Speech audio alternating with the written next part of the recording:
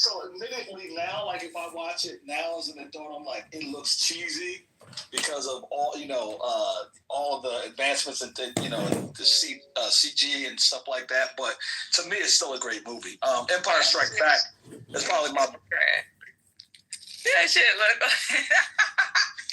I seen Star Wars. I was like, yeah, I gotta see the original. Yeah. Try to watch the original. I couldn't last 15 minutes. Not too much on Star Wars, Patty. Look, some Dolomite. Some Dolomite said, Dolomite in space. Come on, Patty. You just being disrespectful. You being disrespectful now, Patty. I mean, you know how Dolomite only spent like $1,000 on production. Like to me. Just for reference, I put the link in the chat, and the headline is basically it's an opinion piece, but it brings up some valid, interesting points about AI, and it says the tech fantasy that powers AI is running on fumes. Again, it's an opinion piece, but I think worthy of. What is it saying? It is saying, again, it's an opinion piece. It's saying the tech fantasy that powers AI is running on fumes. It does point, because it's pointing to what it's not doing for some businesses and industries, like it's underperforming, and then it's talking about what it is being used for that is good. So it is an interesting article nonetheless. I have a New York Times, so I'm going to read it, so I appreciate it. Like, the only thing I'll say about AI, and just because, Your Honor was saying, every one of my colleagues that works in cybersecurity that talks about what's going on in their organization is like, yeah, marketing is pushing this. But then when you talk to, us tech nerds or cybersecurity nerds, we're like, that's a bad thing because of exposure of proprietary, or the trade secrets and things of that nature. So as much as we hear that AI is, people, and organizations are using it, one of the biggest things is that, organizations being slow to adopt it full-fledged because of the possibility of sensitive data being leaked out into the platform. One way around it may be, people, they either subscribe or close and get their, build out their own AI infrastructures. But I do think that AI has kind of hit a wall right now. Is like, and it's a new hurdle that they need to, and a new challenge that they need to get past. Because the other thing too is you have copyright holders saying we don't want our works fed into these models, and then you have the other side saying, well, that's the only way we're going to make these language models better. So, I think that we are kind of at a crossroads with AI. And I think the problem, I read that article, Scotty. It's definitely a good article. I appreciate that you're sharing it. I think that the thing that's going on with AI is there's sort of wild overhyping, like wild overhyping. And it's can't come anywhere close to producing what it's claimed. Like all these things about AGI and the robots are going to think for themselves, or that the LLMs can even think on their own right now. Like all of that is just nonsense. Like that's just not even how the technology works. And for anyone who actually understands how these, like the transformer models actually operate, it doesn't add up. Like it just doesn't make sense. And there's potential for, okay, if we could solve this problem, maybe they could get closer. That's real. But that's not like happening right now either. So, and then there's people who hear the hype and know it's hype. And so then they basically say AI isn't worth anything. And then they overstate it. And they go, oh, it's just a bunch of bullshit. They can't do anything that they say that they can do. And there actually is a happy in between where you can use it to accelerate work that you do. I do it all the time in my work. It's useful, but you shouldn't expect that it's going to give you an output that's going to be perfect. You shouldn't expect it to do calculations because that's not really what it's for. Like you should understand that it's a big probability machine, which means that as long as it knows what it has training data that informs it, it will probably get things right, but not necessarily. And people just need to understand like what its limitations and capabilities actually are and right size their expectations.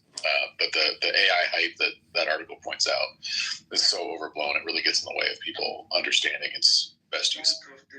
Is There's going to be market correction next year for sure.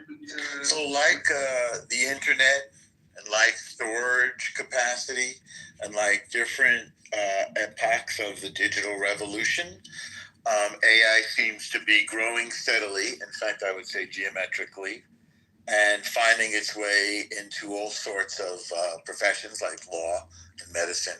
Apparently, it has a pretty good track record with diagnosis. Oh, did you read the article? I only see that increasing. Geometrically. Did you read the article? Because we're referencing the article, which actually backs up your points a lot in the medicine field. Thank you. So you should read the article before just throwing out shit. So I'm not throwing out shit. I'm just giving you the report on AI. I'm not throwing out any shit. Okay, cool. Anyway, it's a great article. You should read it because it backs up some of your points. It has there's a paywall behind it, but I would love to know if the AI has been life-changing for me. You rich, Matt. Go ahead and pay for it. Just pay for it with all the free medical shit you got, man. What the hell? Yeah, there's a way. Like help the economy. There's a way to do it. That's good. That's a good idea. This guy, hold on real quick. Hold on, let me yell at my wife and tell her to do this. Okay, I'm accessing it now. Tell somebody in your household to sign you up.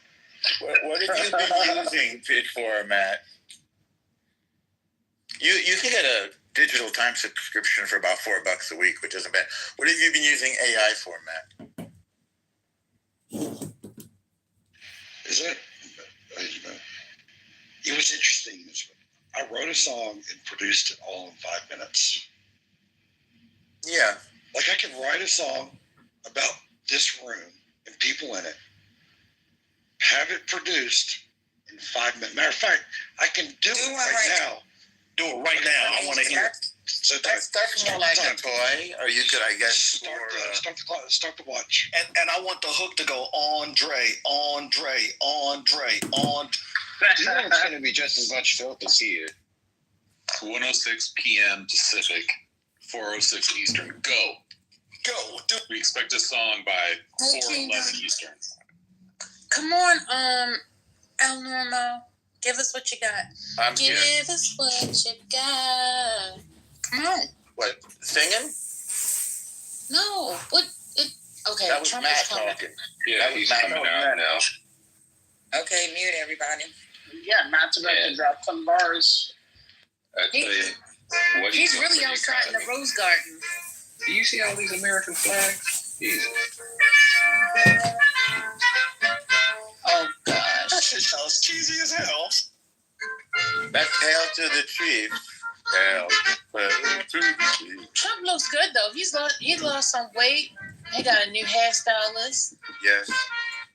I wonder if his hairstylist is gay. Man, stop. Somebody's playing the way they for the enthusiasm song on 1:06 p.m. Why is he outside? It's cold outside. It's a sign of strength. Thank you very much. Can y'all hear this? Yeah. Thank you. What a good-looking group of people. Well, we have some very, very good news today. And Hurry up and get to the news, old man. What the fuck? my fellow Americans, this is Liberation Day. Waiting for a long time.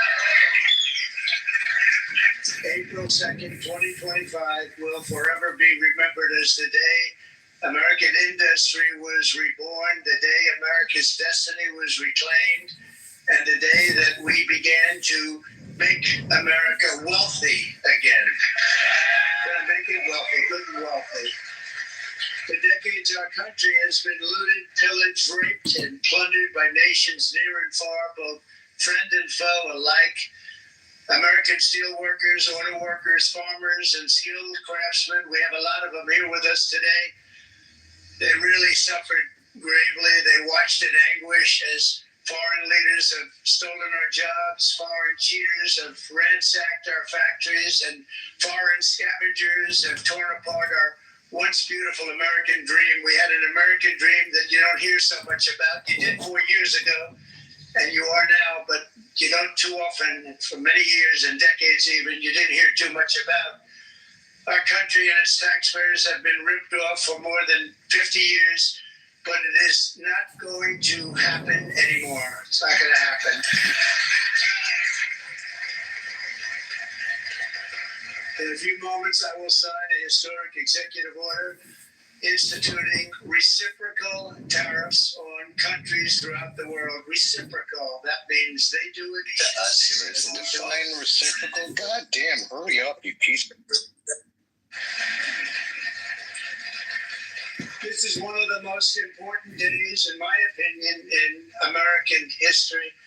It's our declaration of economic independence. For years, hardworking American citizens were forced to sit on the sidelines as other nations got rich and powerful, much of it at our expense. But now it's our turn to prosper, and in so doing, use trillions and trillions of dollars to reduce our taxes and pay down our national debt, and it'll all happen very quickly. With today's action, we are finally going to be able to make America great again, greater than ever before.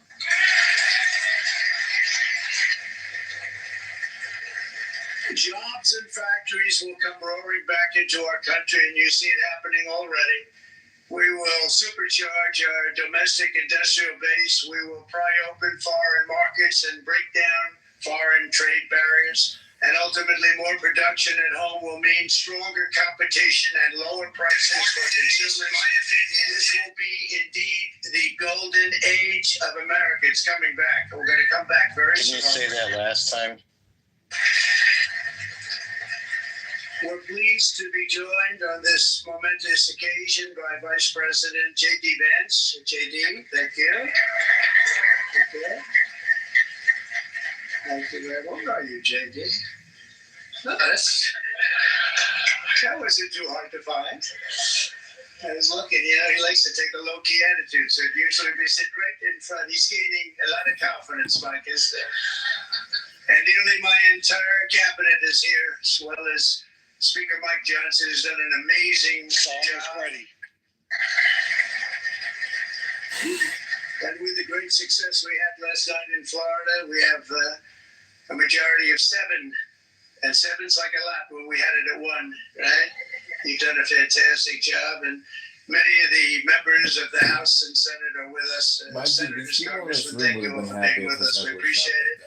For decades, the United States slashed our trade barriers with other countries while those nations placed massive tariffs on our products and created outrageous non-monetary barriers to decimate our industry. Stay on code! This is not staying on code!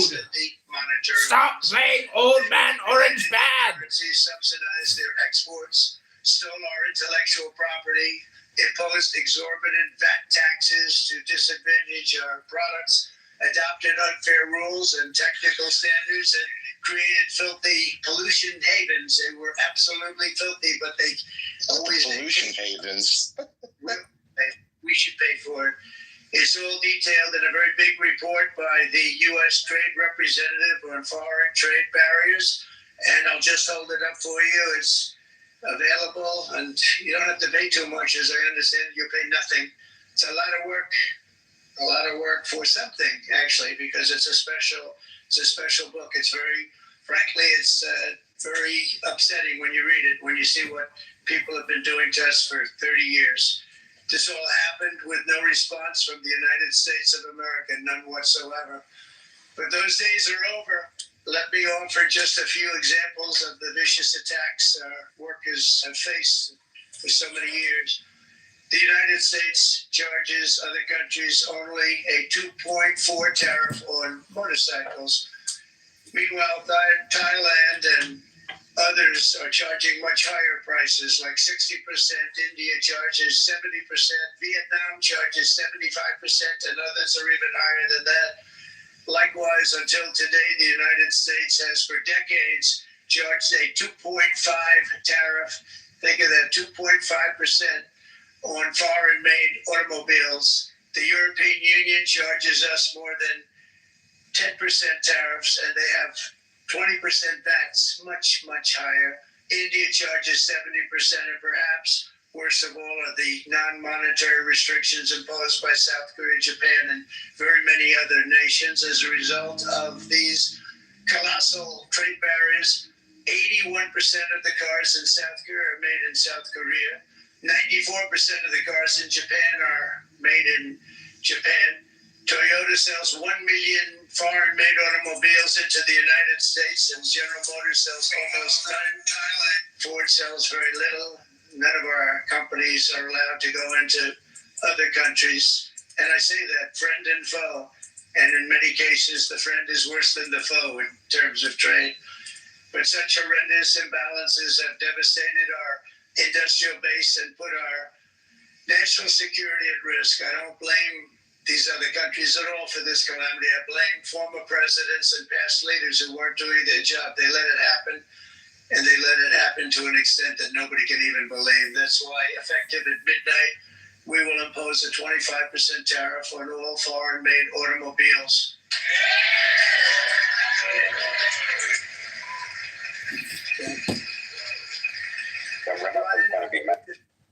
For a second. Yeah, like that guy who negotiated the USMCA, that piece of shit. And he understands this business a lot better than the economists, a lot better than anybody. Brian, say a few words, please, would you? Thank you. It's a great honor to have you. Thanks. Thank you, Mr. President. I grew up just north of Detroit, Michigan, in Macomb County, known as the home of the Reagan Democrats. He's not going to give any details of these tariffs, is he? Reagan, I thought that was going to be the best president I ever saw in my lifetime until Donald J. Trump came along. I watched plant after plant after plant in Detroit and in the metro Detroit area close. There are now plants sitting idle. There are now plants that are underutilized. And Donald Trump's policies are going to bring product back into those underutilized plants. There's going to be new investment. There's going to be new plants built. And the UAW members, and I brought 20 of them with me. They're sitting right over here. Like that guy. That's right. I'd almost rather listen to Racist Matt's song than 100%.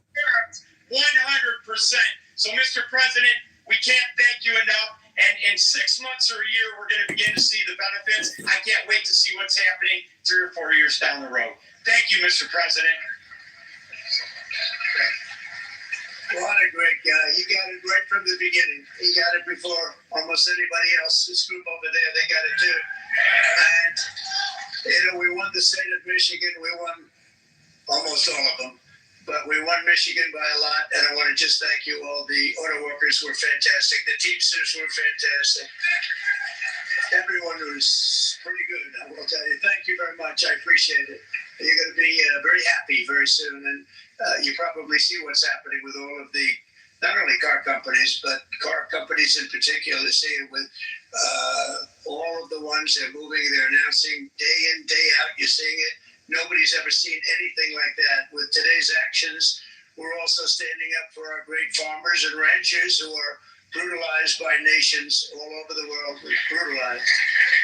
like how the USA got killed and something our farmers suffered from that. Is that what he said? Tariff on many of our dairy products. They do the first can of milk. They do the first little carton of milk at a very low price, but after that it gets bad, and then it gets up to 275, 300%. So when they're figuring what's Canada charging, they say, oh, about 2%, 3%. But take a look at what happens down the road. When you look a little bit, it's not a pretty picture, and we don't like it, and it's not fair. It's not fair to our farmers. It's not fair to our country. And with countries like Canada, we subsidize a lot of countries, keep them going and keep them in business. In the case of Mexico, it's $300 billion a year. In the case of Canada, it's close to $200 billion a year. And I say, why are we doing this? Why are we doing this? I mean, at what point do we say, you got to work for yourselves, and this is why we have the big deficits. This is why we have that amount of debt that's been placed on our heads over the last number of years, and we're really not taking it anymore. Through non-tariff barriers, the European Union bans imports of most American poultry. You understand? They say, we want to send you our cars, we want to send you everything, but we're not going to take anything that You have Australia bands, and they're wonderful people and wonderful everything, but they banned American beef, yet we imported $3 billion of Australian beef from them just last year alone. They won't take any of our beef. They don't want it because they don't want it to affect their farmers. And you know what? I don't blame them, but we're doing the same thing right now, starting at midnight tonight, I would say. And China charges American rice farmers an overquota, it's called, a tariff rate of 65%. South Korea charges 50%. Actually, they charge different, from 50% to 513%. And Japan, our friend, charges us 700%. But that's because they don't want us selling rice and other things. Who can blame them, Madam Secretary? Agriculture, great job you did on eggs, by the way. That's how racist. You got them down 50%. Once we got involved, they were going through the sky. The egg prices, they were going through the sky. And you did a fantastic job. Now we have lots of eggs, and they're much cheaper, down about 59% now, and they're going down further. We charge 2.8% for so many things that other countries are charging 200%, 300%, and 400% for. If imposing tariffs and protective barriers made nations poor, then every country on earth would be racing to eliminate these policies, and China would be the first on line. They run a very strong country, but they're not first in line, and the American people are paying a very big price.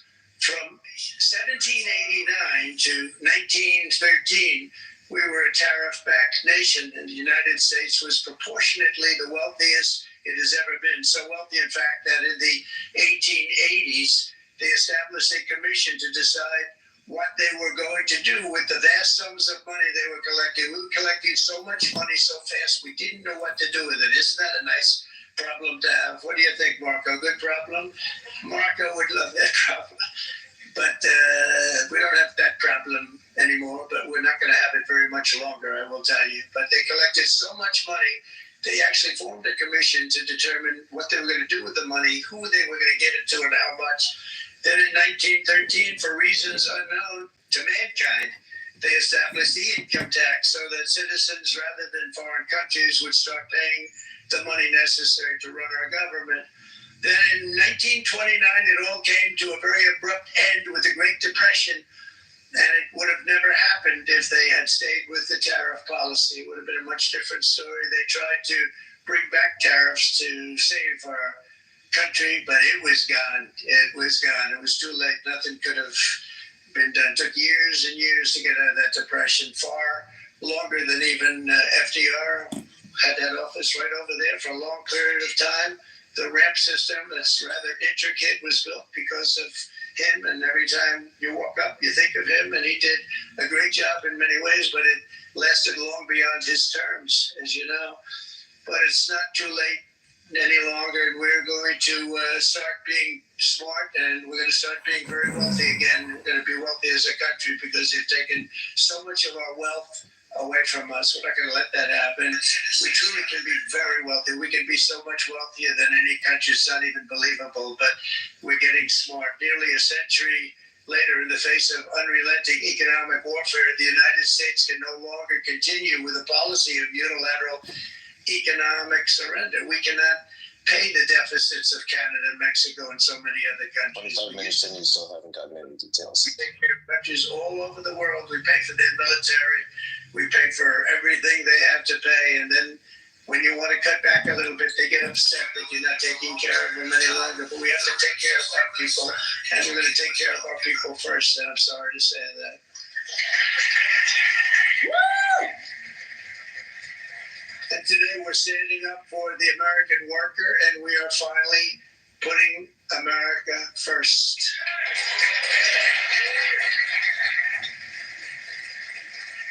In Sleepy Joe Biden's last year in office, the United States hemorrhaged 100,000 manufacturing jobs, and the number was going through the roof at levels never seen before. And our trade deficit reached a record $1.2 trillion, which is unheard of. Since the beginning of NAFTA, the worst trade deal ever made, it was a horror show. We I was able to terminate. They all said you'd never be able to get it out. We had to get approval from Congress to get it terminated. We had to live with that deal. It was the worst trade deal ever made by far. But since the very beginning of NAFTA, our country lost 90,000 factories. Think of what that is, 90,000. Think about putting a map up and putting tax on it. You wouldn't have enough room. 90,000. I said, is that possible? We had it checked 4 different times, and it was actually somewhat higher than that. And 5 million manufacturing jobs were lost while racking up trade deficits of $19 trillion. That was the worst trade deal ever made. As a result of these gigantic losses, foreign nations now own $26 trillion more of American assets than think of this, than the Americans own of their own foreign assets or other foreign assets. The United States can no longer produce enough antibiotics to treat our sick. We have a tremendous problem. We have to go to foreign countries to treat our sick. If anything ever happened from a war standpoint, we wouldn't be able to do it. We import virtually all of our computers, phones, televisions, and electronics. We used to dominate the field, and now we import it all from different countries. A single shipyard in China now produces more ships every year than all of the American shipyards combined. Think of that. And it was a business that we used to dominate. We used to dominate it totally. In short, chronic trade deficits are no longer merely an economic problem. They're a national emergency that threatens our security and our very way of life. It's a very great threat to our country. And for these reasons, starting tomorrow, the United States will implement reciprocal tariffs on other nations. It's been a long time since we even thought of that. We used to think about it a lot. We didn't think about it for many decades, and you see what's happened. For nations that treat us badly, we will calculate the combined rate of all their tariffs, non-monetary barriers, and other forms of cheating. And because we are being very kind, we're kind people, very kind. You're not so kind when you got ripped off salaries. My auto worker friends and my Teamster friends and all of the unions that typically voted Democrat, they're not voting Democrat anymore because whether the union or non-worker, they're for the Republicans now.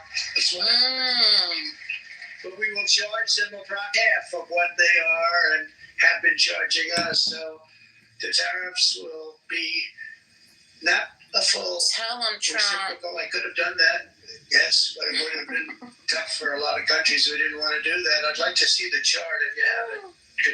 You bring it up, Howard. This is our great Secretary of Commerce, Howard Lutnick. You did it, Joe. So, if you look at that, we did it, Joe. China, 67%. That's tariffs It's getting right. charged to the USA, including currency manipulation and trade barriers. So, 67%. I think you can, for the most part, see it. Those with good eyes, with bad eyes. We didn't want to bring, it's very windy out here. We didn't want to bring out the big charts because it had no chance of standing. Fortunately, we came armed with a little smaller chart. So 67%, so we're going to be charging a discounted reciprocal tariff of 34%. I think, in other words, they charge us, we charge them. We charge them less. So how can anybody be upset? They will be because we never charge anybody anything. But now we're going to charge. European Union, they're very tough, very, very tough traders. You think of European Union, very friendly. They rip us off. It's so sad to see. It's so pathetic. 39%. We're going to charge them 20%, so we're charging them essentially half. Vietnam, great negotiators, great people. They like me, I like them. The problem is they charge us 90%. We're going to charge them 46% tariff. Okay, sneakerhead, so your Nike's about to go up. They took all of our computer chips and semiconductors. We used to be the king, right? We were everything. We had all of it. Now we have almost none of it, except the biggest company is coming in. We're going to end up with almost 40%. Lee Zeldin's working to get their approvals. And it's an amazing company. Mr. Wei, of one of the great companies of the world, actually. They're coming in from Taiwan, and they're going to build one of the biggest plants in the world, maybe the biggest. But 64%, we're going to charge them 32%. Japan, very, very tough. Great people. And again, I don't blame the people for doing it. I think they're very smart in doing it. I blame the people that sat right in that Oval Office right over there, right behind the Resolute desk or whichever desk they chose. Japan, 46%. They would charge us 46% and much higher for certain items like cars, little items like cars. 46%, we're charging them 24%. India, very, very tough, very, very tough. The Prime Minister just left. He's a great friend of mine, but I said, you're a friend of mine, but you're not be treating us right. They charge us 52%. You have to understand, we charge them almost nothing for years and years and decades. And it was only 7 years ago when I came in, we started with China and charged them. We took in hundreds of billions of dollars from China in tariffs. And they understood, honestly. President Xi understood. He said, look, I understand. And the other countries said, they all understand. We're going to have to go through a little tough love, maybe, but they all understand. They're ripping us off, and they understood it. Prime Minister of Japan, Shinzo Abe. He was a fantastic man. He was unfortunately taken from us, assassination. This is a long list. But I hope you don't plan on reading all of this. We have to do something. Trade is not fair. He said, I know that. And he was a great gentleman. He was a fantastic man, but he understood immediately what I was talking about. I said, Shinzo, we have to do something. He said, I know that. And we worked out a deal, and it would have been a much better deal, but frankly, there were many years left in the deal that was made previous to my getting there, but it was something. Yeah. If you look at Switzerland, 61% to 31%. Indonesia, Malaysia, Cambodia. Oh, look at Cambodia now. We're going to bring it down to 49. They made a fortune with the United States of America. United Kingdom, 10%, and we'll go 10%. So we'll do the same thing. South Africa, 60%, 30%. They've got some bad things going on in South Africa. We're Just paying them play the song I wrote. billions of dollars to cut the funding because a lot of bad things are happening. What program did you use? Put in the chat, please. I want to report it. Brazil, 10%, 10%. Bangladesh is 74%. So you see what's going on. Pakistan, 58%. Sri Lanka, 88%. So what we're doing is we're taking not the full, we could take the full 88%. Thanks a lot. He's doing a very good job. How's he doing, huh? I think you better take it with you. It's not going to last very long. He's going to put it, it's going to follow you down with the wind. I brought a hat just in case it got too windy, but here, would anybody like a hat? I'm not giving it to a cabinet. I'm giving it to the auto workers. There you go. Thank you, fellas. Yeah, that's it. That's it. That's it. You got it. You got it. They deserve it more than our cabinet. Our cabinet has plenty of hats. But you see the numbers. The numbers are so disproportionate. They're so unfair. At the same time, we will establish a minimum baseline tariff of 10%. You notice that on the chart?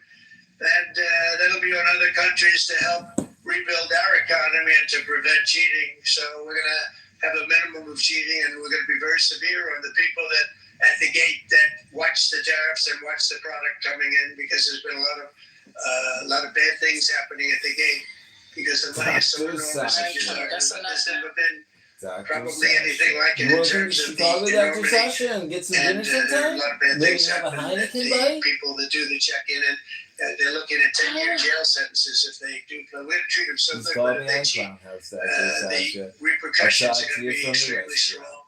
Foreign nations will finally be asked to pay for the privilege of access to our market, the biggest market in the world. We're right now the biggest market in the world. We had a great country 4 years ago in terms of the economics. We were doubling up on China. We were doing so well. Nobody was going to catch us, but so much of it slipped away over the last 4 years under Biden. I campaigned on this policy throughout last year, and today that promise was made, and it was also a promise, as you know, that was kept. Promises made, promises kept. To any company that objects to our common sense reciprocal tariffs, again, reciprocal, back and forth, and I call this kind reciprocal. This is not full reciprocal. This is kind reciprocal. But what we do is we cut it in half. We charge them. My answer is very simple. If they complain, if you want your tariff rate to be zero, then you build your product right here in America, because there's no tariff if you build your product in America.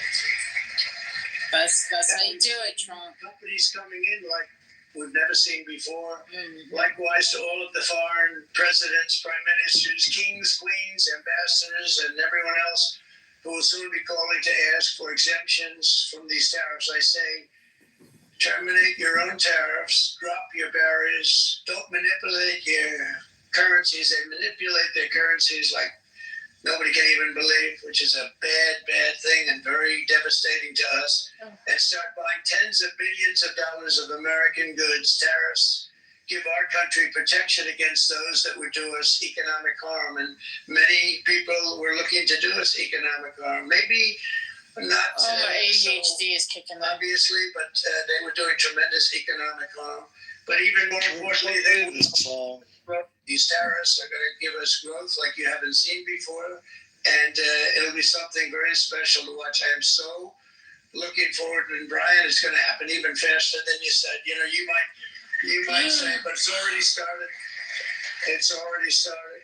Work's already begun on plants all around the country. And you see that as before. These are big, rich companies. We have $61 billion started on a big plant going up. It's going to be announced over the next 2 days. And they already started work. Many of these the biggest companies in the world, they've committed to build. We're going to build, sir. And they came here to see me, and they wanted to know if they could have a press conference. I do as many as I can. I'm pretty busy trying to stop Russia and Ukraine and the Middle East. We got to stop that. We're going to stop that. Was going to be stopped in 24 hours. Tremendous. They like shooting ships down out of the water. I mean, he's dropping bombs in Yemen now. I mean, we're all threatening Iran with, like, drone attacks, like, warmonger president, this guy. You're just a short list of some of the companies that have already announced and committed to investment. Nazis working for him. I don't know who you think is. Wait, China. Why? Is it who? Why? $100 billion. They never spent money like that here. They're going to build their plants here.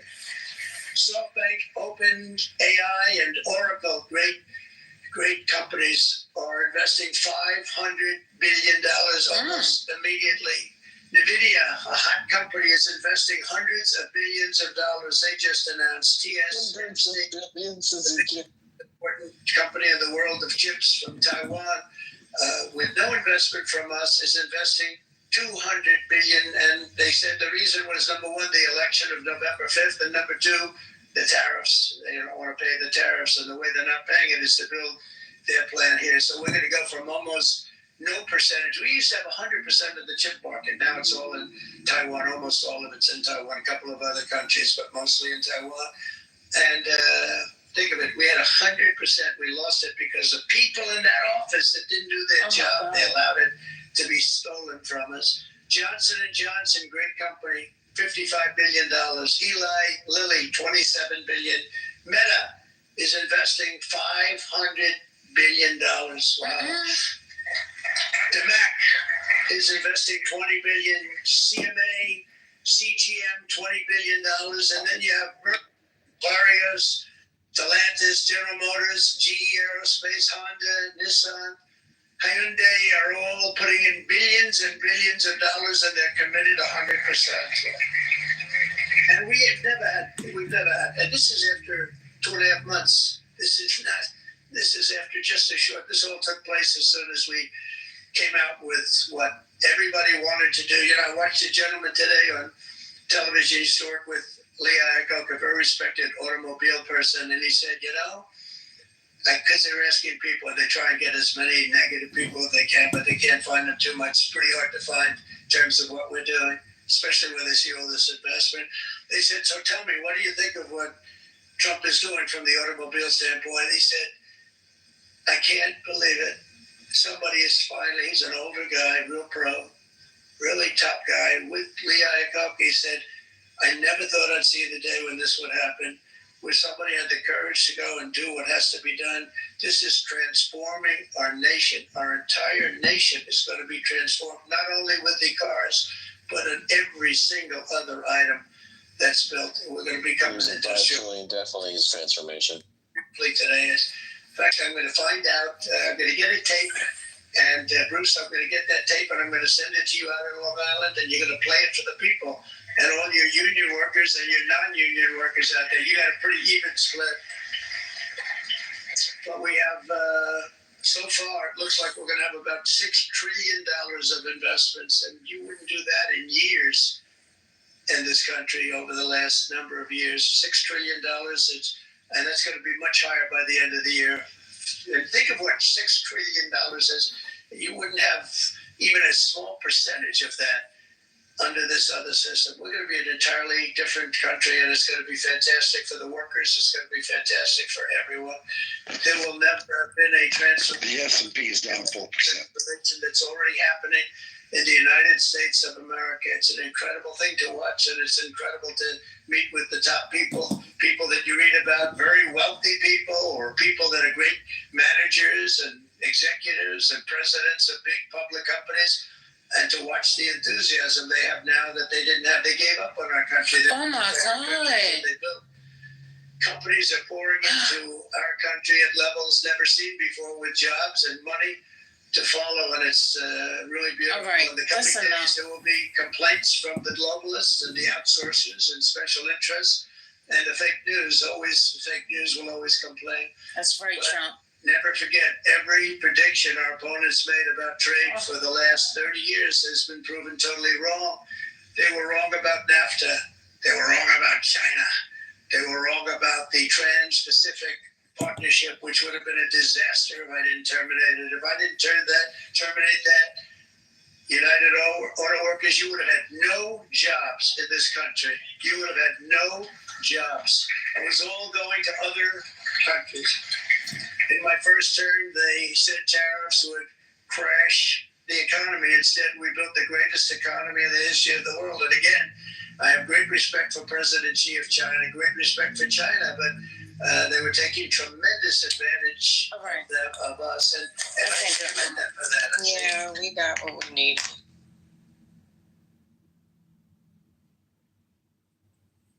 Cannot wait for maggots to get pork. Can't wait. I put this in the chat, but taking credit for large companies investing in their growth is like taking credit for the sun rising because you said that you were going to make more income the next day. You know what you're getting into. With hundreds of offers, Credit Karma curates relevant options for you. Down. Those factories will be knocked down, and they're going to have brand new factories built in their place. They're not only talking about renovating, they're talking about brand new, the best anywhere in the world, the biggest anywhere in the world. I have a friend who builds car plants, and I said, I want to see the biggest and the best. He said, well, we have to go to Mexico. I said, no, I want to see it in the United States. He said, we're not building them in there. This is a year and a half ago during the campaign. He said, we're not building it. You'd have to go to Mexico. When I was starting to decide to run, and I went to number one in the polls very rapidly, let's say in the first hour, and then shortly thereafter, it looked like I was going to win, and the fake news was saying, "Oh no, don't do this." What they don't know is if I didn't win, they would have really been in trouble because nobody wants to read them anyway. But I tell you what, when it looked like I was going to win, I announced that I was going to be doing exactly what we're talking about today. Great consistency, actually, because I've been talking about it for 40 years. But because I saw what was happening 40 years ago. If you look at my old speeches when I was young, very handsome, my old speeches, and that people would say it'd be on a television show, I'd be talking about how we were being ripped off by these countries. I mean, nothing changes very much. The only thing that changed were the countries, but nothing really changes. But it's why it's such an honor. It's such an honor to be finally able to do this. If you look at China, I took in hundreds of billions of dollars in my term, hundreds of billions. They never paid 10 cents to any other president, and yet they paid hundreds of billions, so much so that Biden couldn't do anything. They wanted to try and terminate it because he had a very special relationship with China. You know what the relationship was? Yeah, that's special. But the numbers were so big. The numbers were so big that they couldn't do it. So they did ease it up. They did things that they shouldn't have done. They made it a lot more comfortable for them, but they couldn't do it because the numbers were hundreds of billions of dollars, and I did that. And we were on our way to doing something like incredible. And then we had a very bad election happen, a very bad election. A lot of bad things happened. So when I said we got to do it again, I said we have to make it too big to rig, and we made it too big to rig, and we won in records, and it was a monumental win.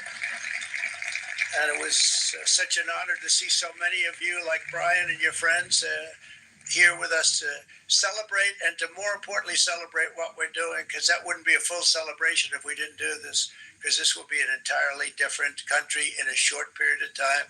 It'll be something the whole world will be talking about it. The critics made the very tired predictions earlier this year, but in February, core inflation dropped to the lowest rate in 4 years. And the price of eggs, as you know, just in a month and a half, we were there for 4 weeks. And the first week I got blamed for eggs. I said, they said eggs have gone up at like 250% and you can't get eggs. And they were going crazy. And I said, I just got here. And then we got to work on eggs, and we got to work on everything. And our great Secretary of Agriculture, you did a fantastic job. Brooke Rollins, you did a fantastic job. And as I said before, the price of eggs dropped now 59%, and they're going down more, and the availability is fantastic. They were saying that for Easter, please don't use eggs. Could you use plastic eggs? I said, we don't want to do that. We want to, and you really came through. It's an amazing job. Thank you very much, Brooke. You did great. But likewise, an old-fashioned term that we use, groceries. I used it on the campaign. It's such an old-fashioned term, but a beautiful term, groceries. It sort of says a bag with different things in it. Groceries went through the roof, and I campaigned on that. I talked about the word groceries for a lot, and energy costs now are down. Groceries are down. Gasoline is way under $3, and people are beginning to be able to buy things and live again. We brought prices way down. We created 10,000 already in a few weeks, new manufacturing jobs. And it was that took place in 1 month, numbers that they haven't seen in a long time. We had virtually no inflation under my term. We had virtually no inflation for 4 years. But after transitioning over to Sleepy Joe, it went from almost non-existent to the highest in the history of our country. We had the highest inflation in the history of our country, brought up by energy and bad spending and bad policy, and a lot of bad things happened. How about allowing millions and millions and millions of people to pour into our country with open borders, where it's so sad to see even now. And I see our great secretary you have done. Stand up, please, Christy. Stand up. Christy Noem and Tom Holman. These people are doing a great job, but gotten them out in records. We have problems with judges that don't want them to go out. They want Tren de Aragua, and they want MS-13, the most vicious gangs ever. Nobody's ever seen anything like it. Absolute killer gangs. They kill people. They don't even think about it.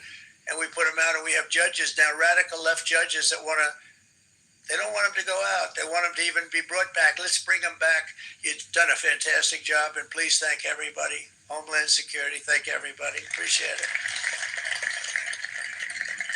And we now have a border that's the best border that we've ever had, even better than it was my first term. My first term we did good, but this one we really specialized in. We've done really well. And we had records then. We had the best, safest border. 4 years ago, we had the best border there ever was. And now we have, you've actually matched it and done even better. And we're going to get it down the right way. And we want people, by the way, to come into our country, but we want them to come in through a legal process. We want them to come in legally. We need more people. We need people to run these plants and to help the auto workers and the Teamsters and the non-union people and everybody else. But we need people, the farmers. And we're going to let people come in, but they want to come in. We want them to come in legally. They have to have the capability of loving our country, not people that hate our country. We don't want them in our country. And now we're going to pass the largest tax cuts in American history, and that's where we're relying on Mike and John Thune. And we will not cut Social Security, Medicare, or Medicaid benefits, and the Democrats will, because if they got in, the entire economy would collapse. This country was heading for a collapse under the people that you saw. They were horrible. I think one of the reasons people like the job, I had my highest approval ratings because I think they're comparing me to the worst administration in the history of our country. So I appreciate that at least. But Speaker of the House, Mike Johnson, and Senate Majority Leader, appreciate it, Mike. John Thune have been fantastic, by the way. But they've been working tirelessly on taking the next step to pass the plan for our one big, beautiful bill. I'd like to name it that if you can. One big, I made that statement about 6 months ago, and everybody calls it one big, beautiful bill. And it will be that. It'll have everything, the big tax cuts and every incentive there is. And it'll be fantastic. And by the way, for the cars, we're asking for an interest deduction on a loan. So if you build the car only in America, we do it, Brian. If the car's not built in America, you don't get the interest rate deduction. But if you build the car in America, if you buy a car, if it's built in America, then you get an interest rate deduction, tax deduction, and that's a big thing. It's going to be a big thing. I think that's going to pay for itself very quickly. That deduction never happened. We've never had anything like that before. Somebody said, where did you get the idea? Because it's so basic. You would think that would have happened a long time ago. It never did, and I'm very happy it didn't, because now I can say that was my idea. But we're going to get us closer to the debt extension. We have to get the debt extension passed, and I know you're going to be able to do that, Mike, and it's very important that you do that. And all of the other things that the Senate budget plan gives us, along with working, because I know they're working together, John and Mike, and the two bills are going very well together. We need to get our shared priorities done, including certain permanent tax cuts. We want the tax cuts to be permanent, spending cuts, energy and historic investments in defense, border, and so much more. We're covering everything. These will be phenomenal. There'll be no bill like this going to straighten. One bill is going to straighten out our country for many, many years to come. And we said, let's just do it and let's get it done. And some guys will love it and some guys will like it a little bit less because they're not getting what they were exactly looking for, but they're getting a lot. They'll never, if we get this done, it'll be the most incredible bill ever passed in the history of our Congress and Senate and Congressmen, the senators and the congressmen, many of whom are here today, will be very proud of themselves. I really believe that. It's going to set us on a whole new prosperous path. We're going to cut spending and right-size the budget back to where it should be. We're going to do that very strongly. Thank you, Rick. Thank you, John. Thank you. Oh, look at all of our senators. Oh boy, that's a nice group of people. But I won't like them so much if they don't get this bill done. That's a great group, and Congressman, thank you very much. I appreciate it. Tremendous people. The Senate plan is my complete and total support, and the House plan likewise is very similar. They're moving along pretty much at the same clip, and as soon as you're ready, you'll show it to me, and I'm sure it'll have my support, Mike.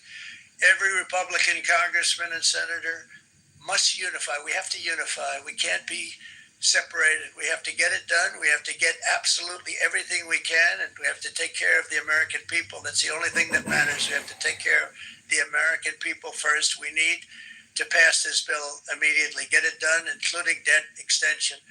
From this day on, we're not going to let anyone tell us that American workers and families cannot have the future that they deserve. We're going to produce the cars and ships, chips, airplanes, minerals, and medicines that we need right here in America. The pharmaceutical companies are going to become roaring back. They're coming roaring back. They're all coming back to our country because if they don't, they got a big tax to pay. And if they do, I'll be very happy.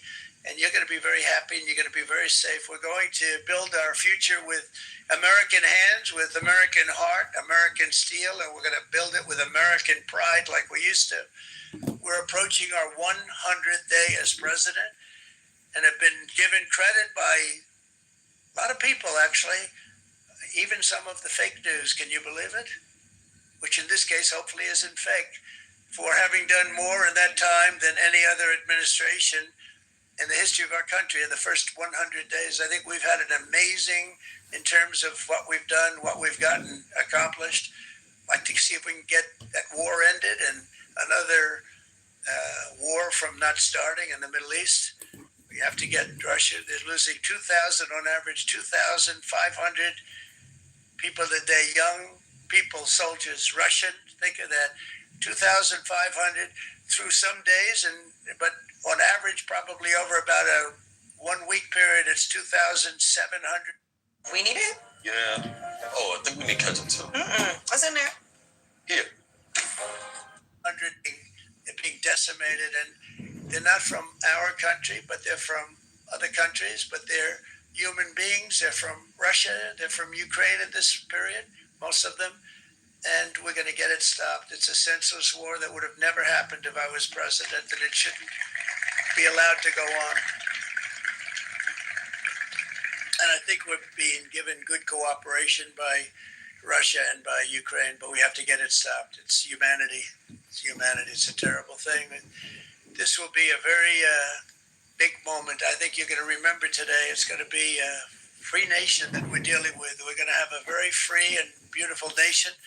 It's going to be Liberation Day in America, and it's going to be a day that hopefully you're going to look back in years to come and you're going to say, you know, he was right. This has turned out to be one of the most important days in the history of our country.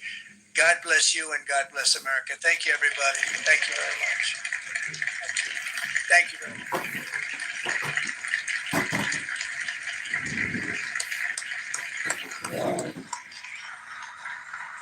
Liberation Day, Liberty, Revolution.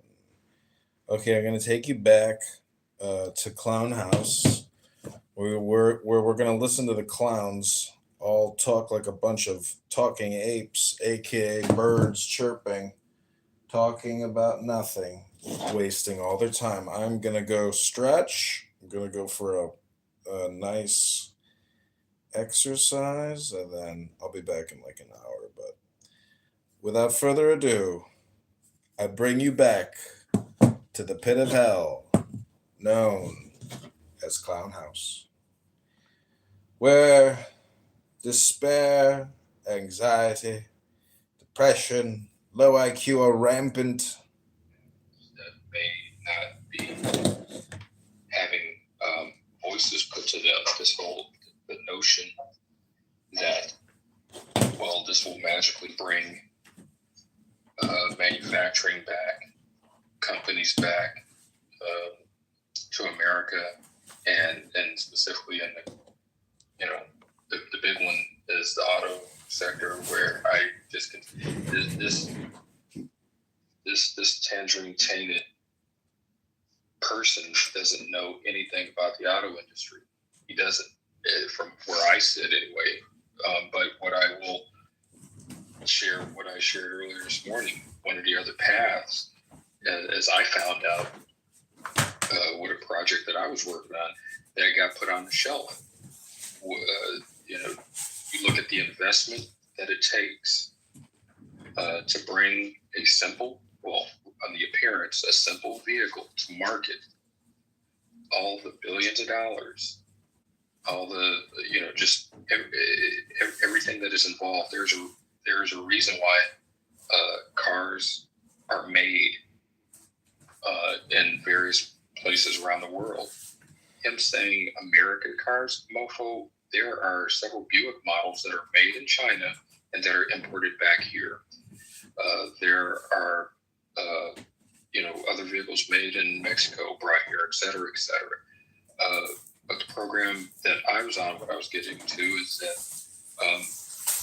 I was told, one of the reasons why I'm home today and off is that the program that I was part of, being a designer on, got put on the shelf because the manufacturer looked at the numbers, and they kind of already had this in the can as we were continuing to design.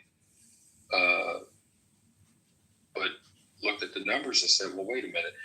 Okay, let's entertain this. How much will it cost for us to either build a completely new factory from scratch or retool one? Then how much is it going to cost us to now, instead of using all the vendors and the suppliers in the country where this vehicle is to be manufactured, now we got to source and do all of that here. That will drive up the cost. And they averaged out that at the numbers they were projecting to sell this vehicle in the market segment, it was going to drive it up by $15,000. And this is a vehicle that wasn't scheduled to come out until 2029. And they looked at the numbers and realized, well, we can't pass that price on to the customer. How many, they how could I say, they did the numbers and realized it would be, they basically would be losing money if they actually went ahead. So they told us, me and the other designers, hey, we're putting this program on pause. So instead of quote unquote bringing that vehicle and those jobs back here, they just put it on pause. That is another, another avenue. I was finding out from a colleague today, and he sent me some information sourced from Bloomberg, Mercedes, for example. Like some other companies are considering just dropping their entry-level cars from the U.S. So, I mean, you start digging into the numbers. You start digging into the numbers of what it actually takes to manufacture. I'm not talking about selling. I'm just talking about manufacturing a freaking vehicle. The manufacturing of it, since he keeps harping on that. And then all the little tentacles that go away from that, as I spelled out this morning, it's like a tree with all these different branches. It's not just the car itself from whatever, brand that's associated with it. And one of the things that gives me pause, I keep saying this, when I pan out, this is not happening in a freaking bubble. When you pan out, this on top of everything else that I'm seeing this administration do, how many people have been fired? How many people are out of work or will be out of work? Now income is in question, Social Security, the price of consumer goods and everything else around that. So yeah, people are going to be looking at, maybe I'll wait. So if you have all these other outside forces, acting upon it, I just don't see how the buying public will, how this will be good for consumers. Tariffs, consumers pay the tariffs. That's baffling to me. It's like basic civics. With the access to YouTube and the Google, I'm actually kind of flummoxed at some of things that I maybe take for granted as just common knowledge or being common to look up. But dude, I mean, when it comes to manufacturing, bring this back. And I stopped reading the chat, but some of the things I saw earlier, I am not against people working. How it's being done, and as I said, in context to everything else that's happening, like this whole tit for tat, okay, well, we're gonna put tariffs on these vehicles. You don't think other countries, and I'm gonna pan out for vehicles, but products, goods, services, whatever that's American based to other countries. This orange jackhole doesn't think that other countries won't do the same. I mean, that's where I'm baffled. That's that's like me when I was a kid picking on my little brother, thinking, well, I'm the big brother.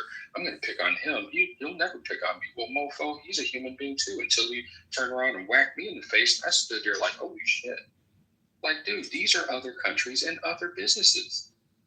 So, there's a way to go about this. 1 second, sledgehammer? Yeah. All right. My bad, man. Go ahead. Oh, and I have breaking news because of all of this winning that Americans are supposed to be doing while you're waiting for jobs. Notice that he even had his little fawning person, whoever that was speaking, say, oh, it's going to take about 6 months to a year. So I hope you have those emergency savings set aside. You know, you're already supposed to have at least 6 months worth of salary set aside, even though I believe at least 40% of Americans don't have a random $400 just in case they have an emergency. But surely you guys have more than 400. And oh, look, Robert F. Kennedy Jr. laid off all 10 of the employees that actually help people with the low-income households pay utility bills. So all of the poor seniors, you know, the single moms, the veterans, the disabled, all of those people that used to rely, you know, on this program to just help subsidize their utility bills, you know, because who cares? They don't need air conditioning in the summer. They don't need heat in the winter. They're just going to be winning because they're going to go to work in all of these factories, apparently, that aren't going to be built for a year. So shout out to America and Donald Trump. More winning, y'all. More winning. Yay. Pull yourself up by your old big soul sneakers that you get from Tom's. Pull yourself up. But who is building all of these factories, or did they send them? This thing is, they're not like. Imagine you're the CEO of a car company right now. The main thing you're trying to do is to move around the different pieces as much as you can, so that you have as much built in America as you can for your top selling vehicles. That's the first thing you're trying to do, because you don't know how long this is going to happen. But then the next thing is, there's this idea that like jobs that were in Pontiac, Michigan 30 years ago belong to Pontiac, Michigan, and that there's just like a bunch of workers sitting in Pontiac waiting for, you know, the parts plant to reopen, and all someone has to do is just, you know, go to the circuit breaker and flip the switch and they're going again. Like, this is not how that works at all.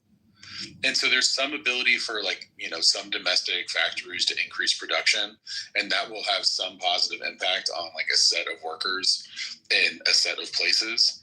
But the overall impact on the economy is going to be so negative that it's wildly overwhelmed by that. It's a little bit like the obsession with coal workers, like coal miners, where there's only like, I don't know, 40,000 of them left in America, but for some reason they get all this attention that people who do other jobs don't get, even though there's way, way, way more of them. Like, for some reason, people are never seem to be fighting for, like, you know, the waitresses or the bus boys or whatever.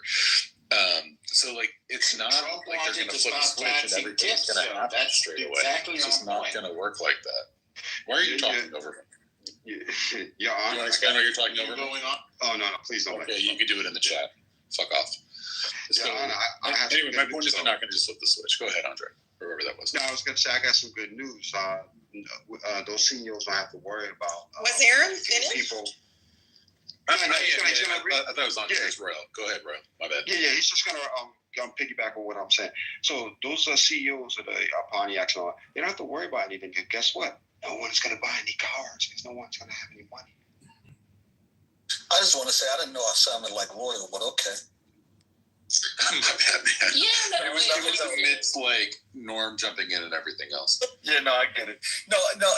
To your point, Your Honor, like that. I think like that's the like that whole part of how much like there's a capital expenditure that these organizations will have to spend in order to bring that type of manufacturing back. And they're not going to do it. Like you said, they're looking out for their best interest. What's the highest producing, product that, highest selling product that they produce? They're going to put it here. They're not going to rein everything in just because this guy says that.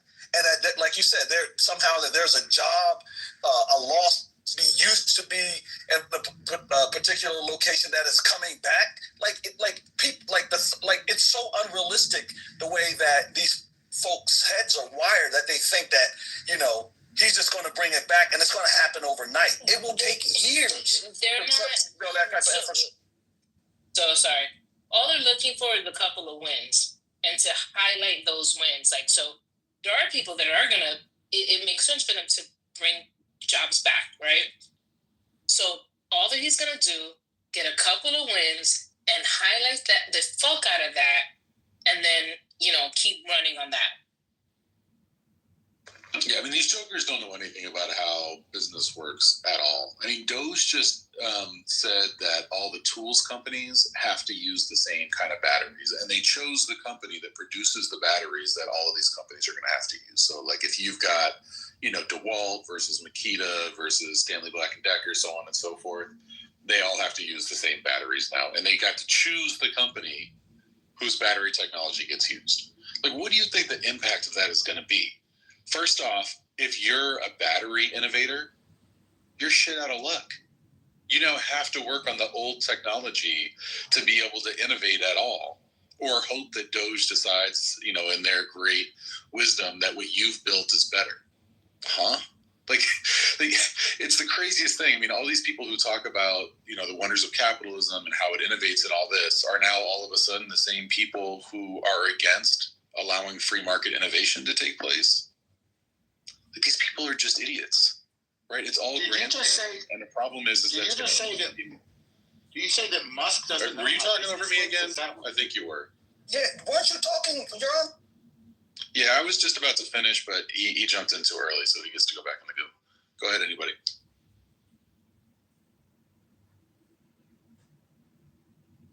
I wanted to hear your point, Your Honor. I want to finish.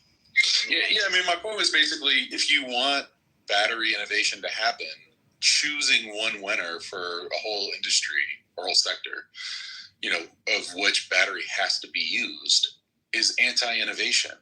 And and then who gets to set the price? The company that you just granted a monopoly to? But you know what, though? Biden-Harris is the one that was bringing back battery manufacturing under the Inflation Reduction Act.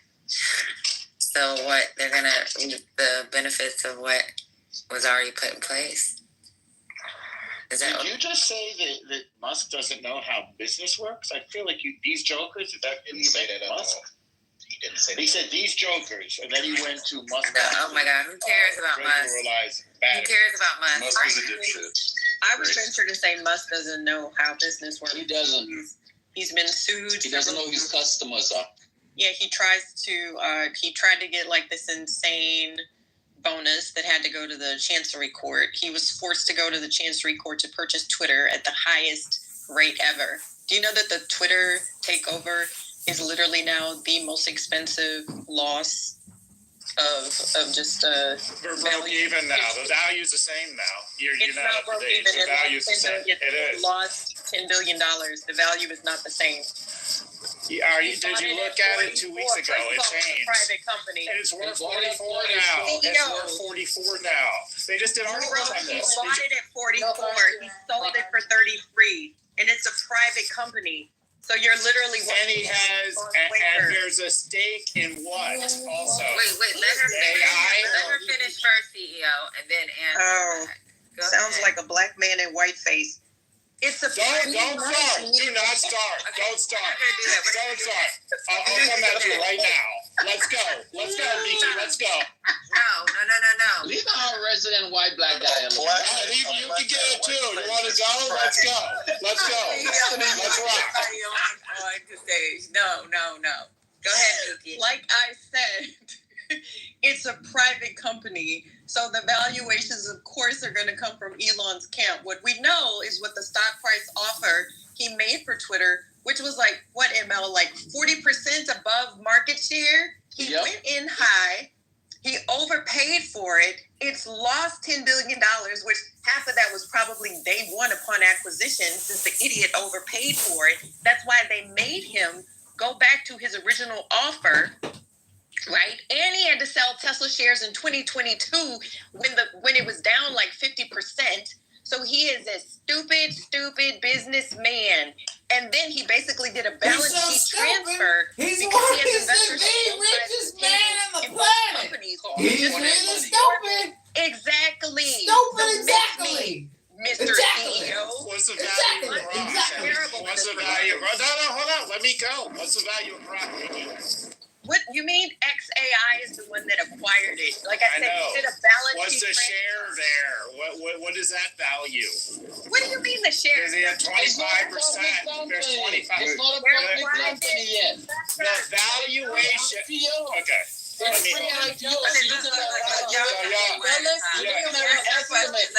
her answer the question, and then go right after.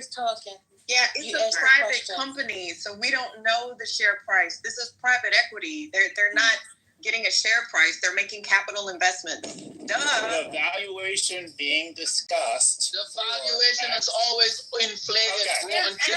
So y'all cutting me off.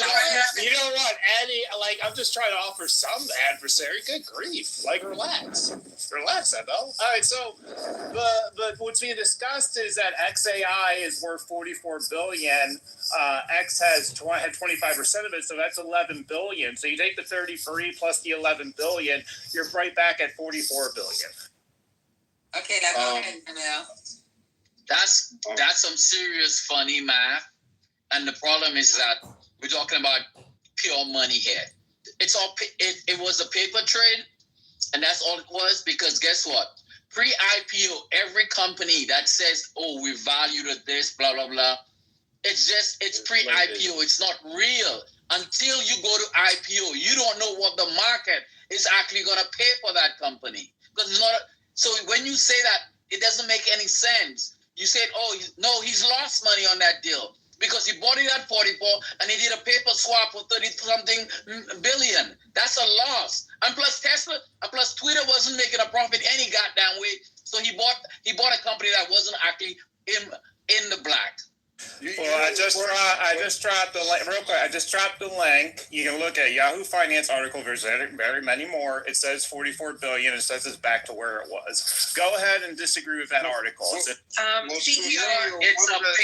estimate. God, okay. I understand it's a paper estimate. That's what you have to do to make any estimate you're doing, right? Any claim you make has to be a paper estimate. No. So you're confusing. XAI has a different valuation than X did. I know it does. But you keep saying that XAI is valued at $44 million. $44 million. It is. Let her finish. Y'all not gonna be no right than the other person just because you're speaking over them. Now go ahead. No, that's what I'm saying. This article dated March 19th said that X now worth $44 billion, which wouldn't make any sense since he literally sold it to his company for $33 billion, and he said that XAI was valued at $80 billion. So you're confusing all of the numbers, right? Yep. This is literally what Elon said. Elon said at the time of the paper swap, as ML said, I just say it's a balance sheet purchase, that X was valued at $33 billion, right? $45 billion less $12 billion in debt, because the investors still haven't recouped their dollars, which is why he did this. Because probably his investors were pissed, because guess what? Tesla shares are now, even though they're on the come up since finally it was announced that he's going to be stepping away from Doge, Tesla is losing money by the bucket. So Elon fanboys, the wealthy ones, are pissed. He's losing the money on the Tesla shares. So they were probably like, look at here, Negroid, South Africaner, you better do something. You better do something. You better do some Enron accounting over here. So yeah, he tried to make it seem as this is wonderful. We're merging the two companies. Like Emel said, we know what this crackhead is doing. He did a balance sheet transfer to save his ass, to cut the losses, and make it seem as if, I'm buying my own company at a discount. They're both private companies, boo-boo head. Now, what about the ownership of XAI? And a percentage of that, are you adding that into the valuation? It's a private company, just like the only public company that he has is Tesla. Tesla is not a private company. No, that's not what I'm saying. I'm saying XAI and X are private. Say it's all private. They're both private. So is Neuralink. So is Starlink. And so basically, you're claiming your kind of sideline reporting is better than Financial Times, which is Yahoo Finance is quoting. So look at the Financial Give me a Times second. That's not what she's Give me a saying. second. Hold on. CEO. So this article says it's valued at $44 billion, and then it says Fidelity valued it at $12 billion. So I can't Exactly. understand. Because CEO, what you fail to understand is that pre-IPO, a company goes to an underwriter, one of the big banks. the big bank comes up with an evaluation based on, say, well, this is what the market is really going to pay based on your asset. And sometimes the IPO is priced. That's the only time you really get a true valuation of and what a company is actually own. And then when they go IPO, obviously you now know what assets they have and the book value versus their share value. But before that, you just cannot really say like it's real money. It's paper money. It's play money. It's just hypothetical that you would assign a number to a company because you're investing it under that valuation. You're saying the company's worth this much money. But we all know it's a paper drill. It's not real. I hear you. Now, if you want to relax, the one thing you're missing from this is that Musk allocated 25% of XAI to X. Are you following me? Are you with me on that? Yes or no? Yes, we're not. Okay. We're not arguing that point. The point is that we're saying that he lost. Now, can you relax? That's all, bro. Can you relax? Just I'm relaxed. I'm black and relaxed. All right. So just back and forth. Okay. And the valuation that was given for XAI in this transaction was $44 billion. Are we still on the same page or no? No, that's X. It's not XAI. That is XAI. I'm sorry, it's 45 billion. Excuse me, 45 billion. It's 45 billion for XAI. So he took 25% of XAI. 25% of 45 billion is 11.75 billion? 11.25 billion, excuse me. So you take that 11.25 billion, you add it to the X valuation of 32 point something billion, and you now get 44 billion. What is your disagreement? He purchased X for 44 billion. That's where the 44 billion comes from. I know that, but what I'm saying to you is X was valuated at 33 billion, right? It dropped just like you said, but he has taken 25% of XAI, and that valuation is at 45 billion. It's in the Financial Times article. And so when you take that 25% of XAI and add it to the current valuation of Twitter, you get back to 44 billion. It's in the Financial Times article.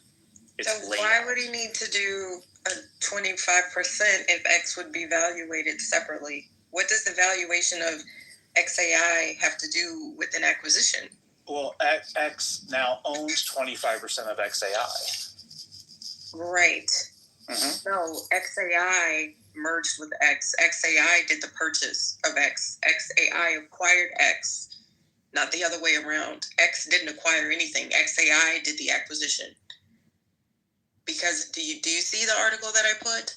Elon Musk said on Friday that his startup, XAI, has merged with X, his social network, in an all-stock transaction that values the artificial intelligence company at $80 billion and the social media company at $33 billion. He tweeted it. That's what I read. Let me just put the Twitter post in here. Maybe you'll believe Elon. He valued X at $45 billion less $12 billion debt. So this is what you do. We can move on because I'm sure it's boring people. But you can literally look at Elon's tweet himself. And then y'all look at the comments of people calling it a Ponzi scheme because they were on his ass. That's hilarious. Read what Elon said, CEO. So he said his own profits, paid his own stock, and then called it a profit? Basically, yeah. Okay. He's saying that the all right, so two things. Which is not unusual.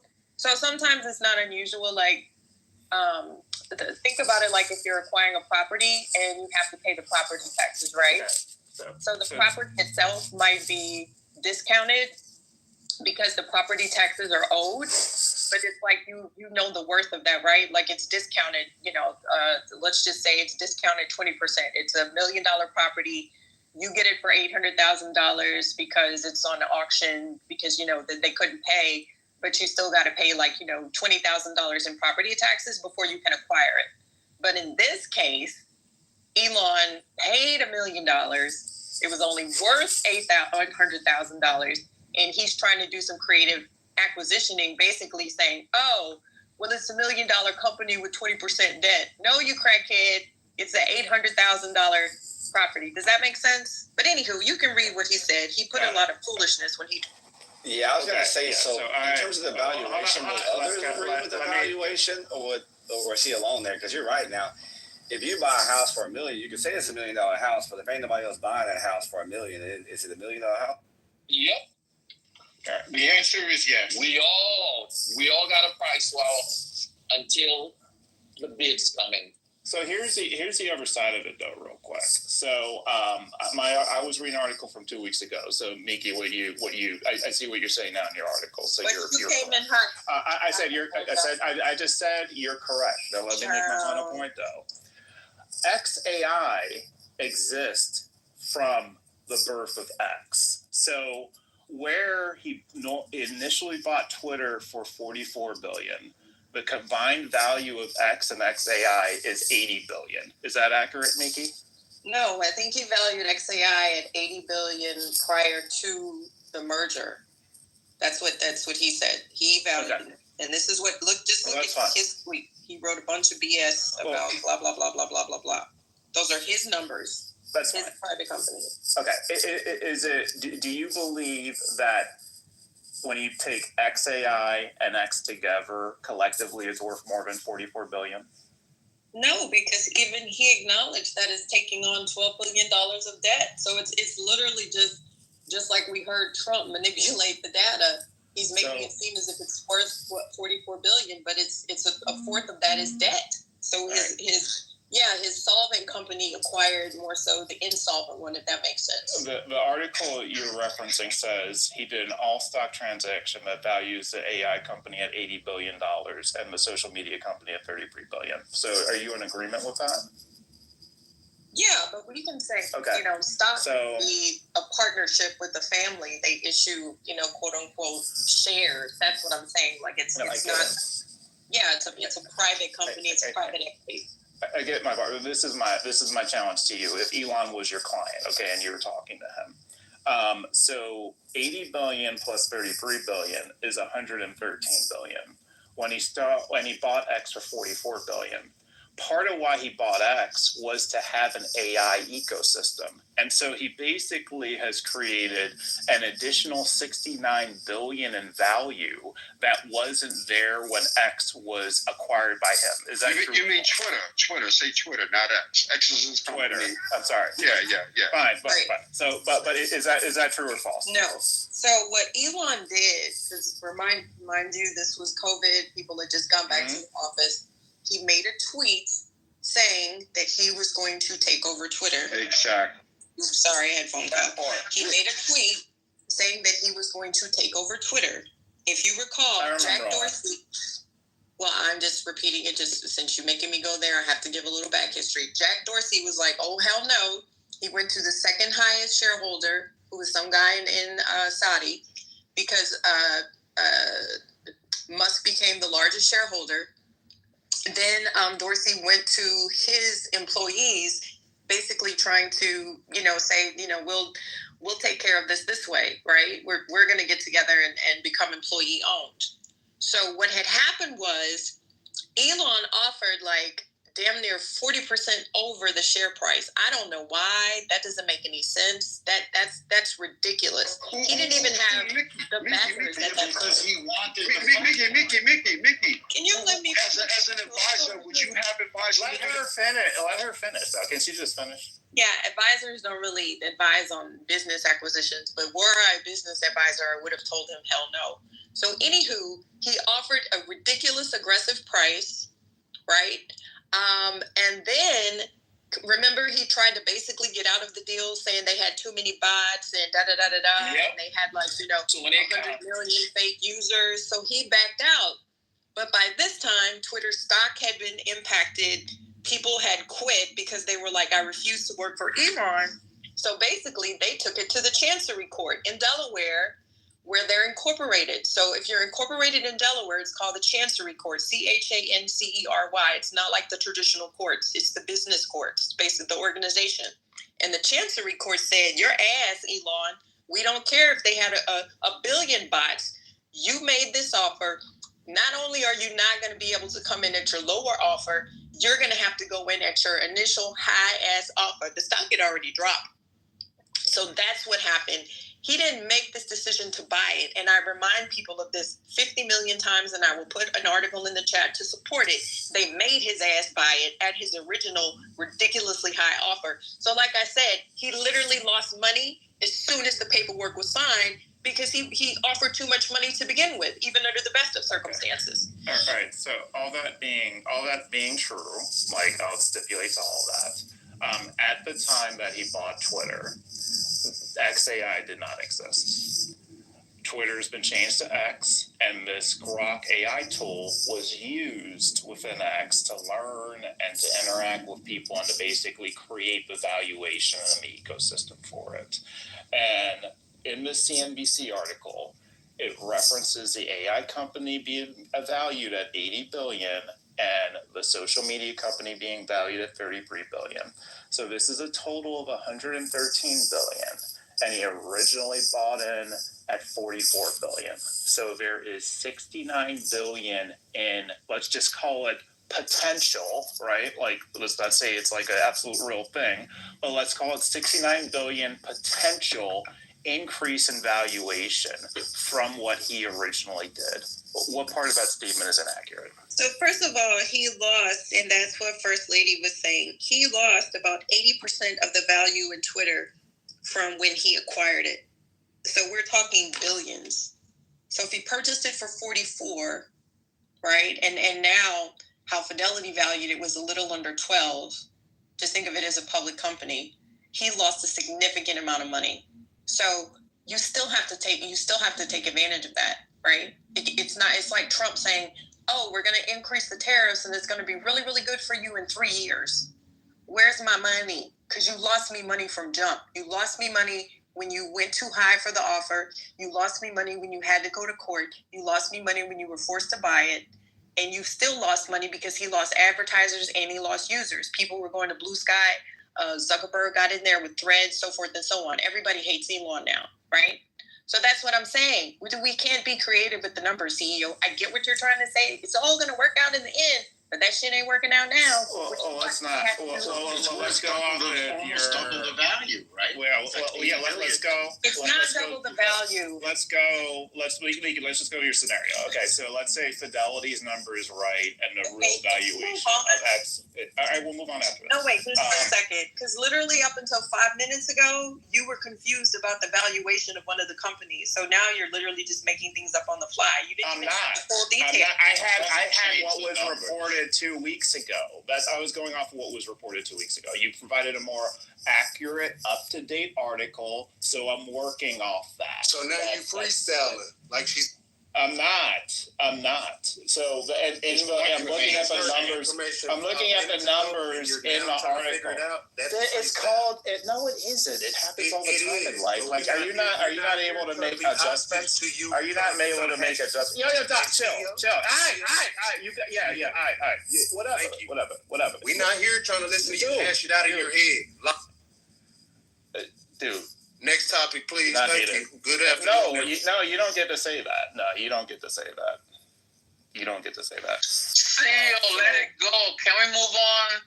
We already beat this one. Let I finish my point. Okay? Good we already beat this one. Let I finish my point. What do you mean a government right now?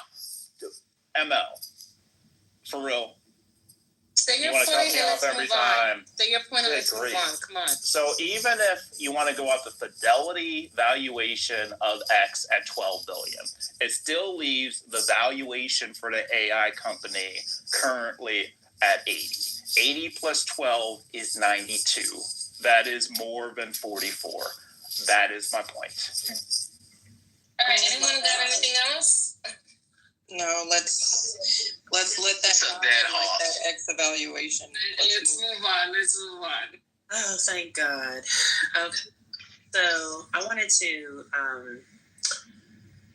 say that I really didn't appreciate Donald Trump. I mean, first of all, he doesn't need to keep throwing shade at previous presidents and Joe Biden in particular, because Joe Biden had just done an amazing job, however old he was, et cetera, et cetera. And if I recall, well, I do recall correctly, because I remember this, like we were talking about this on Clubhouse a lot. Remember when Joe Biden bailed out Ford?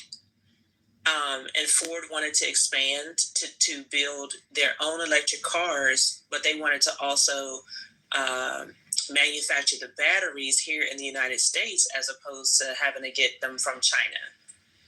And I was just looking up like the information just so I knew that I was like clear about it. And Joe Biden loaned Ford $9.2 million, and then he gave them some additional millions in credits through the Inflation Reduction Act to manufacture batteries. So I was paying attention to the forthcoming facility in Tennessee, because there was like a little bit of drama. There's like a lot of Black businesses around there and stuff like that. And people were asking how are they going to benefit and, what should they do and stuff like that. That's why we were having a conversation. But I guess I'm just wondering, like, like Trump is trying to pretend like he is the one that, is bringing manufacturing of electric batteries to the United States. And he's the one bringing car manufacturing back to the United States. And meanwhile, Joe Biden, he did that in his last election. And so I looked it up in his last presidency. And I looked it up, and now the Ford, they're moving forward, I guess, with 2 other plants. But the one in Tennessee is now on hold. It was announced in September 2024. It's now on hold until 2027. And isn't that in direct relation to what Trump is doing in his presidency? That's my presentation in question to the room. I know Trent's not here to represent Ford, but I'm just saying.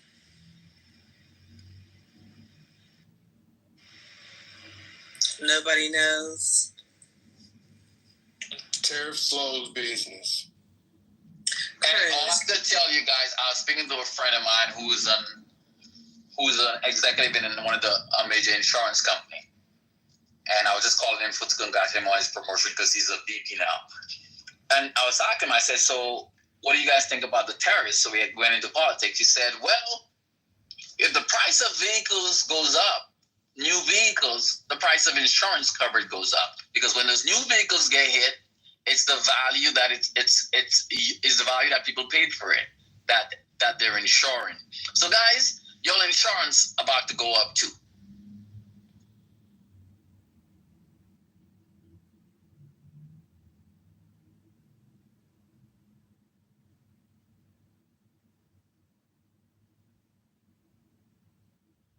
Child, people still mad.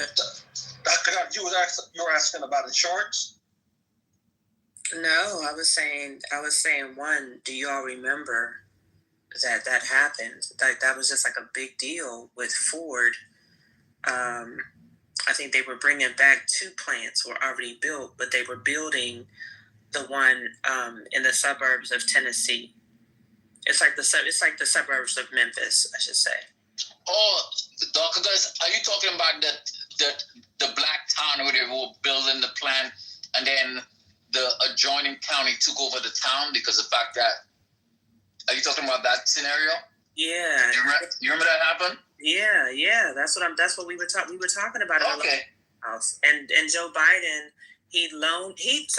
so how the news first came out was like Joe Biden saved Ford. That like Ford was going under.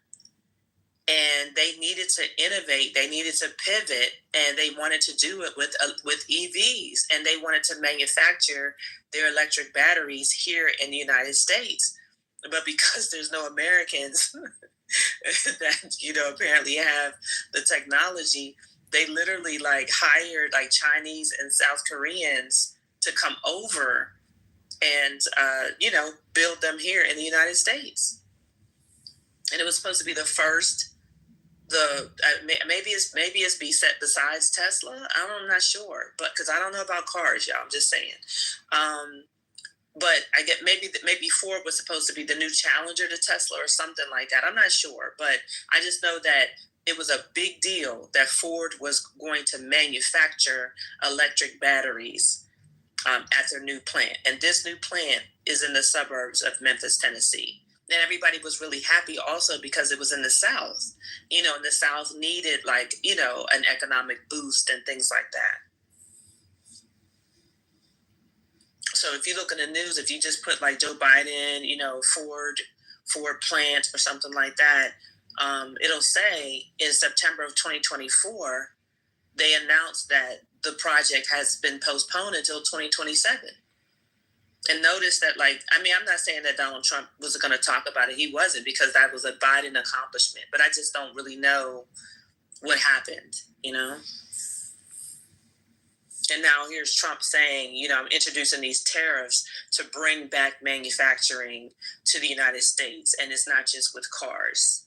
Yeah, he canceled the CHIPS Act, right? Didn't he do an executive order to revoke the CHIPS Act that was bringing back manufacturing jobs? So yeah, I think it's performative. This is a performance for him. This is entertainment. He's, And didn't China withhold a small piece of the technology to finish a chip or something like that when the first tariffs were announced? Taiwan did that. So they have different nano patents right now that Taiwan utilized in the fabs that are in Taiwan. And Trump wanted them to build those fabs, but they were building 4 versus 2, and 2 is the latest. And now people are working on 1. So Trump wanted the latest technology, but the Taiwanese government literally had to have a session to approve that technology transfer. But in true fact, it didn't really do the technology transfer because by the time the technology transfer takes place, 2 would have become old technology. Yeah, they don't have old right now it's new technology. Yeah, the 2 nanometer wafer is going to be obsolete by the time it comes about. But the other thing, though, too, is revoking the CHIPS Act is going to jeopardize the future of probably the last American chip manufacturer, Intel, because Intel has been hurting, and they need that chip. They need the CHIPS Act to keep them afloat. So I'm sorry, I don't know. I'm reading this now, and I can look into it more. He didn't revoke the CHIPS Act, but he's withholding funding and it's fired a bunch of people that were supposed to help with that. So basically, in a sense, he's gutting it. Okay.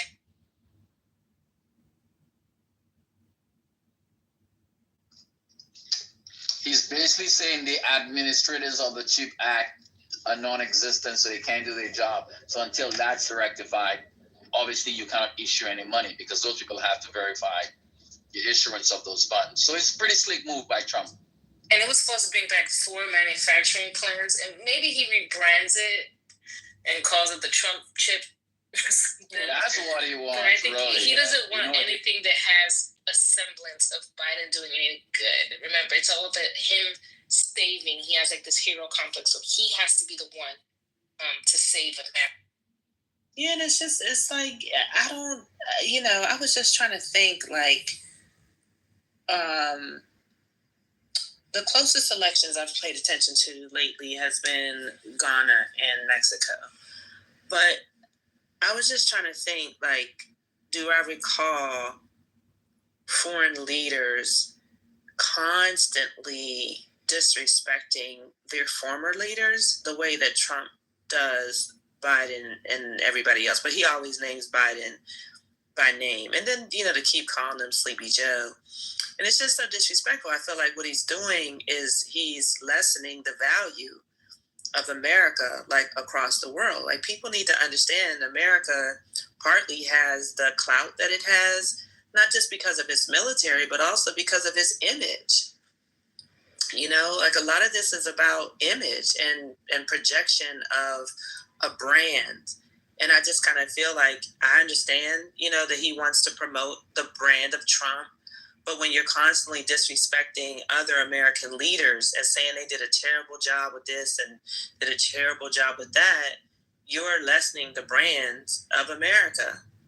I just wanted to say that because I watched the meeting with Biden and what is it, Jinping or something. I don't remember his name, but it was a good meeting. I mean, and they both said they were going to do the best for their country. They both said we know that we have a friendly competition. That's what they called it.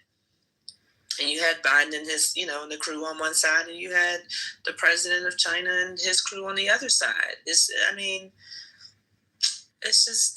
just so distasteful. And so I'm thinking that maybe I have to look into it, but maybe with all of the Tesla drama, Trump and company helped to make the conditions poor for Ford and put them on pause until 2027. And I'm thinking that that's meant to be for after the midterm elections. They're kind of hoping, because doesn't it mean that if they're trying to manufacture electric batteries in the United States, isn't that a direct business challenge to Tesla? No, because I don't think who makes Tesla batteries. Tesla makes their own batteries, but I think they're using someone else's technology. Yeah, I don't think they're in that business, are they? No, they're not. So that means that Ford would be ahead of Tesla. You see what I'm saying? Like in terms of manufacturing in the United States, because the United States does not manufacture electric batteries. Like I said, they got technologists from South Korea and China. Yeah, they signed on. I think one SK something is building batteries with Chevrolet, and somebody just signed a contract with CTL, which is the Chinese big.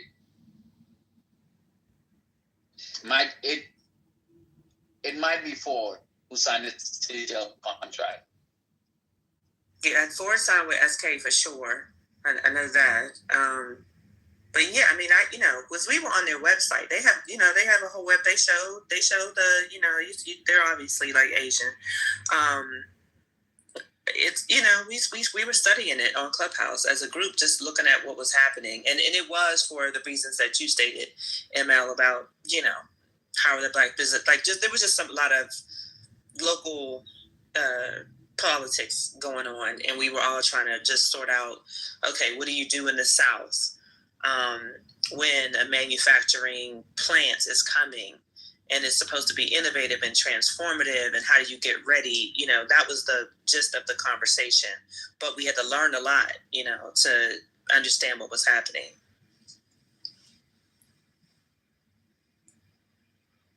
So I'm just saying, do you think that because Ford, if they were going to manufacture their own electric batteries, it made them an even stronger challenge to Tesla, and then Trump and company weren't going to support Ford?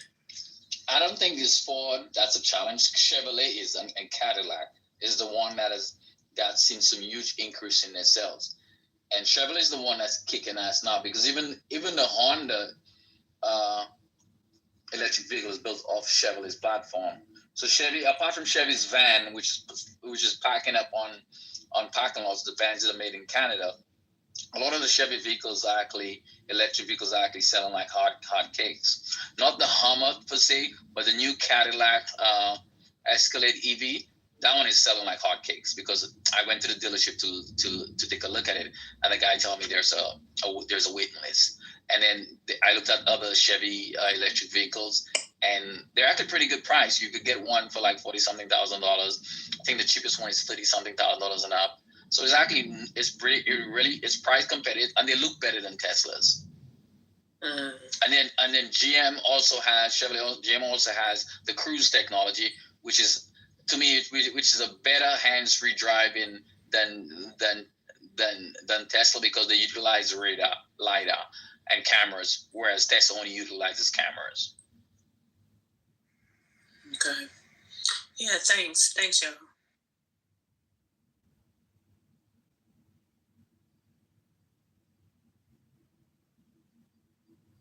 we should also take into account that while Biden was in office, all of the big major companies realized that they were moving too fast on EV. Remember, they were talking about we're getting rid of all the EV at 2030 or something like that. Well, they realized that the economy wasn't allowing people to purchase, and the big corporations were going to spend too much money too fast for something that wasn't already consistently moving in that direction. So a lot of that could be due to that also. The slowage of the plants being built, the slowage of the EV transition. Definitely probably more because it's probably not good financially for a company to start pushing that agenda when the consumer isn't properly ready or vetted for that push. A lot of people weren't looking, and that's half of the country, Republicans too, weren't looking to really change into a environmentally safe vehicle. And like I said, that comes down to, can you afford a $60,000 or $40,000 new car now? Will you need one in 10 years? Is the economy allowing you to purchase one in 10 years? And so a lot of those companies did push back on, slow down on the EV push. So that could be a reason for why the plan actually doesn't plan on opening up until later.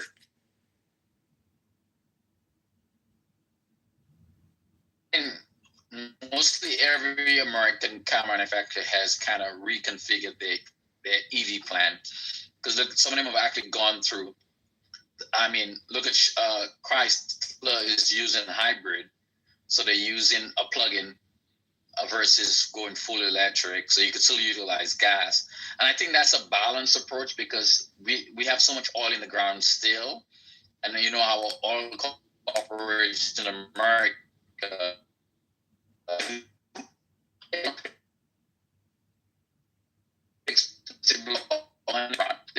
They were not just going to stand there and let EVs just totally destroy their market. So that's the pushback. You have competing industries here, and obviously the balance is that you can make plug-in hybrids, so therefore people continue to use gas, but they have the opportunity to drive within a certain distance on electric only. Well, it's electric only, but the fact is that you don't have to use gas. You could drive 100 and something miles. Because like my car, I could drive 60 miles and don't have to use gas because I have a plug-in too. And when after 60 miles, obviously the gas kicks in. But mine's a plug-in hybrid with an ICE foundation, whereas the new vehicles that are coming out, the structure is all electric. There are no mechanical ICE parts, except the ICE engine serves as a generator. And I think that's a transitionary technology that a lot of people are actually like. Because even in China, they have that particular Li Auto. That's how they made their name with those plug-in electric vehicles. And there's a new Dodge Ram that's coming out, and it's built off that same architecture where you have battery, you have the whole underpinning of the vehicle is electric, and the only thing that the engine is there for is to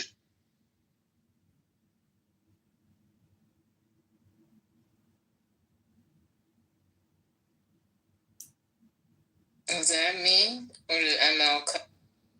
No, I'm done speaking. Oh, I just wanted to add, because now I'm reading other countries. Sorry, we were talking about the tariffs, and of course everything leads to cars, and we can talk about cars for 6 hours. But I just put an article in the chat that talks about tariffs and stuff like that. And so it says that we used to have a de minimis exception to tariffs from China, and that would be on goods less than $800. So I remember, because I used to work with Wish, that company Wish, and then it became Temu became more popular. But all these companies that sell like very cheap goods, you can expect sharp increases starting tomorrow on those goods.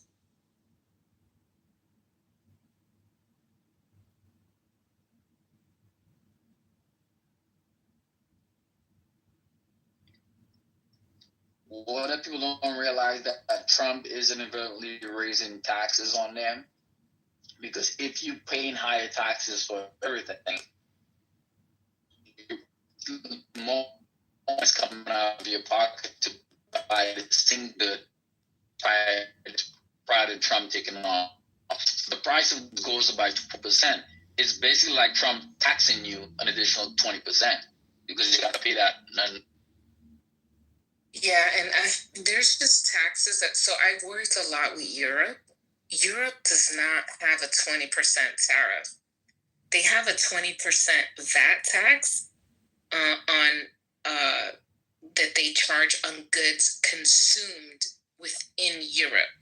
So they don't necessarily charge U.S. companies a tax. That's a tax based on consumption. They have a VAT tax, a consumption tax. It's also called global trade tax. It's the same, but they don't.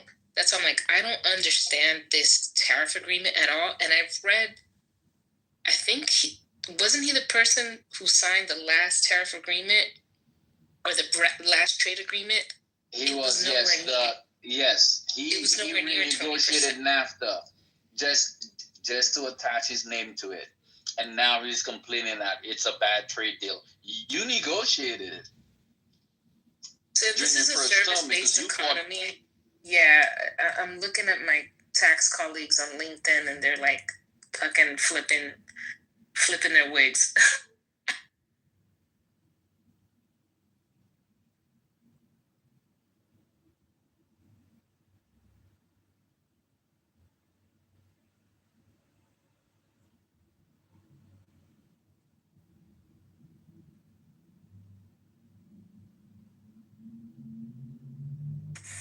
So do you think, I forgot my question. I'll come back. Sorry. Was it about tariff? Yeah, I just couldn't. I was reading the chat and I was getting a couple of links or a couple of people responding, and then I was like, wait, I have a question, and I like just that fast, I forgot what I was gonna say. It'll come back to me.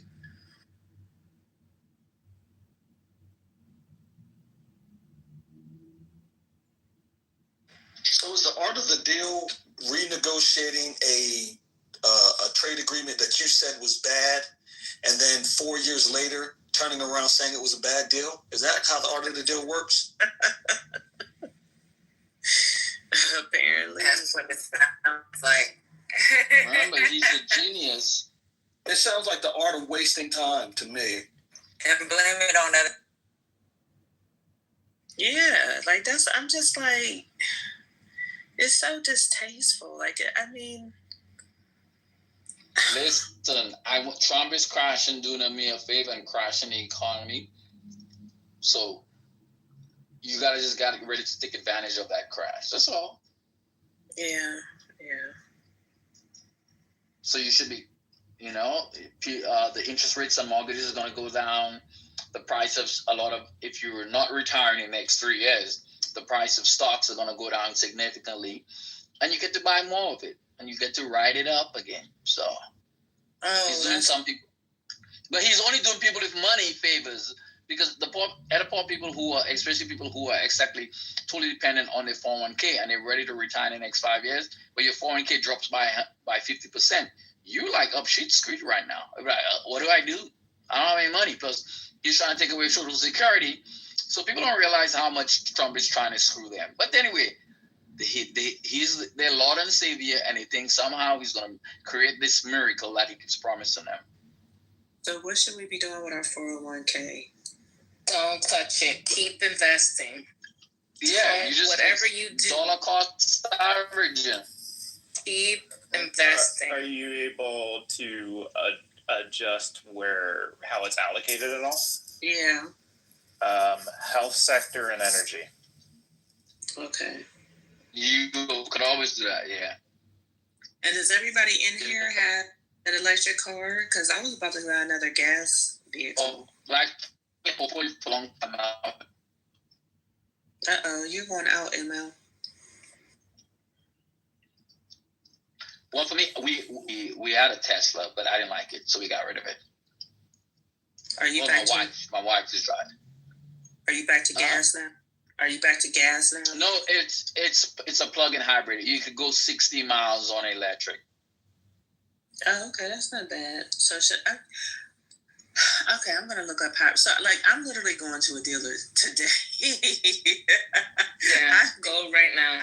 Smart. Yeah, no, I said it before. I found like Dr. Goddess, we told you at like 9 a.m. At 8 a.m. we told you go to. Oh yeah, no. I was looking. I had been already kind of looking at some things earlier, like for about a good like 2 months. You know how you just sort of dibble and dabble. And I knew I needed a new vehicle, but I looked a little bit when I was in Mexico, and then when I came back, I was like, you really need to get a vehicle while you're here before you go back, because you're going to be right back. By the time you come back, the shit's going to hit the fan, with the tariffs. So, I was, but Trump kept postponing stuff. So it just added to my procrastination. So, today I was like, okay, look, but you already looked up some stuff, like, let's look again. So I did find 2 vehicles I really liked, but I think I also need to, I'm actually going there. They close at 8, so I'm gonna be headed out in a little bit. But I just thought I should look up some hybrids too. That's what I was gonna Let me read this really quick, because this is the global. I used to work at a global Big Four firm, and I worked in taxation and global taxation. This is a quote from the head of global taxation. I have a meeting in a minute, so I'll be quick. But he says in here, before the rates were released, he's talking about the Freedom Day. It's useful to reference the World Bank's 2022 data, which shows the average tariff rate weighted mean for all products applied to the U.S. is 1.5%, which compares less favorably with Australia's 1%, Canada's 1.3%, Germany 1.3%, so forth. So where he's getting these this average tariff rate, I have no idea, but I got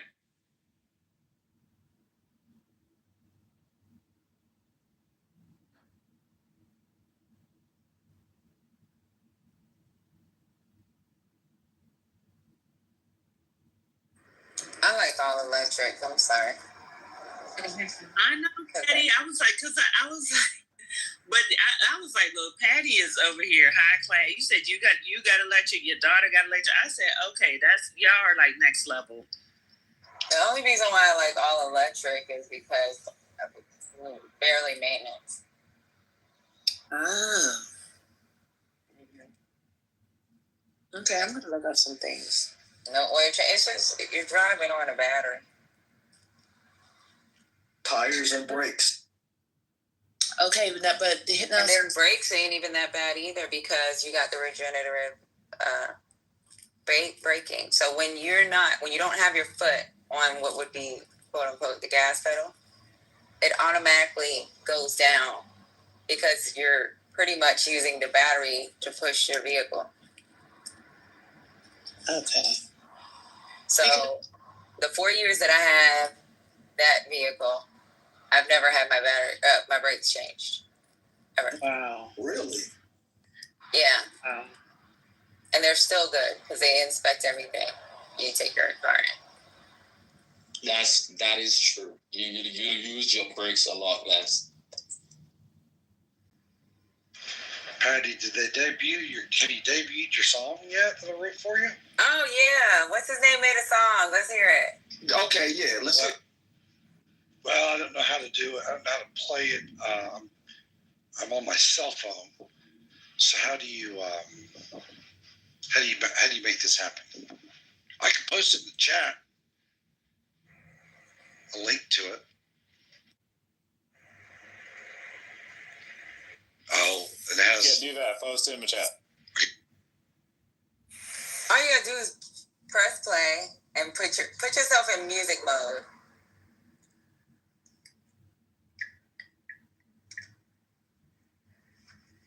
And then press play and you can play it if it's on your phone. I just posted in the chat. It's easier. I'm driving. Someone can play that.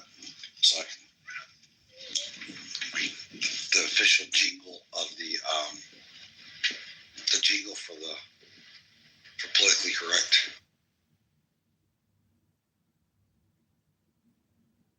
It's actually kind of funny. 4 minutes by the light to write and produce it. In Patty's room, we sing along. It's country as hell, but it's not too bad. Well, in the middle, we'll have a little hip hop in the middle. Who can play it? No, nobody cares how much credit I take. They really don't.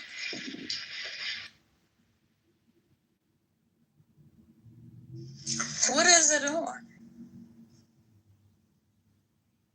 Let me find the music. Hold on, I'm gonna try to play it. I put myself in music mode. Let me try to play it. Okay.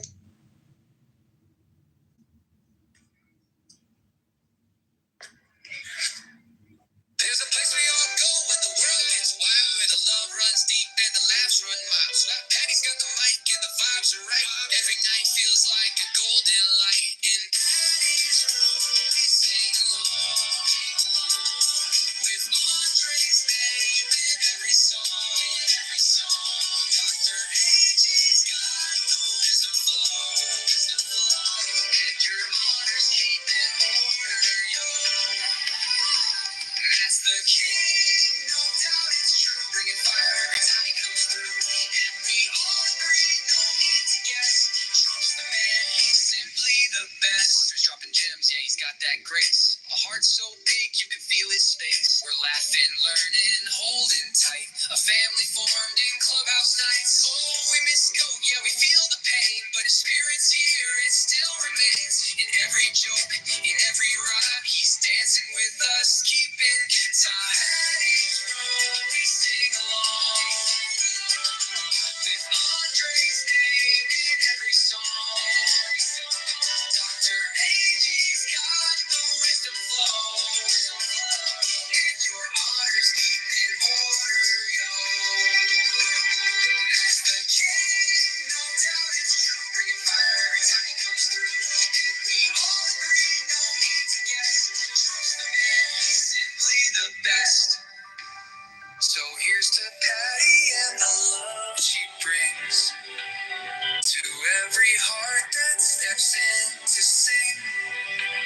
No matter where we roam, near or far, Patty's room will always be our star.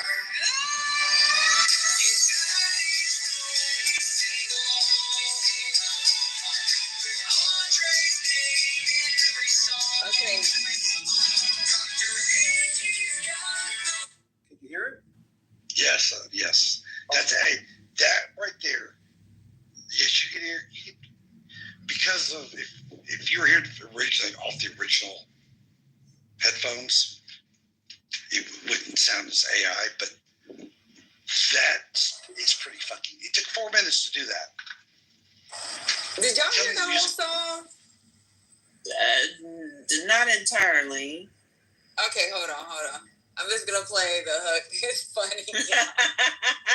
Y'all gonna be Dr. AG gonna be like, what the fuck? Where is that Dr. AG? Is she in there? She's here. She's on set. Okay. And what happened with Go? I mean, I missed something. Oh, this didn't end. Hold on.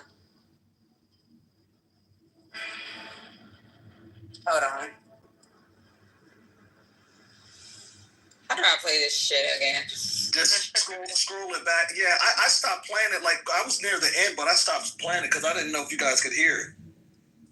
I had it up.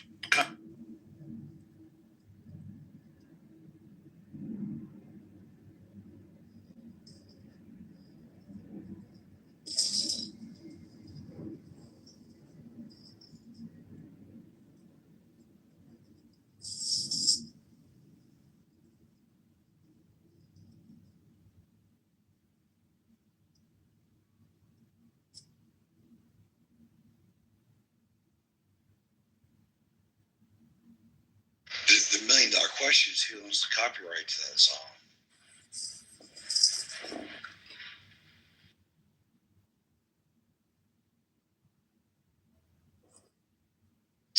Suno owns the copyright to that song. Well, it wasn't written under Suno, so it was written under ChatGPT, but I'm the one that put the ideas in. Oh, and Suno. Oh, that's a good question. I mean, yeah, you do bring up a good question. Well, then maybe ChatGPT. Or ChatGPT is a co-writer. Man, that's a good one. Yeah, copyright. Yeah, he could be they can have a co-write on it. But it's interesting. It's interesting what the music's going to look and sound like here in another. Of course, you can kind of tell that's AI generated production, but this is AI 1.0. Imagine what it's going to sound like in 5 years. Can I tell y'all something before you play this? Good to see you, CL. What's up, my man? I'm good. How are you? Can I tell y'all can play this thing, or can I tell y'all something real quick? Go ahead, Doc. Okay.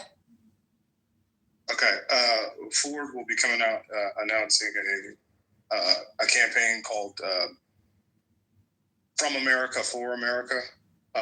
It will be employee pricing for on all makes until June 2nd, and they're actually going to reduce some of their pricing. I think General Motors is planning something as well. The auctions, which is where dealers buy and sell cars, are up significantly. In fact, Toyota Tacomas are up $5,000 over their typical value.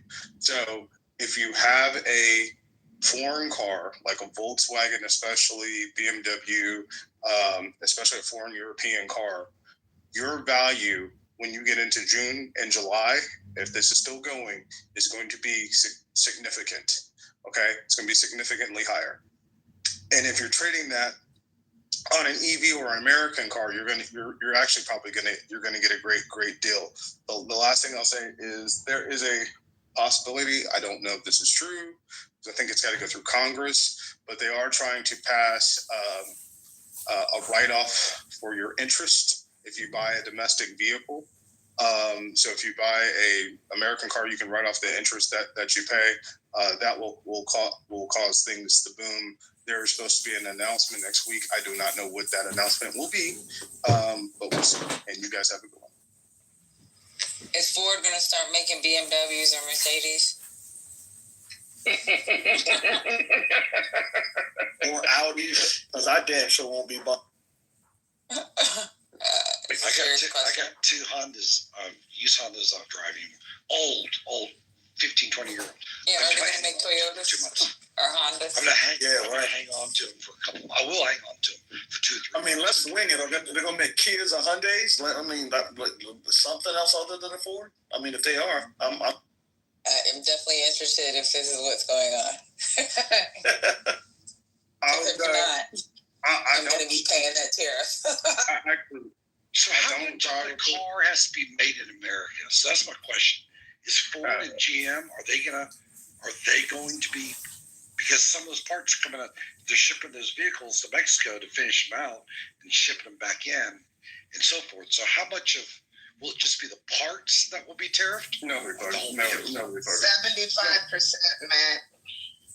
Yeah, no, there's Sandra answered it, but nobody knows because it depends. Like you just said, the cars and the parts can cross lines so many times. But yeah, if it's 75%, great. Sandra, 75% what? 75% what? 75% of the car of the components need to be American. American, yeah. Oh, got it. Got it. God, this is what a shit show this is going to be. Hey, let me ask you. I want to ask Sandra something real quick. Sandra, what are your people there saying? Are they happy about this?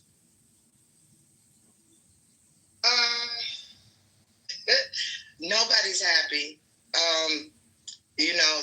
GM took a big turn in the MAGA world, so they're like flailing themselves because they voted against their own interests, and we'll probably be getting laid off soon. So they're not happy. Who thinks they're going to get laid off? Yeah, why would anybody get laid off? I don't know. Trick. Go ahead, because you're going to speak on. We haven't worked a full shift in the last 2 weeks. They keep shutting us down. The parts are not coming in. We didn't have axles the other day, and they had a production Saturday. They work 4 hours on a production Saturday on 2 shifts. This is crazy. So yeah, they're not talking about it in the news, but stuff is messed up. Wait, so the axles aren't coming out of Canada? Yeah, I think they do come from Canada. I haven't been on that side of the plant in a long time, but yeah, most of that stuff was Canada and China, because I worked in engine dress. So yeah, this is a stupid question. You do need an axle to build a car, is that correct? You still need an axle? Yes, sir. I'm just checking. These big ass. We built Traverses and Enclaves and the GMC. So the Acadia. So these suckers are huge. They're 7-passenger vehicles. Now how? So what? Again, you're educating me here. I mean, for the record, I'm against tariffs. With that said, how is Ford and GM's going to be hurt by these tariffs? Won't they see their demand artificially increased by government intervention via tariffs? Can I answer that before, to an extent? And I yield to Sandra on who's in one of the factories here in Michigan. But I shared this morning. I shared it in another space. I'll share it again. That one of the programs that I was on for an OEM design program is for a vehicle that's coming out. It was scheduled to come out in 2029. Instead of bringing "quote unquote" the factory back here, they didn't cancel the program, but they put it on pause because the email that I woke to that was sent out last night was, hey, basically the Cliff Note version was, we ran the numbers. If this does happen, it's going to add 10 to 15 grand to the price of this vehicle that we're in the early, phases of, and it was going to be made out of America. Which, surprise, surprise, there are some quote-unquote American branded vehicles made in other countries and brought back here. Buick, for example, I brought that up, and Trent knows, we have Ford products that are made in Mexico. There are Stellantis products made across the river in Canada.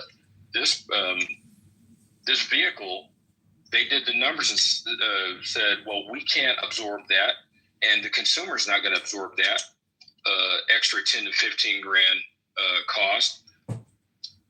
We're going to put this program on pause. So what that does now, okay, that's one less option for a consumer to consider when they're in their car buying phase. And 2, what jobs is that bringing back? It's not bringing back any, because when they ran the numbers, they actually saw that it was going to lose them money. And that's from my experience. So I lost work, but I'm not like dead in the water. That's one of the projects I have on my plate. But how this impacts auto manufacturing, and maybe Sandra could speak to this more. But this is my opinion. As I continue to just encourage, just pan out. We're looking at this in a bubble, or they are looking at this in a bubble. If we slap a 25% tariff on "quote unquote" all imported or vehicles, non-American vehicles, I'm like, what is an American vehicle? Air quotes.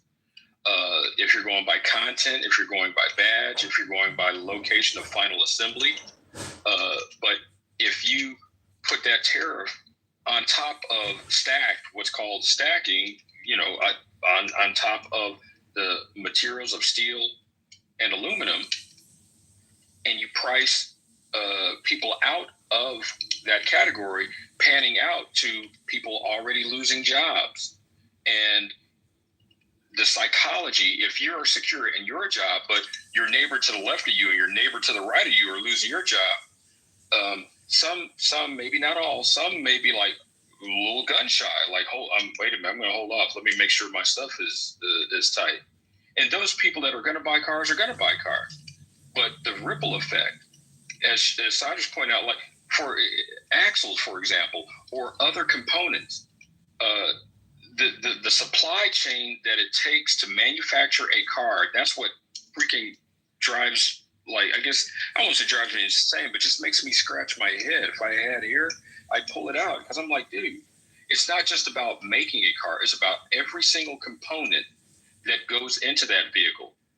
Some of the Buicks that are made in China, their suppliers are there for that, and they're brought back here. It's a lot of the vehicles that may be impacted, in my opinion, based off of the information that I see on a frequent basis, are going to be lower end models.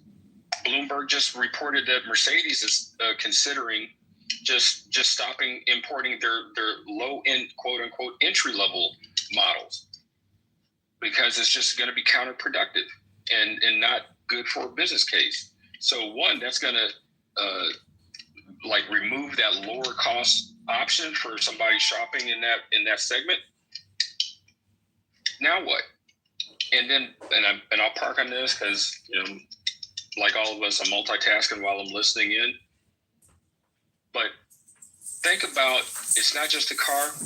When there's a manufacturing facility with people working in it, when their product's hot and you've got like a second shift and a third shift, but when things start to slow down, okay, now we're going to get rid of that third shift, we're going to get rid of that second shift.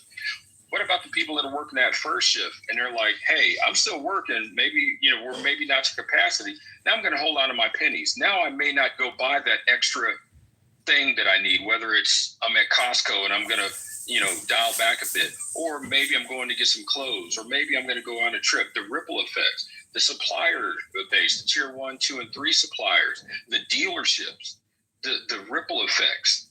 And that's what kind of gets me. So I'll hopefully that answers your question, but just a different perspective. Now, Matt, I'll be real quick. It's going to be good for GM and Ford and Stellantis, especially if they announce the write-off for domestics for income. If that gets passed by Congress, it's going to be it'll be substantial. If you don't like a Ford, the Lincolns are pretty nice. I understand not everybody likes American cars. There is going to be some and Brian, I'm sorry about, you know, you losing an opportunity there. You're a great guy. I know you'll be okay. But he is right. It will be the less expensive cars. Those are the ones that are usually manufactured, especially in Mexico. The lower end cars will actually be higher. So if you're thinking about getting something lower end, I would move very, very quickly. Okay, you guys have a good one. So my next question is going to be, look, if these tariffs are going to be here forever, okay, then I could go to if I had a billionaire friend and go, hey, these tariffs are going to be here forever. So, billionaire friend, why don't let's invest $500 million into manufacturing to produce this widget because of these tariffs. But since there's no guarantee these tariffs are going to be here forever, and if I go to my billionaire friend, which I don't have, and go spend $500 million to manufacture this widget, next thing you know, the tariffs could go away in a signature. So I just wasted my billionaire's friend's money. So there's no guarantee that these tariffs are going to be here forever. That's the other frustrating part. And who's going to make the widgets? 14-year-old kids? Well, we can get people to make widgets. We can find people to make widgets. The problem is those widgets are going to... They don't want to work. Yeah, they do. They don't want to do it. No, she works you're with crazy. I work with thousands of them. I'm telling you, they get fired every day. They're walking people out. These young people, 20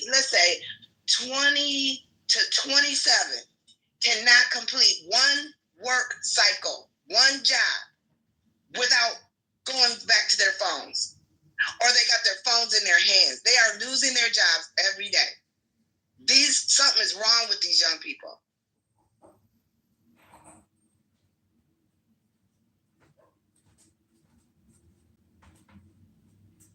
It's about 7,000 of us in my facility. And we have 3 shifts. So we won't be having 3 shifts. It's not going to last. There's no way. Because people are going to be like me and just stop spending money. I'm stacking cash. I'm not buying shit. But seeds for my garden.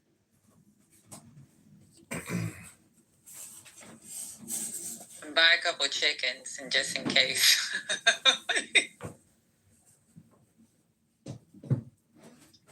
I thought about it. I don't think my dog would like that. You might not get no eggs. I have a husky, girl. Could you eat the chicken? I got a husky. That's what I'm talking about. You might like it.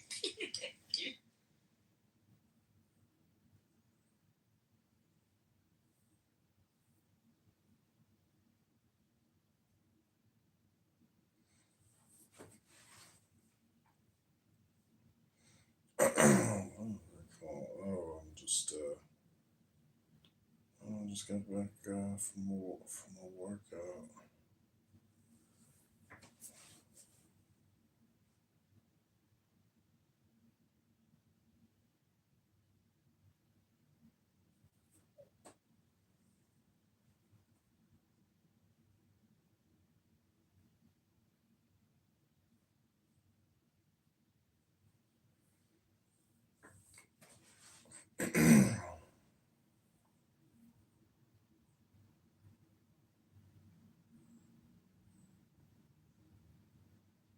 Have a little wine.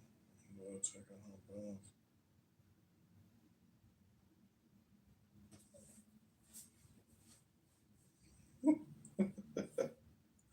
It's true. It's true. I often get comments that people can't read me. But what can you do? I don't have low blood pressure. I don't know. I have a poker.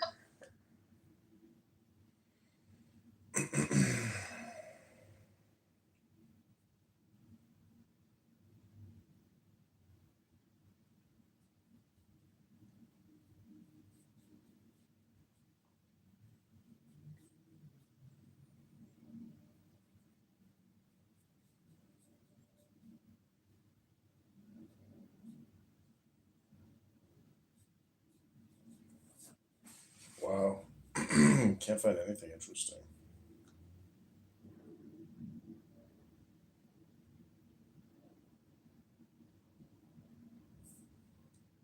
Well, yes, but it was still hypothetical. How many people have come across the southern border in the 4 years of President Biden? 10 plus, 11 million plus. Yeah. Okay. And they weren't a burden? Doesn't seem to be. We don't like it. You're a burden. You're a burden. You're You're just resorting to like petty looking. No, it's not. That's not. I didn't say. I haven't made one remark about you. Crash out, please. I haven't made one remark about you or your attitude. Crash out. Come on, Tata. You're not even intelligent enough to have a fucking debate. It's pathetic. You Jews are supposed to be a little bit smarter than us. What do you mean, you Jews? It kind of sucks that you don't. Kind of sucks that you don't live up to your own expectations. It bothers you. It bothers you. You're not debating. You're just like doing this childish taunting. I know, you're too fucking stupid. No, because I'd have to be really stupid to win an argument with you. Because you're dumb. That's literally not the case. That debate here and now. This is funny. Why do you think that? I get the sense that AIPAC shouldn't be a lobby. Is that correct or not? Absolutely. Okay, so there's a carve out, and all the other lobbyists, big pharma, big tobacco. They're not foreign nations. What? They're not foreign nations. Neither is AIPAC. It's for a foreign nation. No, what? No, all the money comes from Americans who want legislation that is better for the betterment of Israel-U.S. relationships. they should be registered as a federal agent at the least. I know they're not, but they anything wrong. You guys should really not give two shits if they have to register. They list all of their donations. You can go find them all.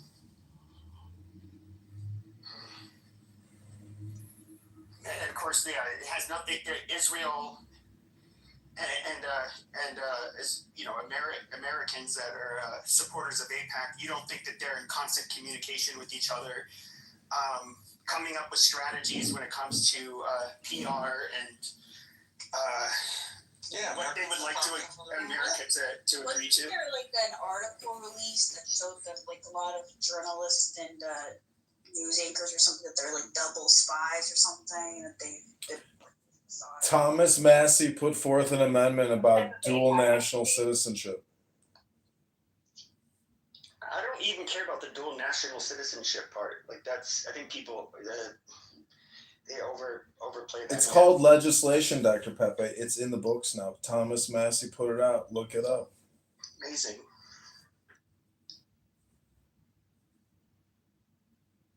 What are they going to do for Mishlings? I'm just wondering, like, since we're patrilineal and we're technically, the in-betweeners, like, I don't give a fuck about does it apply to us? I really don't care.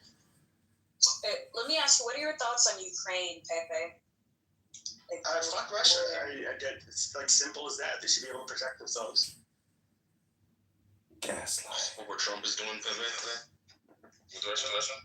Wait, so you don't think that there should be like a ceasefire or Zelensky should just give in or whatever? Well, I think there's a reason why the Europeans are so much more unwilling to negotiate, because they know how Putin is, and he clearly violated the sovereignty of that country, cost many people their lives, and yes, he's somebody that you have to hold a firm line with, because he's not gonna stop, really. I mean, it'd be nice for them not to be at war and for these young men to stop dying.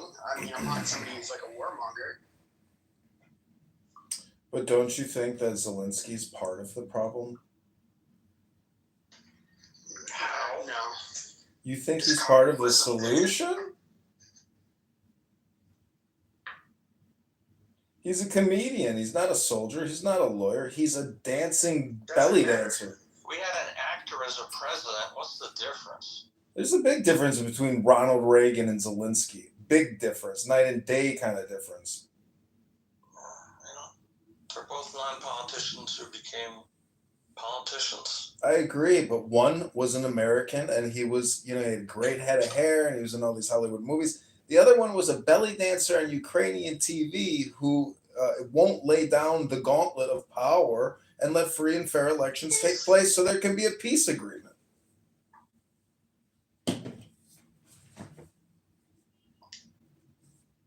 You're assuming some outcome of elections would cave to us. He's done. Yeah, they're going to find a peace candidate internally in Ukraine who can negotiate with Putin and call it quits and end the war. Zelensky is a money-grubbing little rat, and you saw him in the Oval Office. You saw his attitude, an ungrateful little brat. What would you call Putin? Wait, let me ask you, so is Ukraine going to join NATO or no?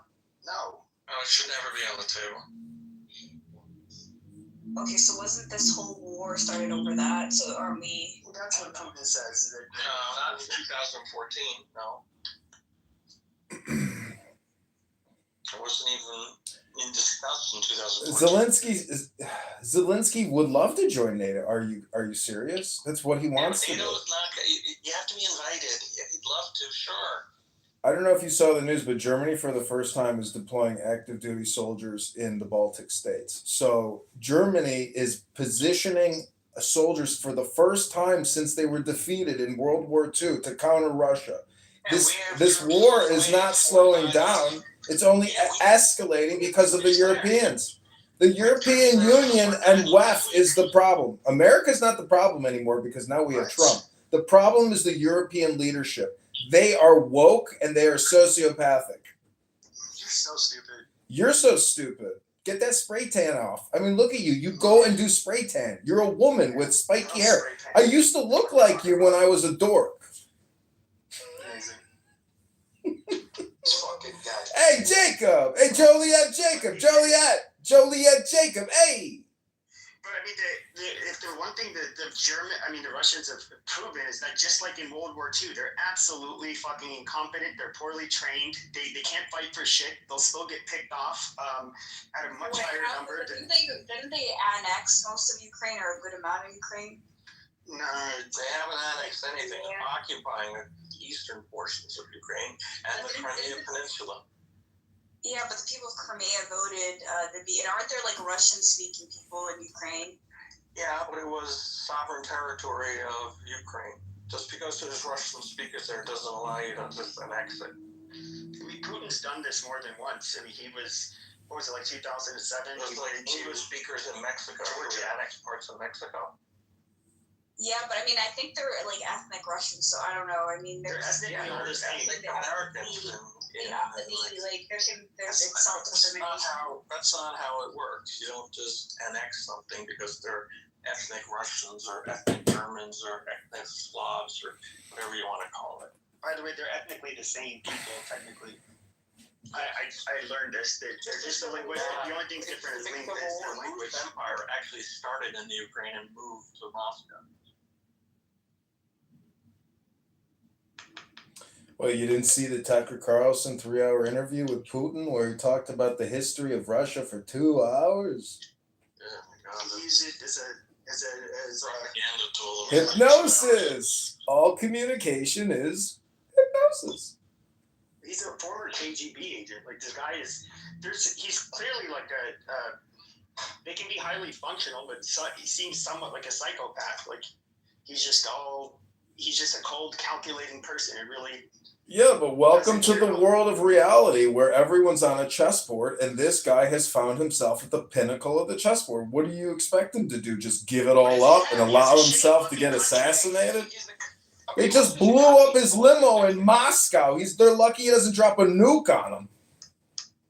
There's a shitty country that doesn't even they have like tuberculosis and all of these fucking diseases that even Mexico doesn't have this big problem. They live 57 years. And you can look at their crime rates even before the war. Like, that place it's a fucking shithole. Well, welcome to hell, Dr. Pepe. Welcome to hell, because they are engaged in a life or death struggle for survival and they know it. Yeah, right. Bullshit. They are in a life and death struggle. Of their own making. Every intelligent, educated young man that grows up in Russia ends up fucking leaving. Nobody stays there. They're losing. You got to understand their system pairs ours so fucking much. It's unbelievable. It's not quite 1-to-1, but in structure it is. The former Soviet Union and the United States of America are like the yin and yang, the Tao, the black and white. And Russia is a very advanced society, and so you're shitting on a world superpower. First off, the Soviet Union was twice the population as Russia is today. I know, but they still have intercontinental ballistic missile systems with doctors that understand the highest levels of technology on the human. Listen, you can't underestimate the power of Russia.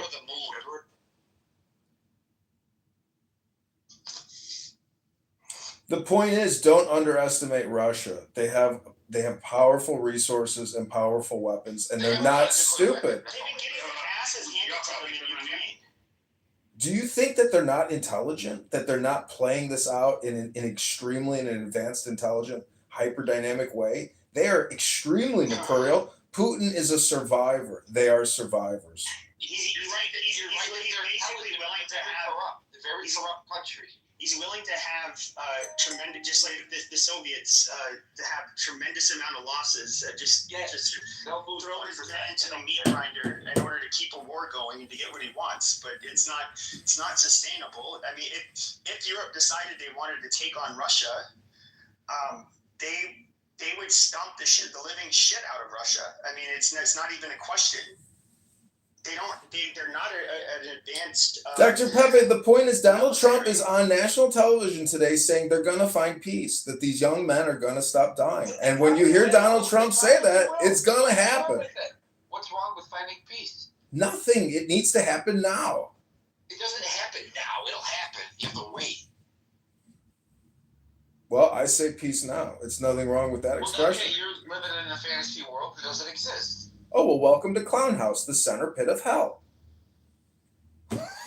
The center pit of hell. So wrong with you?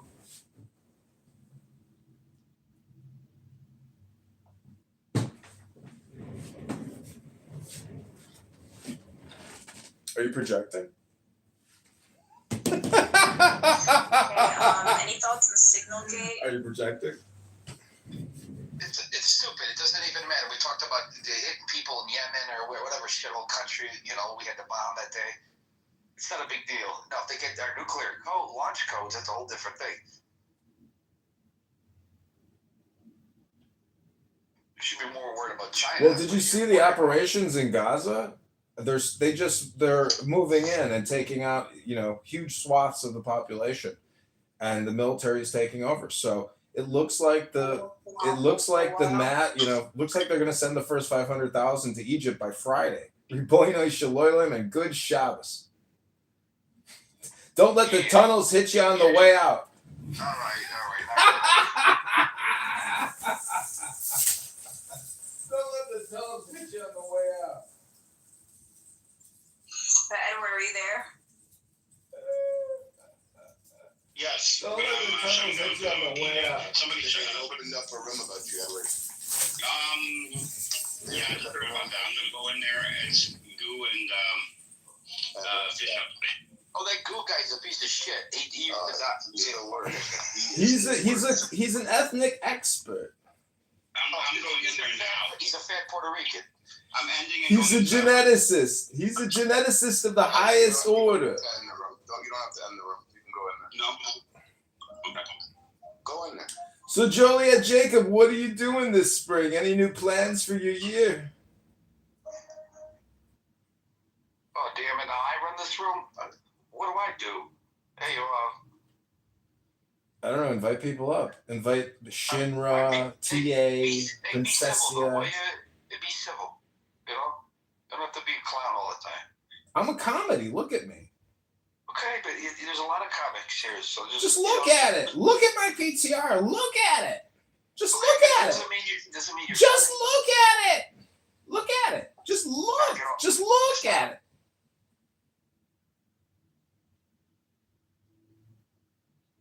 So welcome back to the chill out room, ladies and gentlemen, where you can take the deepest breath of the day through your nose and hold it for 10 seconds. Let it go and say, free the hostages now. Free the... Joliet Jacob kicked me. Oh man, this is honestly very funny. I hope you guys are enjoying this. Ugh, I might have to use my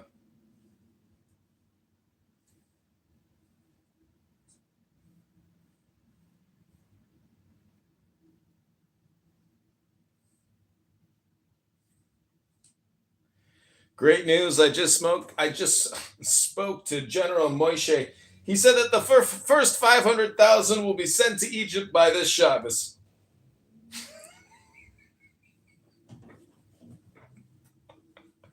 I don't even know if they could hear me. 500,000 what? Survivors! From where? From the Asda.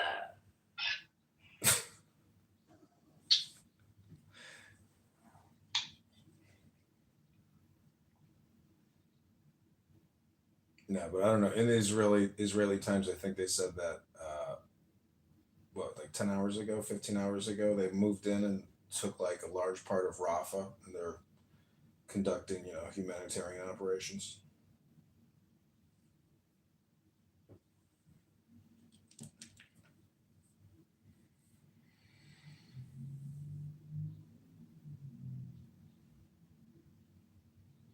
I'll post the link in the chat.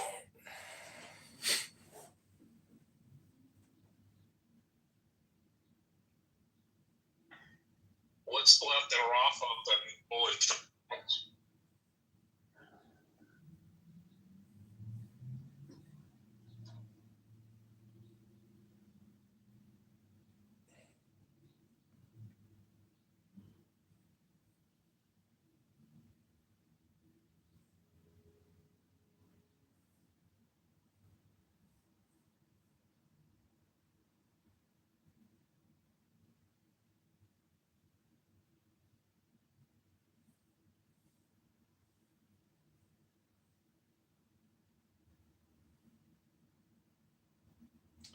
So, for those of you who are thumb impaired, it says Netanyahu says IDF carving new corridor across Gaza to cut off Rafah, pressure Hamas.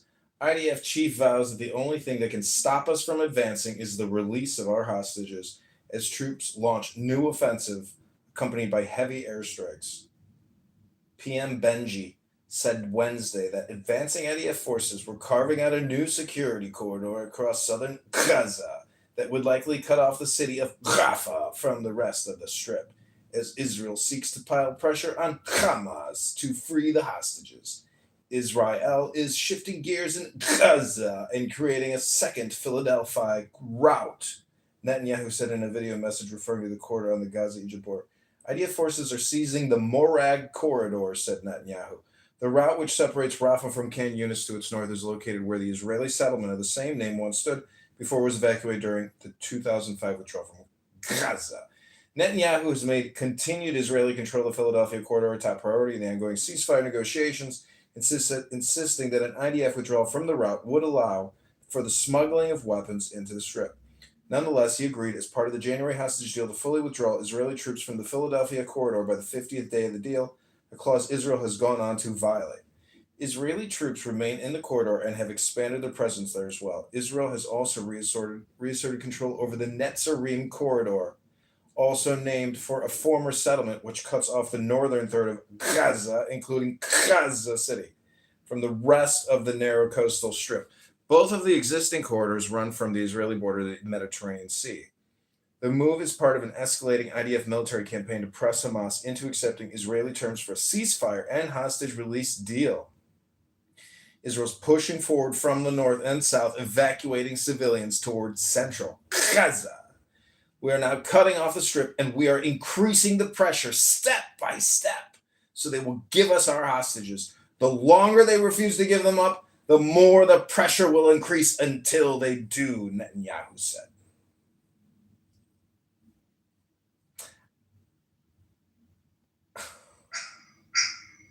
They kicked me. I don't know how long I was going before they kicked me.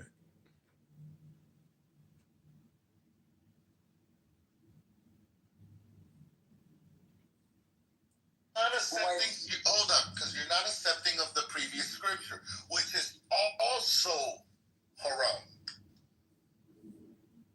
And I challenge you. I said, tell me something that the United States auto designers have done. What innovative thing? There's nothing. There's nothing that they've done. BMW, Toyota, Volkswagen.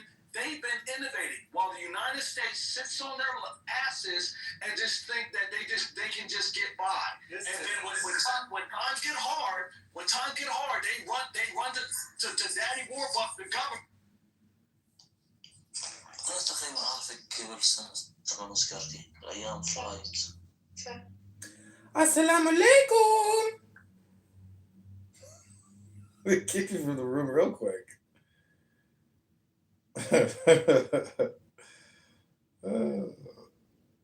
See, this is why I need more burners, because all the good prank rooms. Boy, with my face on it, with the mustache and the cigarette, and I was like, bro, give me your Cash App.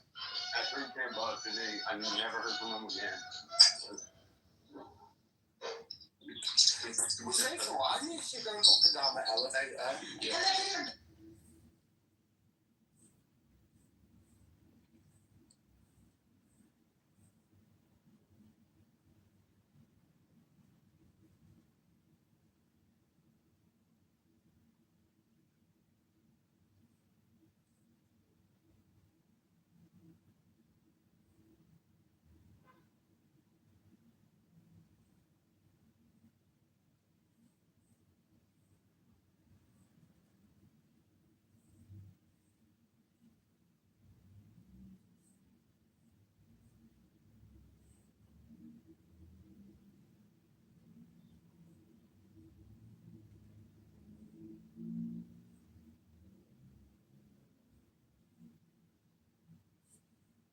All right, give you back to the world famous chillism. Story that he reads whilst he drives.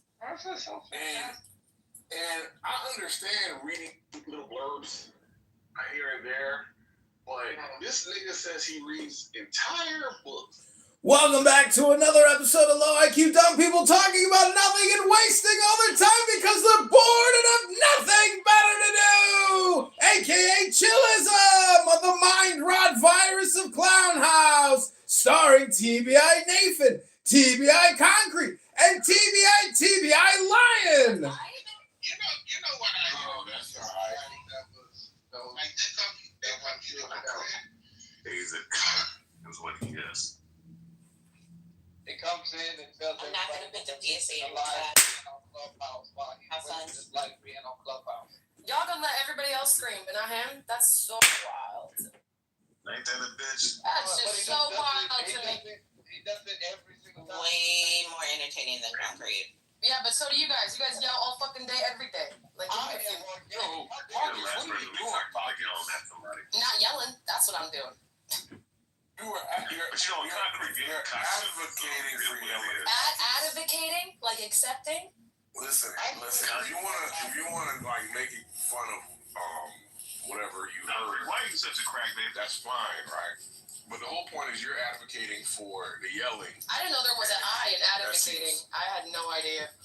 Pockets, I don't want to insult you, Pockets. Just chill out, okay? Concrete. Michael Whiting is annoying as shit. Oh my God! You're fucking This is what you do all day. This isn't what I do all day. This is what these people do all day. Welcome. I didn't appreciate that last statement, Pockets, because I am original, authentic, and organic. Therefore, the same with me, nothing at all. Maybe these other people are characters in the room, but no, not me. All right, Lion, I get it. The shoe doesn't fit. I got it. Personality. Alright, I just like to express my condolences to all those that did not sell their shares. Now you're gonna let a faggot on stage. You know, Dr. Rayabia, you called me the K word. You're a racist and you're a dirty dog, and I've seen the video footage from the bus. I've seen the video footage from the bus of you approaching those young girls. I've seen the video footage of you approaching those young girls on the bus. Talking finance. They love talking finance. Which share is Tell me. You can check any She said you can check any shares? You think this is gonna help you get feet pics, you faggot ass nigga? Trump crashed the I know that's what you're looking for, you faggot. No game ass having ass faggot. No game having ass faggot. You know Lennox having ass faggot. You're not gonna get feet pics by doing this. You ain't gonna get no feet pics. Tell what you're doing, you faggot ass nigga. You're never gonna get feet pics being a bitch ass nigga. You fucking so weird. I think selling the shares this quick is kind of dangerous. Yeah, the market crashed, baby. The stock market has crashed. The stock market has dumped 5%. Hey, talking like me ain't gonna make you more manly, bitch. Yo, right, let's fix this. This faggot want feet pics. I have a question for you. I figured it out. Who does this nigga go and run and huddle with whenever they fucking leave? You ever notice that, King? Who this faggot goes and huddles with? We gonna fix this concrete. And now you wanna... Hold on. I have a question for King. I'm so sorry. I have a question for King. King, did you sell your shares today after that 1,000-point drop? Now he wants to Where you keep it? protect them and defend them. Right? He wanna use me. Oh, faggot ass, puss ass nigga, nothing to stand on ass nigga. Two random beats on stage. Ain't on your own shit, you faggot bitch ass boy. Weird. Never seen I have it. Alright, I hear you. And I'm broke. Yeah, I'm only crypto. Oh, you got you. When you say I'm broke, how much money do you think I got in the bank right now? Creek, you're a broke. When you say I'm broke, how much money do you think I have in the bank right now? You are broke in the bed. No, I don't like that, but I will say good thing. You got enough to buy a tuition. I'm fucking gonna fix this right. What'd you say? We're gonna fix this, right? So, what is? Hey, don't come. Hey, whoever said it, don't fix it. I know what the plot is. The plot is the lady. Yeah, what was the issue? Y'all are not going for this anymore. Y'all are not going for this anymore. So what's the issue? What's saying women like wrong? Like yeah, right. There should be wrong with this thing. Keep in mind, I do hate concrete. There should be no concrete. Right now. Right, there should be zero. It's not entirely unattractive. Concrete is a bitch. Like, you like to go, you like to trying to see that. Right, trying to zip it to his life. Zap me up in this room. It's not So normal. I'm gonna check him every time I come up in the room. You know what I'm saying? I just wanted to say really quickly that the market did not crash; it actually went up. Thank you, Lion. Made money today. Thank you. There was no 1,000-point jump. The person that said that, remember, this is the person that used to come in the room and tell everybody that Kamala Harris had already won and Donald Trump had given up or some shit like that. So anytime this person speaks, it's really just the opposite. That's all. That sounds cool. Well, that makes it a debate. So right. What was that? What point were you making? Point taken, so that we can sort of like. Yes. So right. So what's the One world policy. You guys are not. Your larynx out of your throat. So you can't say what. Yo, that 5%.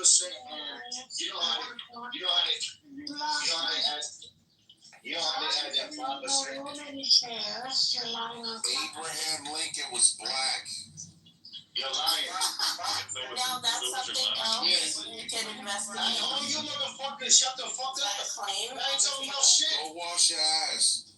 Is that a claim on the table? Abe Lincoln was black. Absolutely. Abe Lincoln.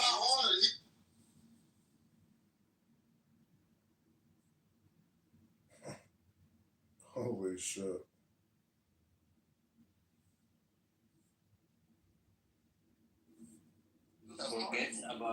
You forget like the whole idea of the stories to teach you how to do right. I have the entire Potato Mansion? potato fries and chips. Bad way of managing his money. Is crazy. No, he had a bad way of managing his money. You know what I'm saying? Like, I'll tell you one thing. Like, I've never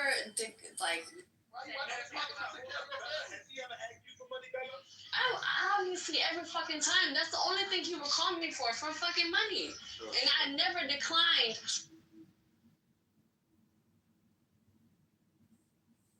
Put the down payment down for that. Ladies, the title says it all. You gotta get your money up front, baby boo. Don't rely on a man's word. In the future, it don't exist. Get that money up.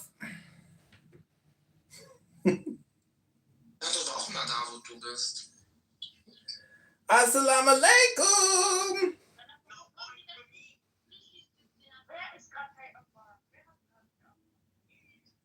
Free Bangladesh. Ich habe das gerade gehört. Free Bangladesh. Ey, ich liebe das. Ich liebe das Lied. Ich war gerade auf Laufbahn, hab das gehört. Ich habe das so hart gepumpt.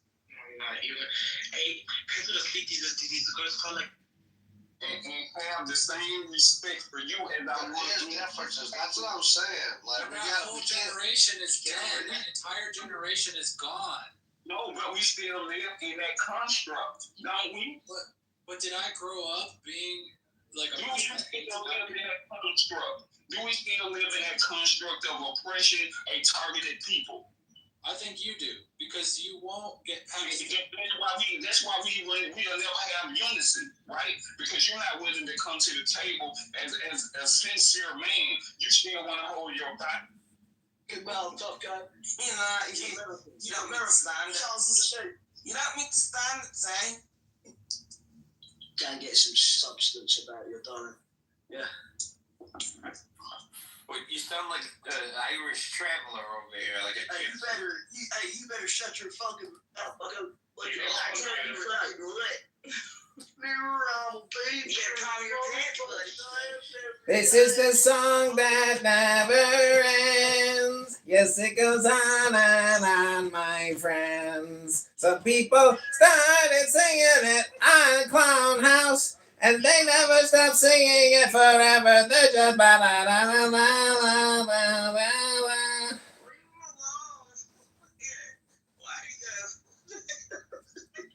Lamb chops.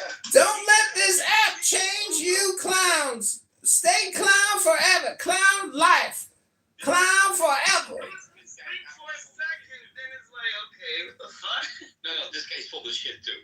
You can kick him. No, Jacob is full of shit. This guy lives in his dad's basement in Joliet, and he hasn't been in Lakeview for 6 months to see his girlfriend because she don't want to see him no more because he can't even afford to pay for a dinner. So he actually fucking knows. What the fuck are you talking about?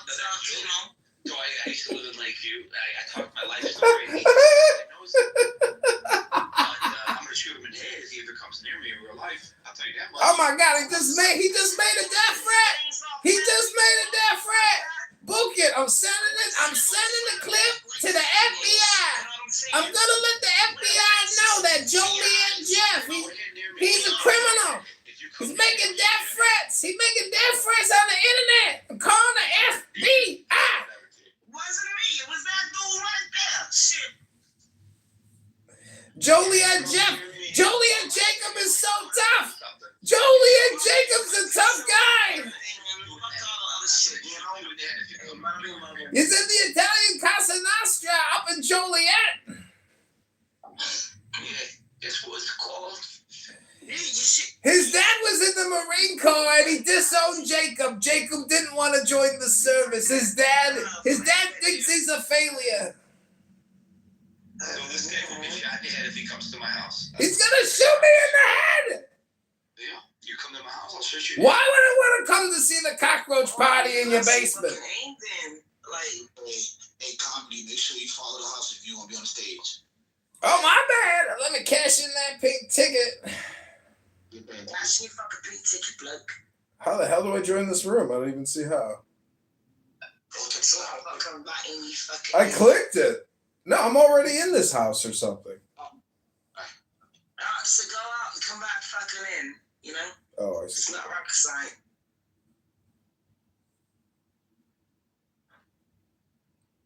Bada bing, bada boom. You see how you do that right now? You see? See, I was clicking when I was sticking, and I forgot that I had already talked to Jacob. I don't need no thank yous or anything, but that's how you fucking do it. Alright? I got so distracted with this conversation with Dr. Jacob that I forgot I was clicking around. Was you clicking around or was you thinking around? Clickety clack, don't go have barbecue at Jacob's house. He might blow your fucking brains out. Just you, because you tell people my address. I tell people your address. No, I don't. You tell people where I live. Okay. No, I do not. No, I do not. I have no idea where you live, Jacob. There's only 1 million people that live in Joliet. Hey, pass me that coleslaw. Boom!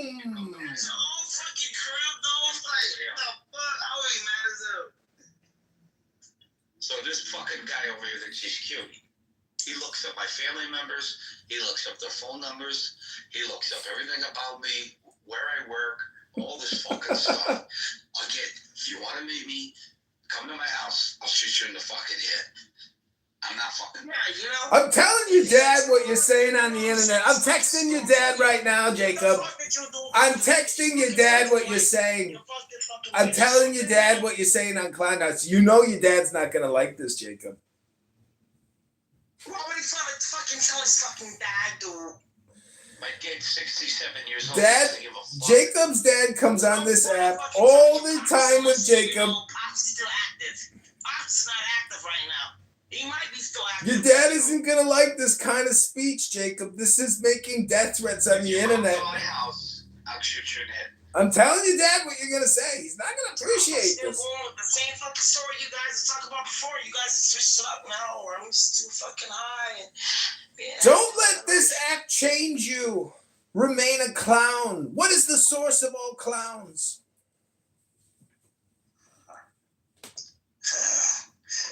The source of all clowns. You mean like the association? I would say like a circus, a carnival. You know, kids party. You know. No, the source of all clowns is the super secret clown sorcerer at the center of the clown universe that created Clown House. What you telling me? Stop busting my chops here now, you got a whole fucking secret fucking cult of clowns and shit. Just look at it. Fucking dudes running Just around. look at it. Who the fuck is looking at it, y'all? Just look at it. Looking at it. And you need to call fucking Vinny and tell me. Just look at it. Because he owe me some fucking money. I want my fucking money. He's not picking up the fucking phone, you know? Are you doing an impression of me? Would you look at it? Just look at it. Shut up, dude. All you do is fucking talk. The fuck are you? Deadpool over here? David, where are you from? Chicago. He knows where I live. Well, I didn't ask you. Oh, Jacob, Chicago, Jacob. Now you just got comedy. He doxed my ass. Hey, what up, nigga?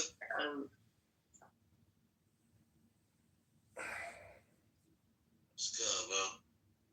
Make sure you follow the house, gang. Get that pink ticket off. What up, AJ? Am I on the train? I got you. Assalamu alaikum, Habibi, Habibdi, my Muslim brothers and sisters. Hello, how are you all? Yeah, guys, honey, do you want to read this out loud that I just posted? It's actually quite funny. أنا عشان اللي قاعد يطلع يعني. لا لا حبيبتي. I just read it. What the fuck? لا لا حبيبتي.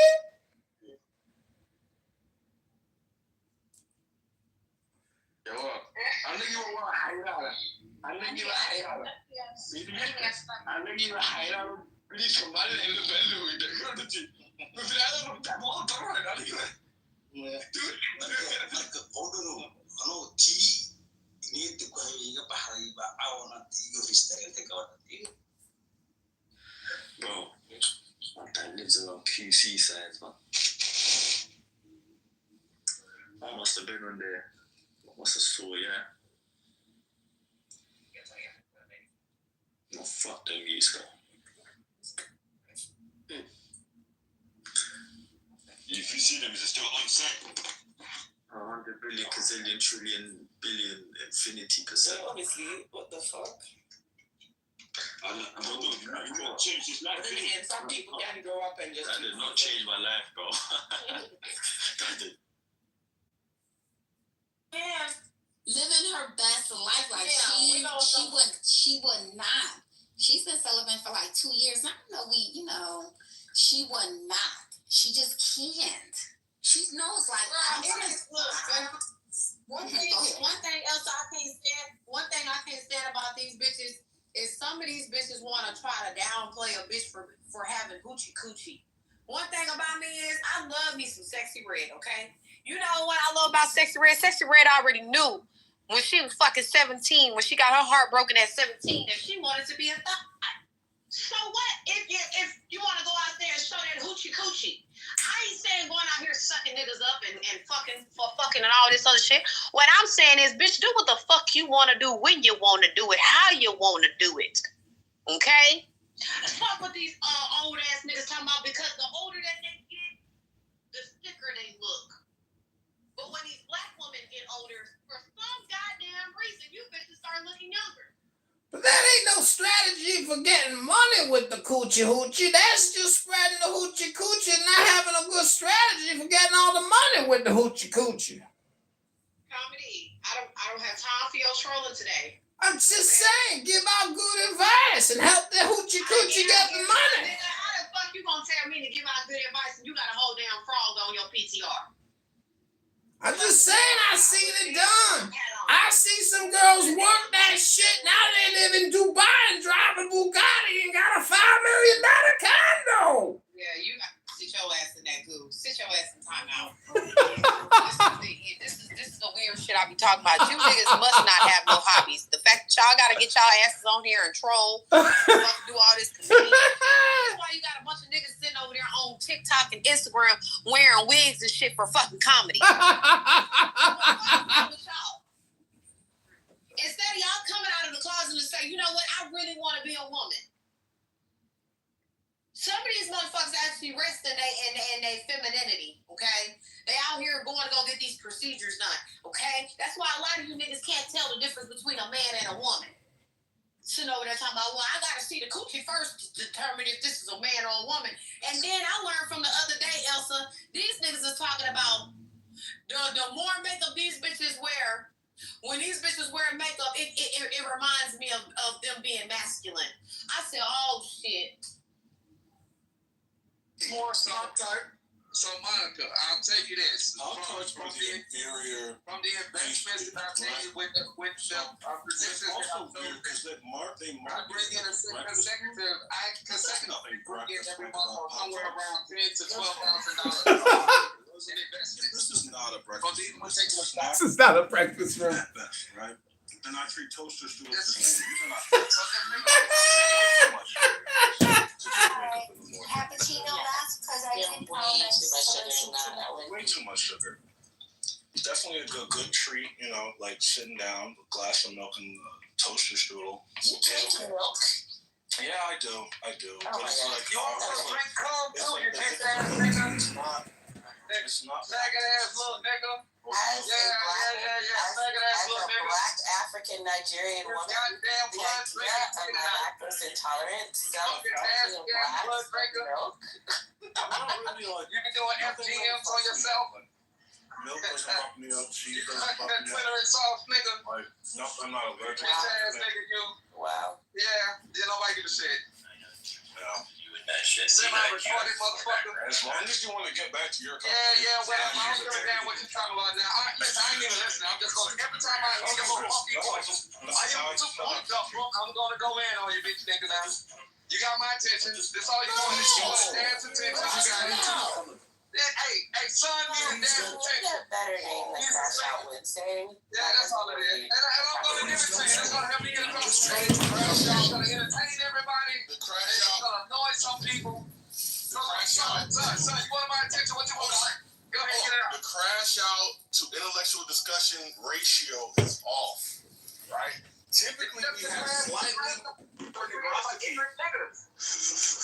Welcome back to Angry Black Men Complaining and Arguing About Nothing, wasting all their time every day on a social audio chat app called Clown House, where low IQ dumb people who are bored talk about nothing day after day, 7 days a week, 30 Mondays a month.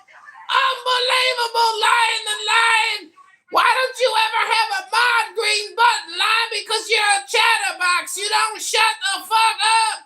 Shut the fuck up, you chatterbox motherfucker. You never shut the fuck up.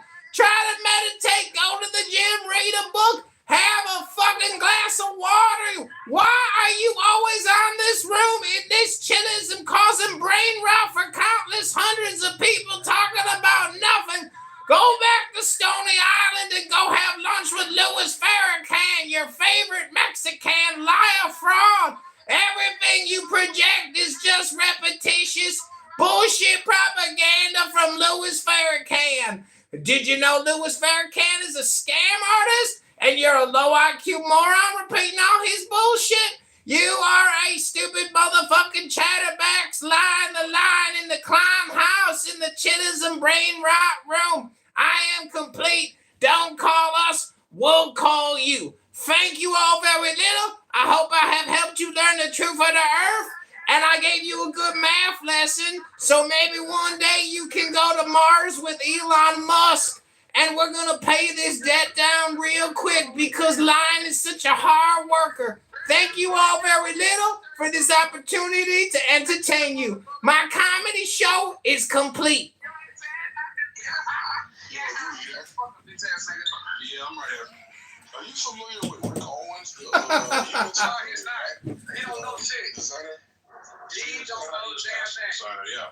Louis was born in the shit, but come on. Sometimes it's on tube. No, it's funny like mine. I have to focus to listen to you and respond. All I had was a bowl of acid. I just looked at his line and blood. And you could designers. Like, I think of Kanye as somebody who wants to be like a Rick Owens, and for some reason you can tell the differences between like a truly professional, talented person doing art and somebody who's an imitator, like dilettante. You know what I'm saying?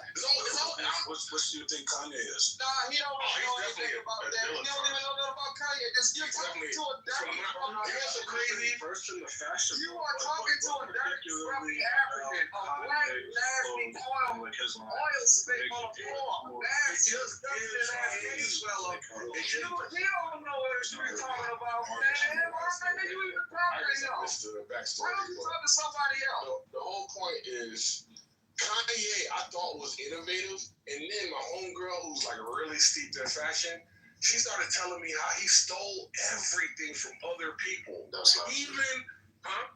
That's not true. I can't defend the claim. You know what I mean? I'm just reporting what the claim is. Concrete, the fashion world. What happened was everybody was claiming he was stealing their stuff, but in reality, they were stealing from him. That's the real truth. Concrete. I was wondering if you were going to try to direct it, or is it only going Welcome back to another episode of Motor Mouth Lion, Chatterbox Lion, who's never gonna shut up for the next hour. You're gonna waste all your time talking about nothing, defending Ku Klux Klan, Kanye West, and his black hood in a rundown ghetto, and motherfucking whacking like in that lot. Where the fuck was Kanye filming that hood-ass podcast? Where was he, Crenshaw? What kind of a fucking apartment was that? This is getting crazy. Somebody need to 5150 that boy and give him some motherfucking, some lithium or something, because Kanye is going to flip the kook. Somebody take your medication, Kanye. It ain't the Jews that's your problem, Kanye. You the problem, Kanye. Kanye is the problem. Kanye, you gotta accept personal responsibility, Kanye. Come on, Lion. Same goes for you, Dr. Lion. Gotta accept personal responsibility for being here 7 days a week, running your mouth, wasting everybody's time like a chatterbox. Yeah, Kanye West stole everything he got, even his name. His mama gave him that shit. So I cannot believe they're letting me just talk over everyone. I think it's because I'm roasting Lion. The foot sock, the sock shoe, or whatever shit. I thought that was him. But I think that other people came up with him. Bro. Hold up. Yo, I think that sock shoe shit was a Balenciaga. Listen, y'all, one point I'd like to make based on the conversation with Ye in the leather Klan's hood from yesterday. Remember when the guy who made $2 million This is her shtick. PDF collection of his young creatives for Kanye? Her voice really stands out in this room. If Kanye's stealing intellectual property, wouldn't that be convenient that he couldn't build a PDF? Her PTR is of a groundhog that says, ha ha ha, yes. Learn, burn, grow, repeat. Oh. Like 300 photos. Which is where the inspiration comes from, right? When you talk about Ralph Simmons, you talk about. We're at 42 likes on YouTube, 10 viewers. This one I think is going to have like maybe 3,000 viewers. No, he was talking, I think something fucked up. Is Louis happening again? Yo, this is how you do it. I just want to let all the Clown House chillers and cast members know that the YouTube channel has has reached a huge success. We're at 3,000 live viewers. You're all on YouTube. Congratulations, Chilism. We made it. Yeah, I'm just waiting for Concrete to direct like he feels whenever I speak. Because he doesn't seem to feel the need to direct when there's other things happening just when I'm talking. Well, yeah, that's what's happening. All y'all gotta do is just tell that bitch ass nigga to shut the fuck up when me and I'm talking. Yo, hug up. What were you saying, bro? Yo, can you guys hear me now? Yeah. Shut the fuck up, bitch nigga.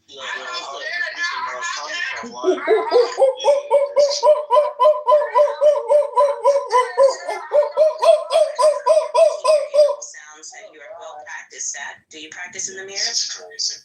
Do you voice in the mirror too? What were you gonna say, hang up? Yeah, so like when artists look at other artists and they can pay homage, it's not necessarily stealing, right? Especially in fashion, because Rick Owens and Raf Simons have been doing streetwear, leatherwear, and a lot of these avant-garde pieces since the 70s, 80s. You really can't hear him? Nah, Hey, shut the fuck up, boy. I already told you now, Louis. Shut up, boy. Talk about it when I'm off work. Shut up, boy. I done already told you. You ain't ever going to be able to speak in this motherfucker again, goddammit. I saw Rap Simmons as well. Shut your ass up, boy. Damn. No, nobody want to hear shit from you, nigga. Line, you a bell pepper queen, Line. Stop being a bell pepper queen. Stop it. Yo, but I like what is going on in Chilism today. Everywhere says total minimalism. I have finally cracked the code of Chilism. You guys have accepted the fact that you are all degenerates and you are all here wasting your time and you know it. And this is a sick mind rot virus that Nathan and Tali are all laughing at you now. You got the Bell Pepper Queen and the TBI King wasting your time. It's Nathan and Knowledge. Tali ain't in it. So concrete. Kanye West. You can look at some of his interviews where he literally breaks down all the way to the threading on some of his products and how like the inspiration, a lot of it comes from the Old Testament scripture and the way that he puts fabric together and makes certain items. Now, that is not to say that he hasn't collaborated, right? He has collaborated with people. For instance, on this past interview, he did with academics. The actual woman he worked with, that is the foundation for the skin product that Kim Kardashian is known for. Kim didn't make that, Kanye did. And Kanye did it with the white woman who was at the very end of that interview. So I'm not saying that Kanye hasn't worked with individuals who make certain, But it's still fuck you. Hoes mad. Baby, I'm gonna fuck you dry, bitch. Big one, bitch. Free turn. Oh yeah.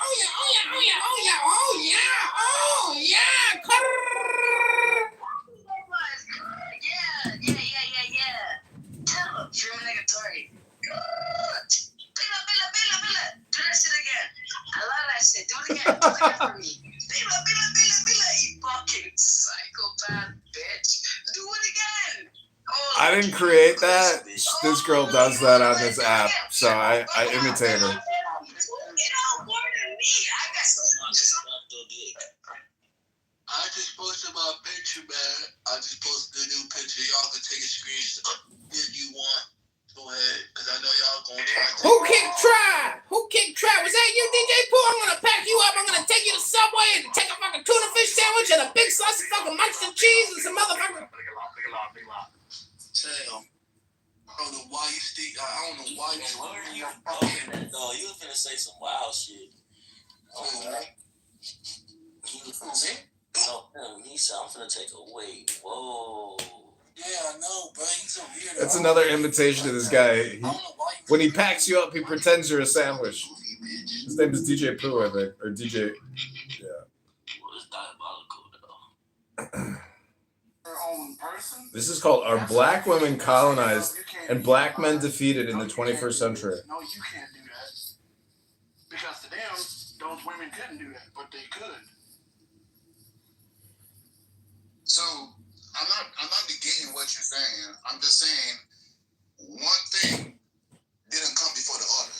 A lot of people look at patriarchy as some kind of instilled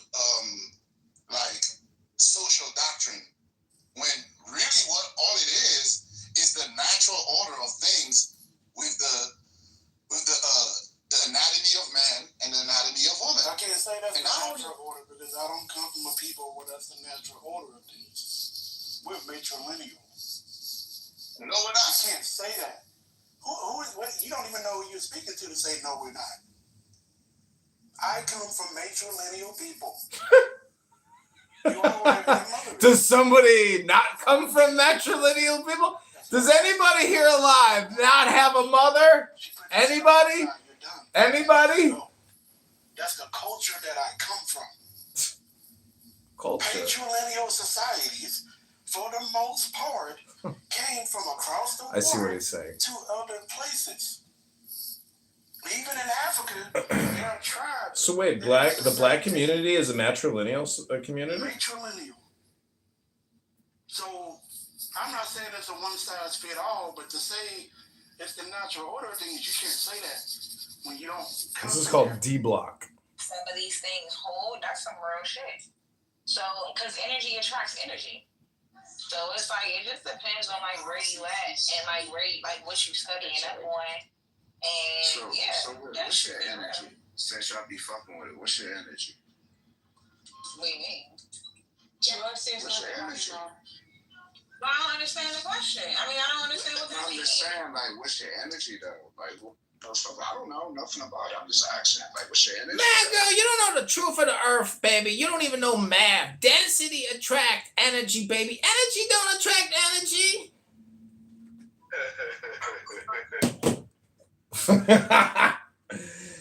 He was laughing his ass off that they kicked me.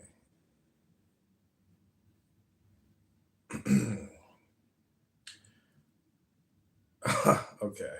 I mean, like, get the fuck out. Listen, man, everybody hates these fucking Anglo-Saxons. Everyone. Everybody hates a white people?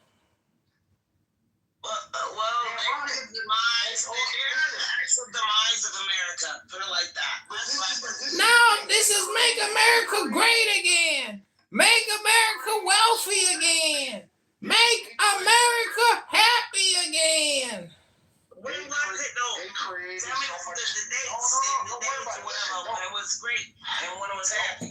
Don't worry about it. Listen. Don't worry about it. Look at it like this. They are smart. They created so much technological advances. All these things. Now when Russia and China fucks them and butt fucks them, we can just rape them for their fucking knowledge. We can rape them for everything they taught us. I'm not worried. People are like, we can rape them for everything they taught us. You goddamn Russians. You fuck with the damn Russians. No, I love them. I love to. I told you my lawyer. For everything they taught us. Like if some shit go down, she gonna take us with her. You know what I mean? Well, I don't know. They're outnumbered by people. You're done. You're done. You're fucking done, man. Fucks. What the fuck? They're done. No, I'm telling you, white people are done. Anglo-Saxons are fucked. Oh, you know what? It's always over. If everybody get on board and everything, get on the same page, then everything will be good. But until then, hey, it is what it is. Well, and I hate the shit, and I need like this. I don't even talk with them in public. They come into my spaces. I break check them, looking them up and down. I'm interacting with and stuff. Put fear in their body. Make them look down. Wait, bitch, walk away. You said what now? You away? I'm just saying that shit I do in real life to these people, man. But I mean, when you gotta interact with them if you're buying something. Welcome back to another room of low IQ dumb people talking about nothing and wasting all their time because they're super bored and super stupid. I'm gonna get the hell off somewhere, man. Hey, listen, he's not a dickhead like the other motherfucker. That other motherfucker is stupid. He's emotional. That's why he brought comedy back here. Take over. Who's the other motherfucker? Agent 004, this Agent 005. I'm telling you, man. What the heck? You know what? I don't see this. That's why I'm Breaking news! The United States of America has announced tariffs on the following countries: Brazil, 10%; Pakistan, 30%; Sri Lanka, 44%; Switzerland, 31%; Cambodia, 50%; South Africa, 30%; United Kingdom, 10%; China, 34%; India, 26%; European Union, 20%; Israel, 17%; minimum tariff on all imports, 10%. What the fuck wrong with me? Oh shit! What's wrong with you, man? Damn. Yo. Oh, what the fuck wrong with you? I think said 34%. Yes. I knew he was gonna say China, and I don't even know who the fuck that nigga is right now. I don't know. They come out saying this. I still don't know who the fuck it is. You know. These niggas be having some weird ass names. Your daddy loves me. See, it's when they be starting like the changing names, they got booted. I don't like Midwest FBI agents. That's why you know, it's funny. I might, like I said, man. I want to work my way back out east. People are nuts, man. For what? No, the FBI agent that was just in here from the Midwest. He's a dickhead, man. Who, Jacob Joliet? Who you talking about, Jacob Joliet? Yeah, 004. Speaking of the devil, the FBI has returned.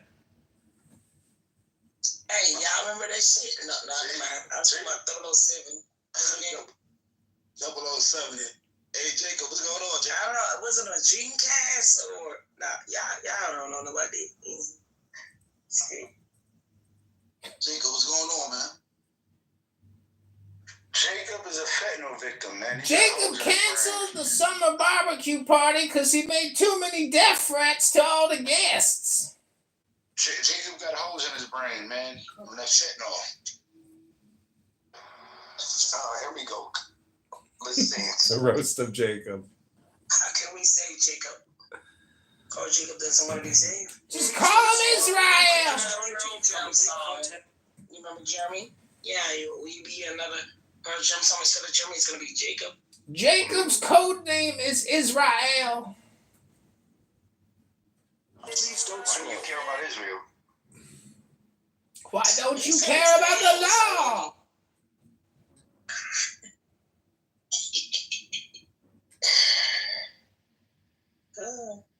This nigga's crazy. They don't give a fuck about us. Shit. Fuck.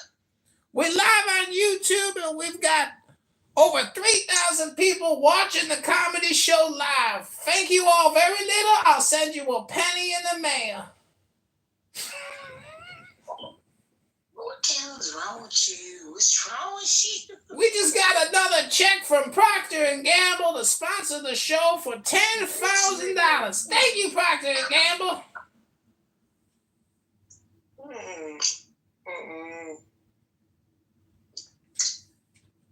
I feel wild, yo. Thank I want to also shout out our super sponsor of the year.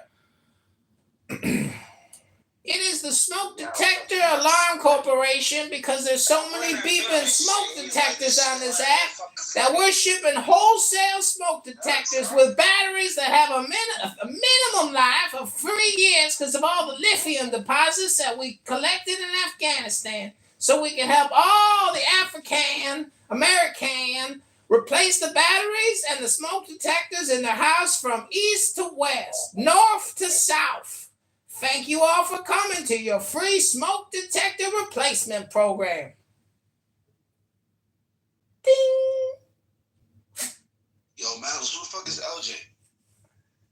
I thought that one was going to kill it.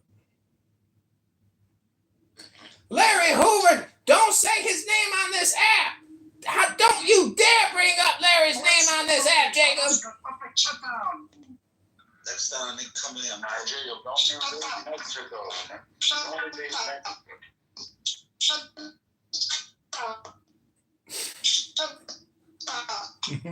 somebody in the Matrix.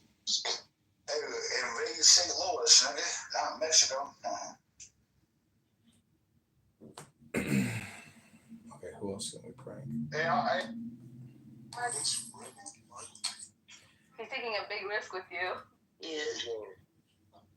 And the game continues.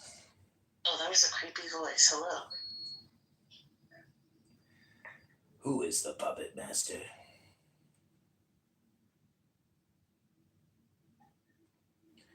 Excuse me, I have a question I want to ask the room. Who is the puppet master? He's watching a video right now. I'll be that girl. Is the one that's a pump. Who is the puppet master of the puppet master? Did you remember me? She look like she want to die soon. Who? Nietzsche, remember me? I remember you, Dr. Lynn. How are you? Man, you know I do. Come on, man. Stop playing. You know. Yeah. What's on everybody's mind? I'm trying to steal niggas' daddies and become their stepmom. Oh shit. You looking to use that hoochie coochie to make a withdrawal from the bank? No, hey. You looking to use that coochie hoochie to make a withdrawal from the bank? Or you gonna take out a credit card? Oh, credit card? Hey, swiper, no swiper. Hey, swiper. This shit right now. You trying to swipe some shit. Hoochie coochie.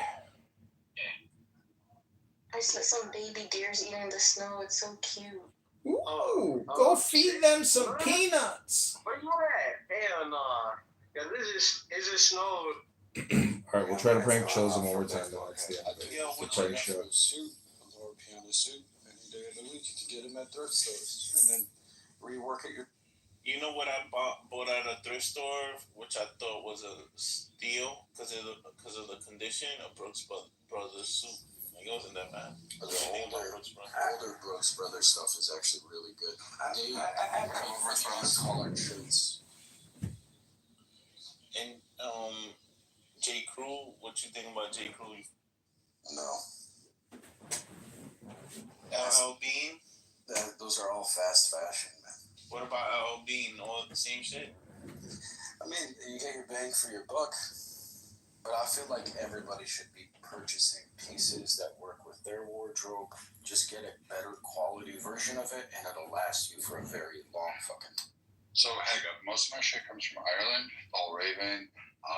Most of my stuff is outdoors. I don't buy Dickies, and I do have the old 1930s, 1945 Woolworth plaid coat, the buffalo plaid, the ones you can't find anymore, the Mackinac versions, that everybody is craving, and they look around, that go for thousands of dollars.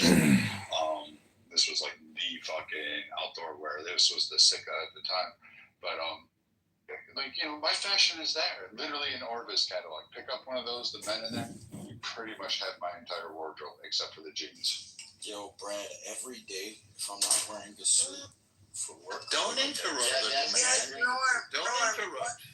One second, Norm. I'm going to go back on the time system. I'm going to give you all 30 seconds That's to fine. speak because this is it. So, Norm, he's asking you to provide proof that Hamas said they were going to attack America. Also, I wanted to ask you, where is the Red Sea?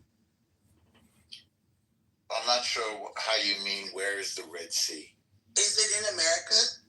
or anywhere near the No, landmass? it's a shipping lane. Where is it though? It's in the Middle East, and our So ships are there. hold on. Yes. Did America control the Red Sea as well? No, but all nations pass through there. All that's nations pass through. That's not a threat to America because they attacked an American ship in their sea. Oh, I would say it is. Can I have That's a classic cause of war. 20 seconds? If you attack American vessels, that's an act of war. Okay, who asked for 20 seconds? I did, BB. Go ahead, BB. Okay, so you guys, this is what Iran, how it opposes a general threat towards America, right? Iran's nuclear ambitions have been a major concern for the U.S. and its allies. While Iran insists in its program is a peaceful purpose, the U.S. and other nations worry about the potential weaponization.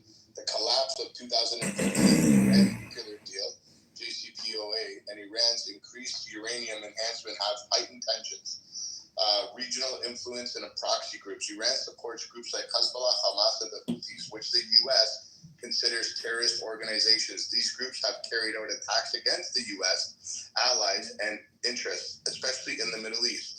Cyber warfare and espionage. Iran has been linked to cyber attacks against the United States of America, infrastructure, businesses, and government agencies. These activities contribute to rising tensions in the cyberspace. Military confrontations. The U.S. and Iran have had a direct military confrontation, such as the killing of Iranian General Qasem Soleimani in 2020, and the retaliatory missile strikes by Iran.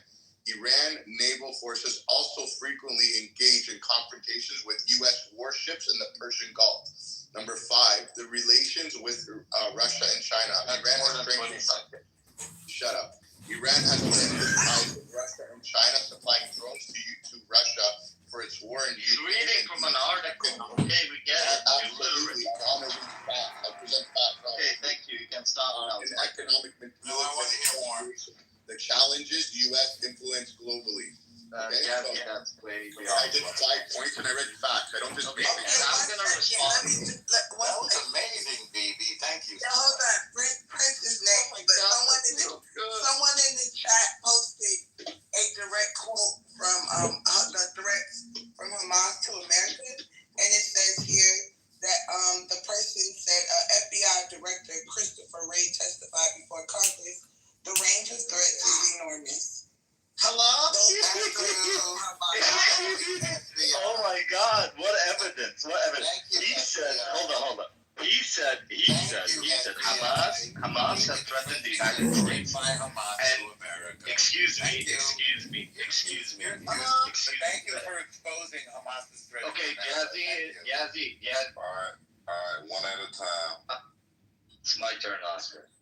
Yeah, one at a time. Come on. So Go ahead. the only thing that they could provide is a quote from a very ambiguous quote that doesn't say shit from the FBI director, and I don't even know if that one is true. But he cannot provide a shred of evidence from any Hamas official saying that or threatening the United States, anyways, because they never did.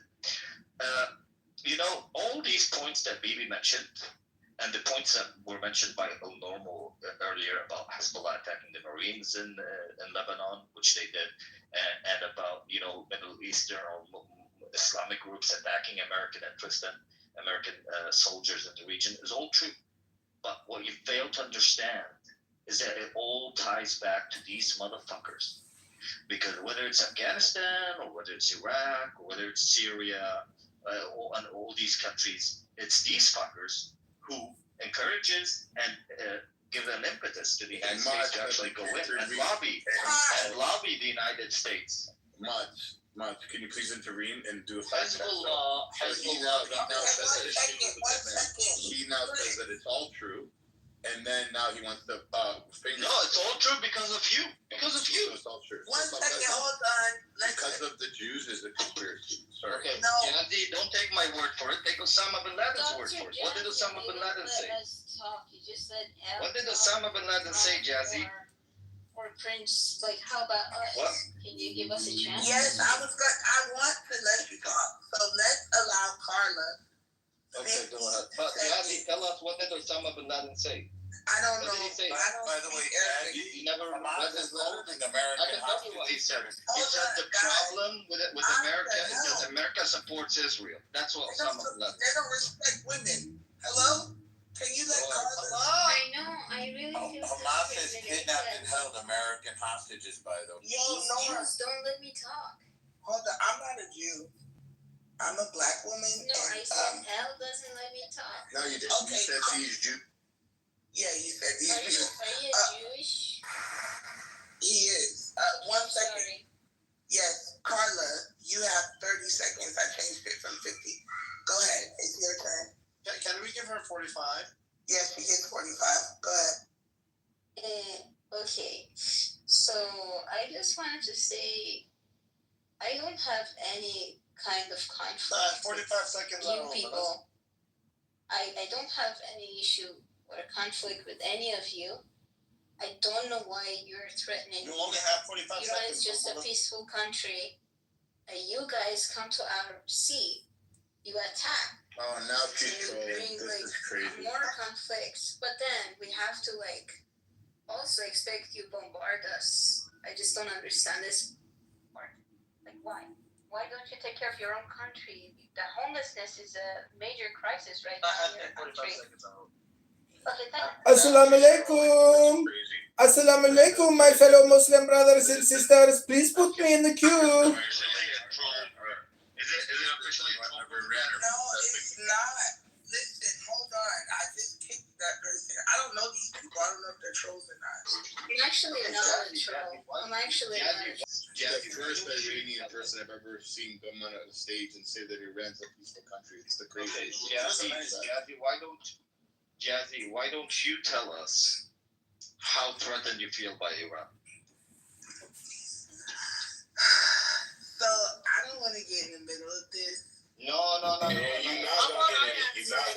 Why would you guys even ask for that question? He's holding us How big about as an Armenian, I answer this question because as an Armenia, my country, they are next to Turkey, right? We have a problem with Azerbaijan, problem with Georgia, who's supposed to be our Christian brother.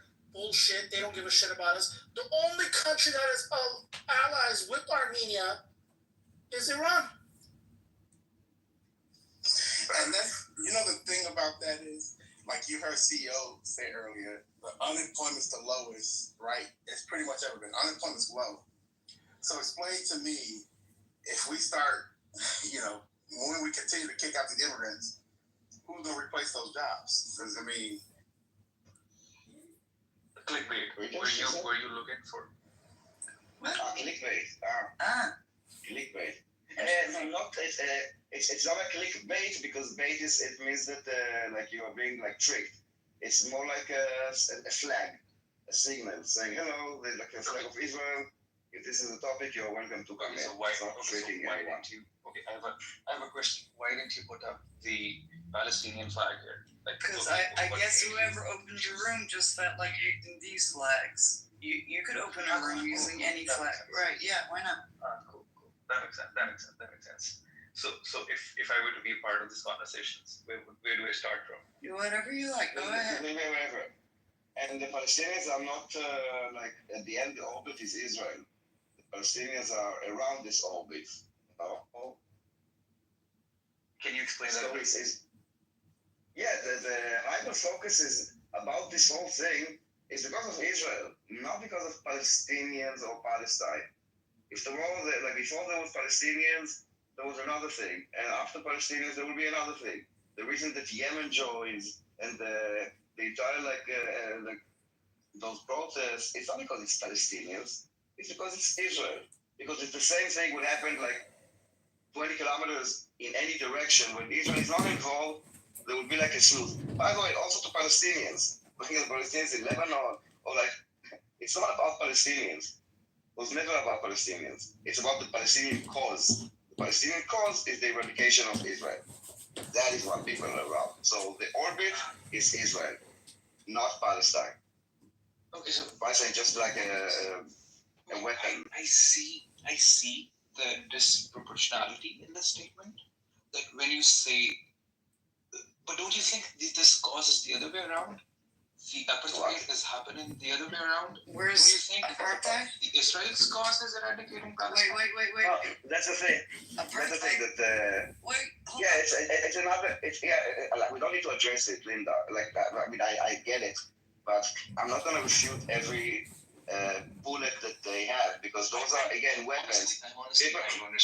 No, I understand. But no one cares about apartheid. You know, I just by accident I kind of stumbled upon which is not an organization that I trust in any way, shape, or form, to the UN Human Rights Council, and because I thought they were talking about Israel, but basically it was like each country got like a few minutes to talk about something that I didn't really understand, but then I addressed their own issue for like another 2 minutes. And the stories that you hear about shit is going on. Daniel's killing my YouTube count. Zero idea. Gotta change it up, Daniel. Hello, Beth. Link is in the chat.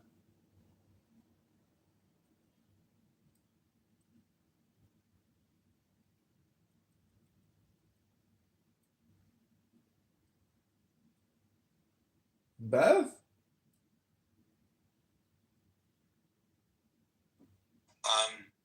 I think that what you're saying, Sam, is roughly the position of like the American like white nationals, right? They'll like wink at Hitler, but they'll say they just did it wrong. We understand. Like, look at what we made with our white nationalism, America. We just need to stick with the racism of the founders, not export some German nonsense. Good old-fashioned American racism, none of this foreign shit. But because like The stuff that also viewer goes, count's way back up. like gets classified as racism. That's like even more mild than the supremacy, which is like literally just like the white equivalent of the racial ideology of that guy that was in the room the other day, which is literally just like, hey, like my race is like my extended family, you know, and like I have like a special duty of like loyalty to them and I can take pride in them, and like they're just like an extension of me. Like if we just viewed humanity as these concentric circles, like one of the circles is the race circle. Like there's that form of racism, which is like just like someone who cares about race. Then there's like the next level up, which is like the supremacist. So like my racial group is like objectively the best. It's not just that I have like some kind of personal like loyalty or fondness for them because of my identity. And then like the highest level is just like I hate the members of this other racial group. Genocide.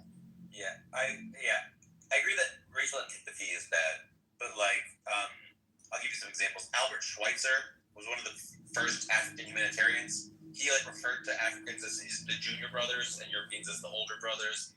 Abraham Lincoln didn't think black people could be equals to whites in society, and that like didn't think it would be good to do that, but still like fought a war to end slavery. There's things that need to be interesting there, which is like there's a concept that Christians use for gender, where like people who weren't feminists about gender, basically like that men and women are unequal in rank but equal in dignity, and like that's a lot of the attitude of a lot of like previous supremacist racists is like races are like unequal in rank but are equal in dignity before God. Mm-hmm. Yeah.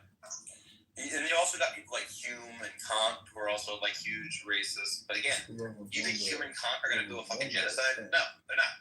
They're not risks. They're not risk factors for fucking genocide. So. Well, and even somebody like Kant, it's a little complicated. Because like Kant was very liberal in his attitudes, but like he also like there's clearly stuff in Kant that like, okay, like it would almost be like anti-scientific at that time to deny racial difference, you know? like given just what was the prevailing orthodoxy and what everyone took for granted and took to be obvious, including like the scientific elite. Like there's a certain sense in which you'd almost have to be like irrational to not have accepted the racial ideology of the day, you know? Yeah. There's reading through the abolitionist writers at that time, right? Like the people that were trying to point out the hypocrisy and the failures with the system, rather than just all of the insights from the people that were holding power and had the pervasive racist views. Because that was like an uphill battle. That was like a huge achievement of the abolitionist movement. It's worth investigating.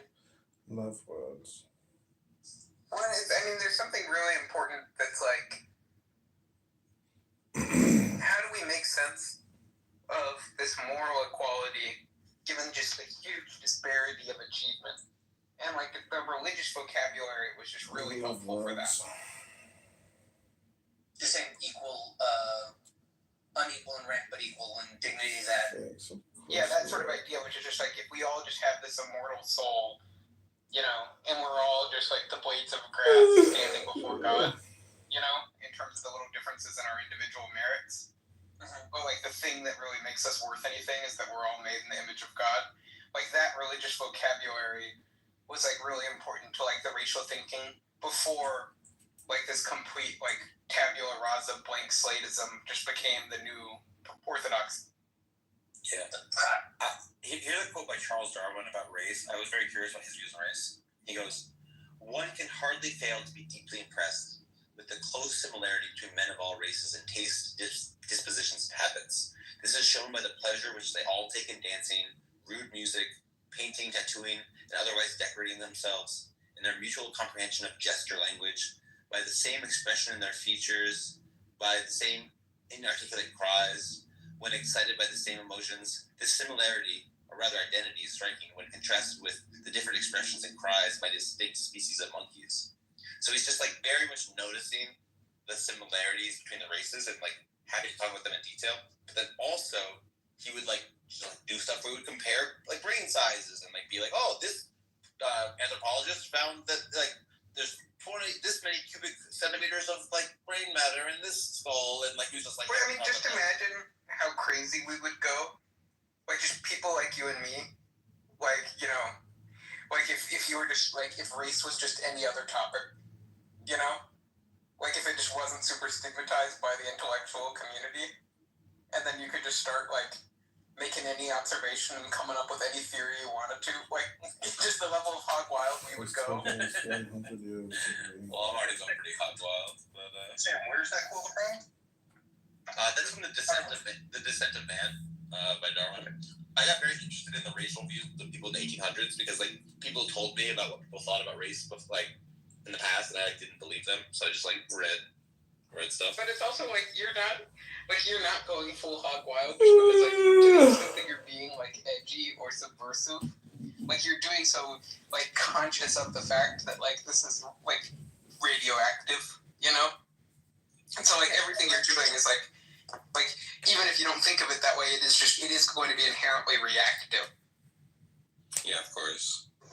Damn, are you saying that like what you read is like Darwin's view is antithetical to this idea of like social Darwinism? Is that right? Well, Darwin was not a social Darwinist, and neither was like Spencer, I don't think. But he was very much a liberal by temperament and wanted to help the poor, even though he would think it would have dysgenic effects. Darwin was like very much willing to talk about the similarities of the races, and he was certain that they all had a common ancestor. He was certain that humans came from Africa because he was like, that's where the fucking common. That's like humans are very similar to the great apes, and that's where we find the great apes. So of course we came from there. But like he was just like he was like racist by our standards, but like a pretty chill guy. You know what I mean?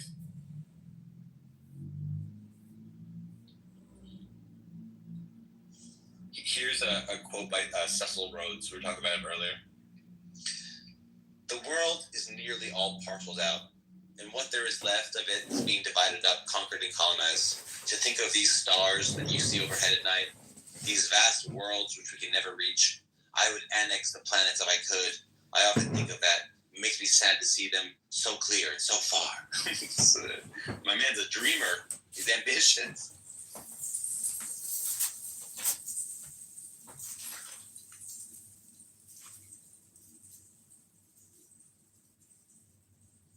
Yeah, well, you guys want to hear a hog wild race theory? Yeah, go for it. So,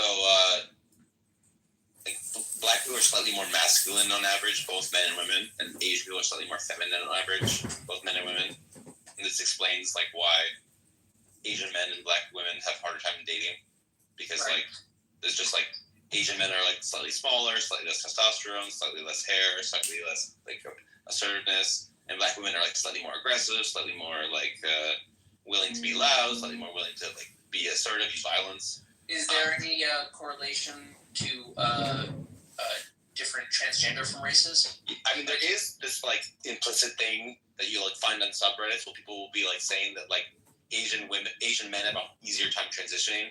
Right. And like in lots of like trans beauty pageants, a lot of the winners are often Asian, and like there's the question of like why that is, you know. What about trans men? I have not seen. I think there's like less discourse around them because people find trans men kind of boring, because like women are a protected class, so it makes sense to be like really worried about men going into the spaces of the protected class, whereas it matters much less about the protected class going into the space of the unprotected class. That's why there's like so much energy around trans women. Well, no, I mean, there's increasing energy about like basically like people are more easy to get into like a moral panic about people attacking little girls, you know? Yeah. And so if you think that there's like a social contagion because girls are more mimetic, and if you think that like there's like these weird gender activists that are like convincing girls to chop their like young little girls, impressionable girls, to chop their boobs off, like they're like among the detransition people, like actually like there's a huge emphasis on like trans male like deconversion, detransition stories among these like right-wing influencer people. Like if you look at all those Daily Wire people, or like Megyn Kelly and all that stuff, like all her moralizing and posturing is about like young girls being trans. Yeah, that's the point. Like, and it is, the social contagion does seem to be more with women than men. Well, I mean that's just true in general because women are just. It's like one of the Jonathan Haidt things, which also relates to like girls and social media use, which is like girls just are more mimetic than boys. Yeah. All right. Here's another hog wild race theory.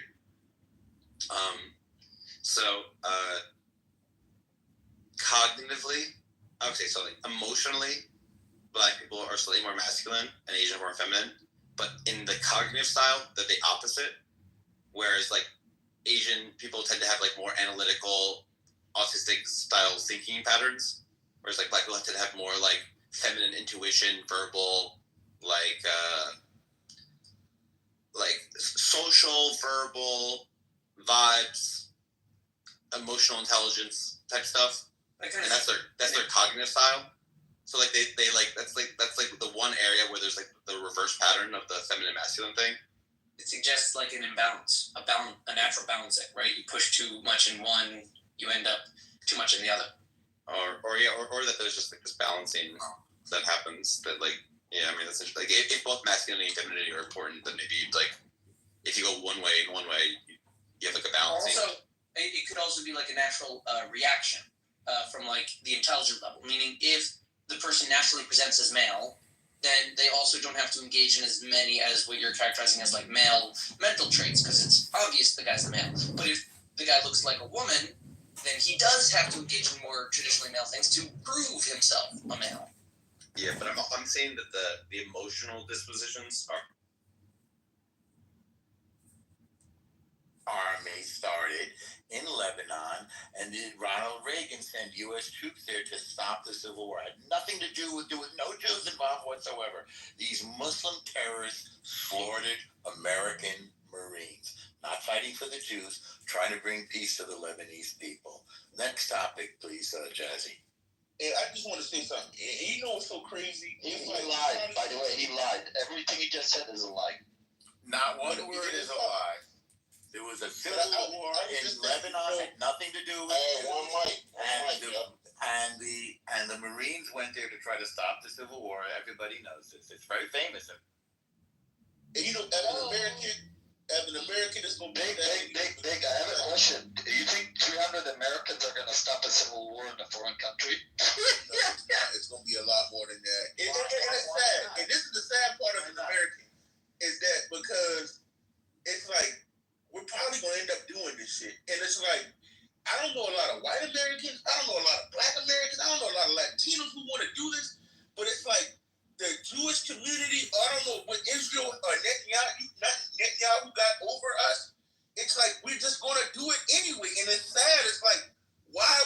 since we're already fucking in debt to the fucking hills, it's just like it's just sad to see as an American that we're probably gonna end up doing this anyway. It's just sad. You have a valid point, and I think you can't shame a true citizen for being concerned about the homelessness crisis, drug issues, and other domestic challenges.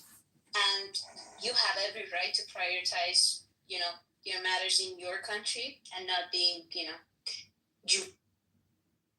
Well, you kind of blew it with that last word there. So America spends untold billions on homelessness. In fact, social services are one of our top 3 expenditures. The problems that we have in this country are not for lack of money.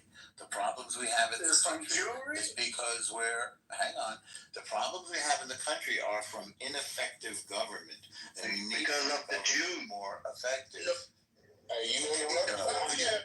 Jazzy, send him down. It's time for his time out. Go ahead, brother. Go ahead. Speak.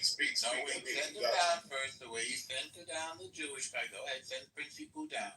Jazzy, can you please kick out? Why are we being streamed on Instagram? Time for you to go down, Prince. He's streaming us on Instagram. Please kick him out. Time to send the little dwarf down, Jazzy. Please kick the. Time to send the little dwarf. Hey, come on, man. Stop with the argument. Both of y'all about to go down.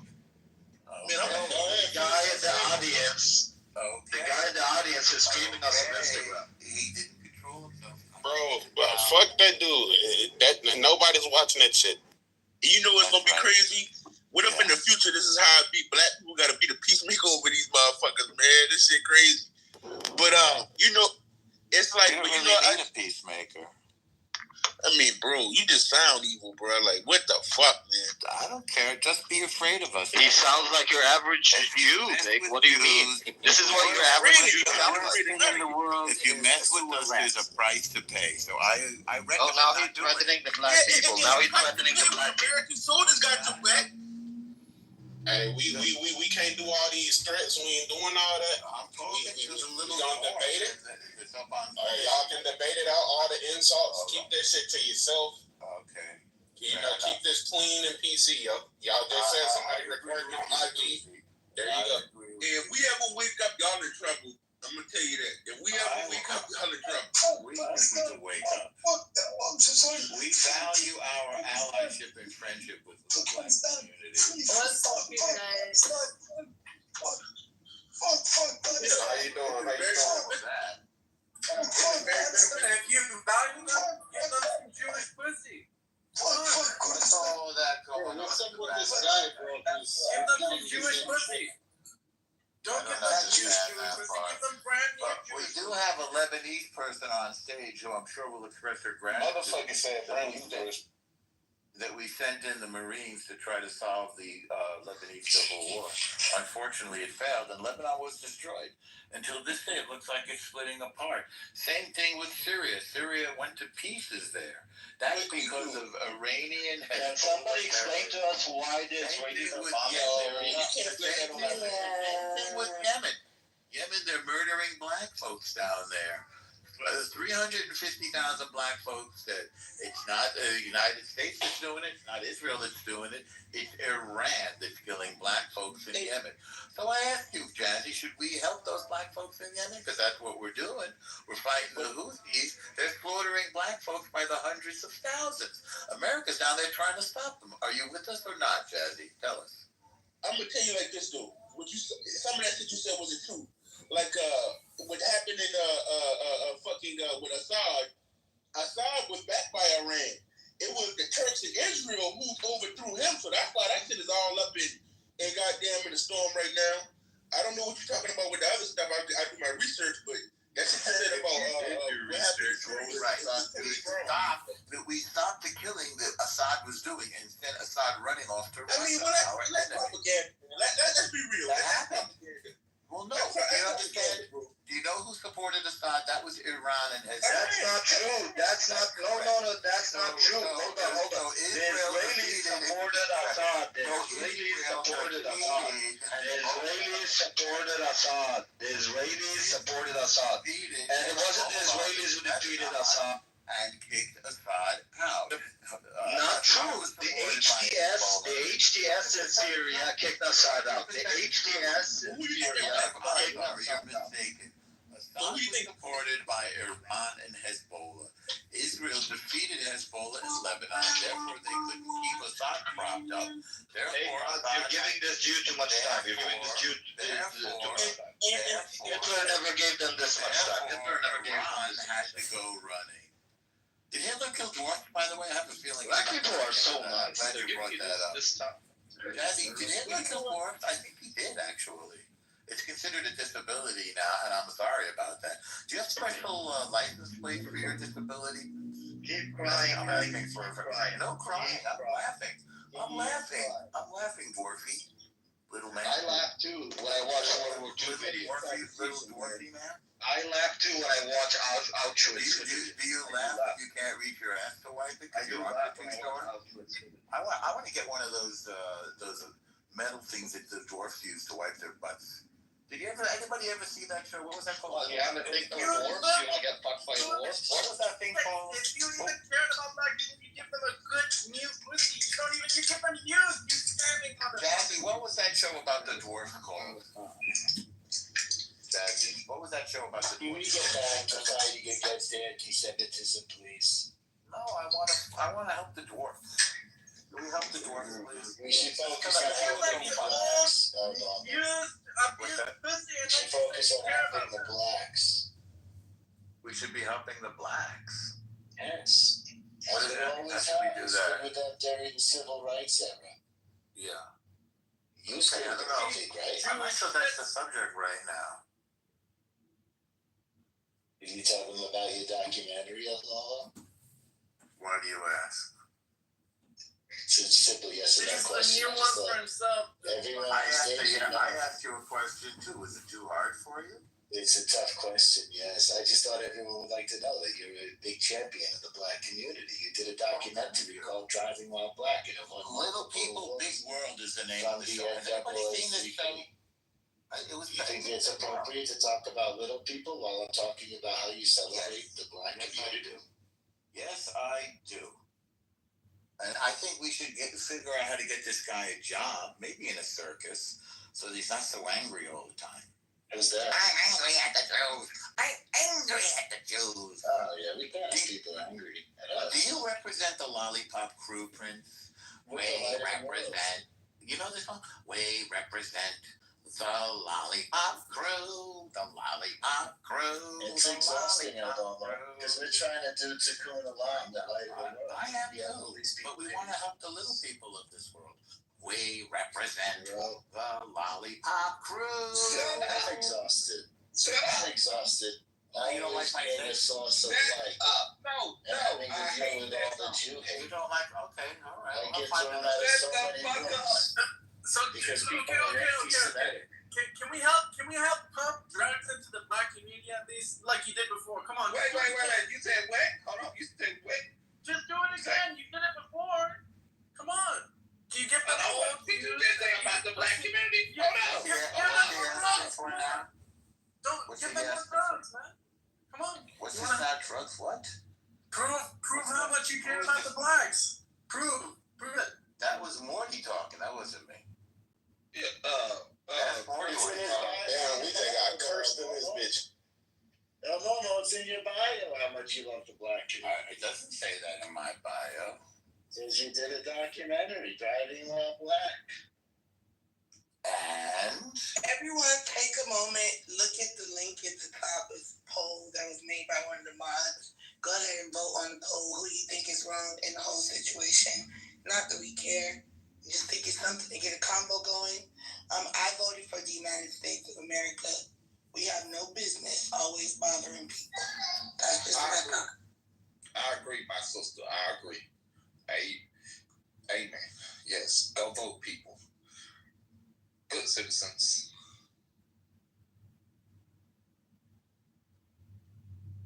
Anyone else want to speak? This has mainly been a room for Norm and Prince. I think they want part of it. Somebody said in the chat, Dr. Key, stay on mute. Look here, bastard. Don't tell me stay on mute. No, come on, bro. Relax. Relax. This is about Israel versus Palestine. That's it. The thing is pretty much over, Jazz. It's like those guys are going to be leaving Gaza now for greener pastures, and we're going to get rid of the terrorists, and then probably it's going to look like Gaza Plaza. The Trump is going to build.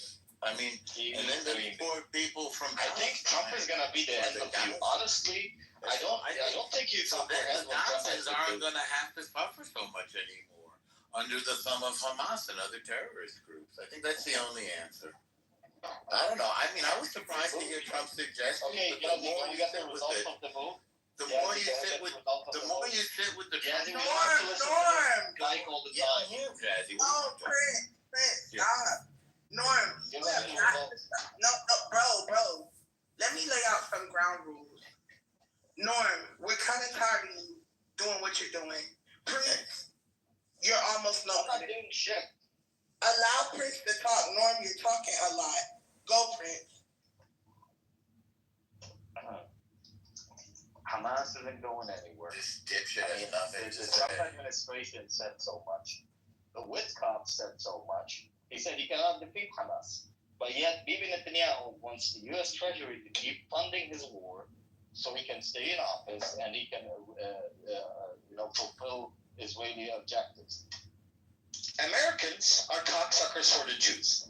And that's the reality, guys. Accept it. Accept it and tolerate it, move on, or fucking change it. I think you're bullying us too. Hold on, like I told you, most Americans don't like Muslims more than they don't like Jews. So you have something to deal with here. And what you have to deal with is that Americans are willing to be pro-Israel when it comes down to it, even if they don't like Jews, because they want to do something called destabilize the Middle East. Okay, now, I'm not saying I agree with that. I'm speaking, excuse me one second, speaking on behalf of Americans. And I ask people this all the time that I hear say they hate Jews, but they're pro-Israel. They're like, well, I hate Muslims more. Oh, there you go. That's for sure. I think that's a tragedy. Can I say something? That has a lot to do with propaganda, and you're very right. I think that's a tragedy. Jasmine.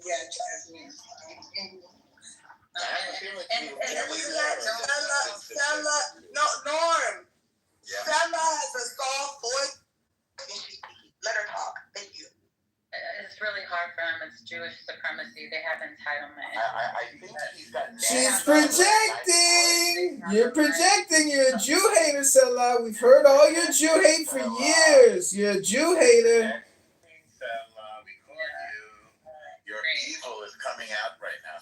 Yeah, I think it's really self-explanatory that you just think that you have superiority and you have a complex and think that it entitles you to always speak. You can't even help yourself. You said that, Stella. I never said that. Listen, if this is going to be another apartheid, situation going on the clubhouse stage where you have dominance and nobody else has dominance, I'm talking about you, Norm, and your sense of entitlement. Jews, and why did you make it's about you and your sense of entitlement. So not all Jews. Not all Jews subscribe to Jewish supremacy. Just fine if you disagree with me, Stella. What point would you like to make? I never said I was superior to you. Okay, let her talk. You obviously do because you don't be quiet. Do you feel inferior to me, Stella? You shut up, Norm, shut up. It has to do with a lot of propaganda, and it's exactly, I think Wednesday said it, or somebody said it, no, maybe Jasmine, you said it, but you were talking about, wanting to have dominance in the region, and, they have an agenda, so they create this propaganda, and then people don't know the history between Christians and Muslims. They don't know the history between Muslims and Jews. Like, Muslims are, the Jewish Enlightenment happened under Islamic rule. Like, these things people don't know. There's, in history, there's events of the Muslims saving the Jews. It's actually in Muslim history that the Muslims brought the Jews back into Jerusalem when they had been kicked out and their holy sites had been destroyed. And I don't want to not just destroyed, but like they had desecrated them, like they had turned them into garbage dumps. And the Muslims were the ones that cleaned them up, went and got Jewish people, brought them back. But see, this is the history they don't want you all to know about. This is the history that they don't want to talk about. If anything you say is true, I Here think you go. everybody should know about it. I think, well, you spoke for us, and you don't have any right to speak So for then, you. as I was finishing up, because I haven't finished, is that what you also see is that America or their allies also will remove like particular governments. Yes, they may be Muslim, right? But they might have like democracy. Like let's say for like Iran, there might be a democratic or a secular state that even though they're Islamic, they still are functioning well, right? And what they'll do is they'll remove those people and institute radical situations to destabilize the region. And then go and say, look at them. Go look at them. You're the one who instituted these people. You're the one who propped them up. You're the one who gave them power and put money in. What are you talking about right now? What do you think I'm talking about right now? I don't want to guess. No, I'm talking about I'm talking about the role that the West has played in influencing ISIS, Al-Qaeda, their role in Hamas existing. Well, when it comes to Hezbollah in particular, the Lebanese government themselves has said that Hezbollah would cease to exist if it wasn't for the illegal settlements that you all keep encroaching upon them. Where is an illegal settlement in Lebanon, fella? Tell the room. I'm not talking about just Lebanon. I'm talking about Syria. Where is there an illegal settlement in Syria? Tell the room. What is it called? Farm. What is it? No. Where is there an illegal settlement in Syria? You've made a claim. No, you said Lebanon, and now you're changing it to Syria. Well, you changed it to Syria. I said Lebanon. You said there's none. Now I changed it to Syria. Also none. So where is it? Make it make sense, fella. I am making it make sense. Okay, so where's the illegal settlement? Yeah, Golden Heights. Golden Heights. Golden Heights. Hello. And also, what is Golden Heights? Has anybody ever heard of Golden Heights? Norm. Yeah, she didn't think Golan Heights. I know she didn't.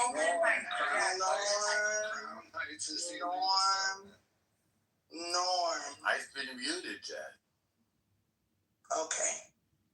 Please allow her to finish. Stella, I'm going to give you 45 more seconds. It's not that you can't speak anymore, but I want to allow someone else to respond to what you're saying, okay? Sure. But yeah, like out of the Lebanese government, their own mouths, they would say Hezbollah would already be done and gone if it wasn't the necessity to defend themselves from Israel. Like it's necessary for Hezbollah to exist to stand against Israel. And so even Hezbollah themselves, out of their own mouths, they've said, if Israel will just end the occupation in Gaza and stop these illegal settlements, there will be no threat to their security. Why don't they call them on their bluff in front of the entire world? Go see if that's true. You end the occupation, you end these illegal settlements, and you won't have these kind of problems. You won't have rockets and things like that coming towards you. Call them on their bluff. There's no illegal settlements. There's no occupation in Gaza. This is all propaganda. So unfortunately, out of a profound, almost unplumbable ignorance, other people want to talk. Despite a profound ignorance, Stella made a claim, and then I won't be long. We're gonna let Wednesday go after he get through whatever he about to say. Thank you. I won't be long. So you have a terrorist organization. So this is So let him go. Yeah. I won't be long. Don't be threatened. You have a terrorist organization called Hezbollah, universally designated as such, that is funded by Iran, that is occupying a sovereign nation of Lebanon. And then we heard an Iranian person, that's Sella, try to excuse the occupation of Lebanon by a terror organization called Hezbollah.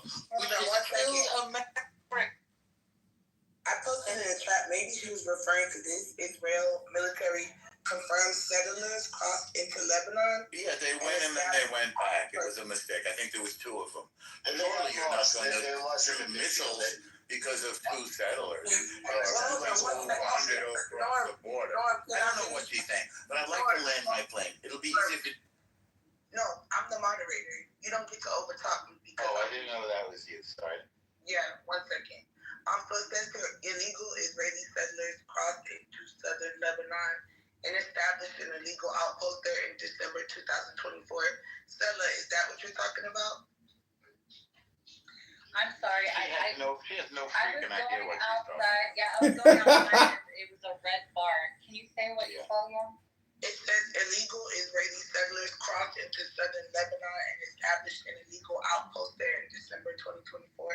Yes, exactly. And wait.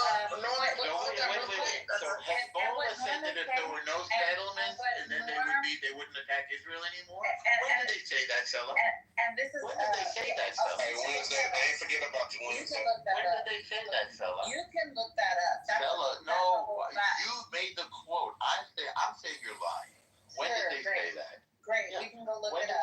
Who said that? I will post the link. Just be quiet. Okay. In other words, you don't know. You got caught in another. All right, one mic on Wednesday. She got something to say. She's up there quietly waiting. Go ahead, Wednesday. Thank you. Okay, thank you. Thank you. At the end of the day, as American citizens, why do we keep on getting this welfare state as Israel? All tax dollars. They have free health care, subsidized housing. We have a failing infrastructure. Our education system is fucking disgusting. Food prices up. The stock market is going down. And we have to keep on giving billions of dollars to fucking Israel. I'm tired of giving other fucking people from other parts of the world our fucking money. Fuck Egypt. Fuck Jordan. Fuck Saudi Arabia. And fuck Israel. So the United States has a $69 I said fuck them all. I understand. Forget all of them. She said the Muslim. I said forget all of them. So write your Congress. But I would like to also add.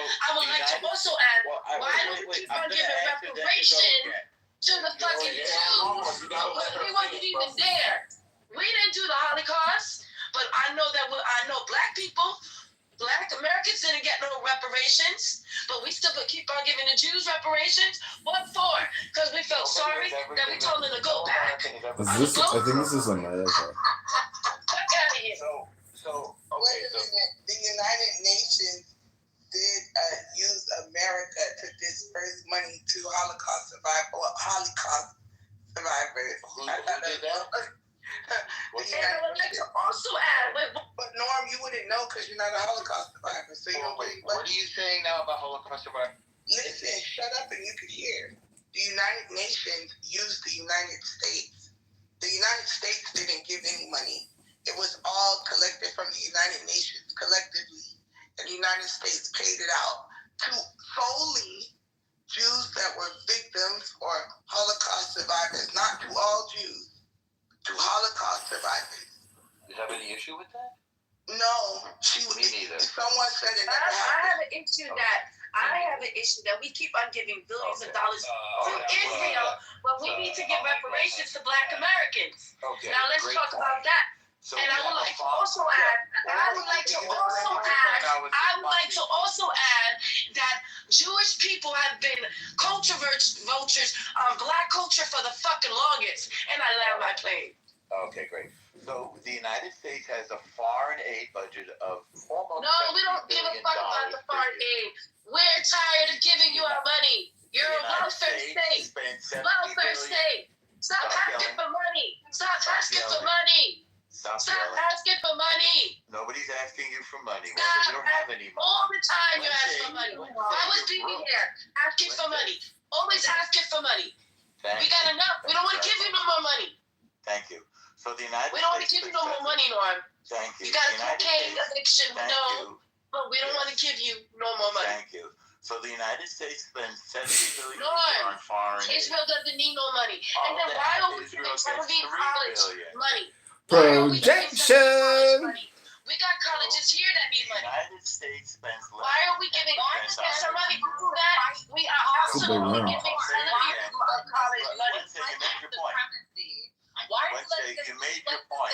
Wait, supremacy? stop No, interrupting. I'm just saying that Stella, somebody stop give it. interrupting, Stella. Stop interrupting, Stella. Stella, stop interrupting. We need to invest in America. Okay. We're gonna let El Normo finish because he was talking on the mic. So let me finish. And so the United States has determined that it's in its interest to spend $70 billion a year. What's that, Jesse? Please go on mute. I don't even want you to finish.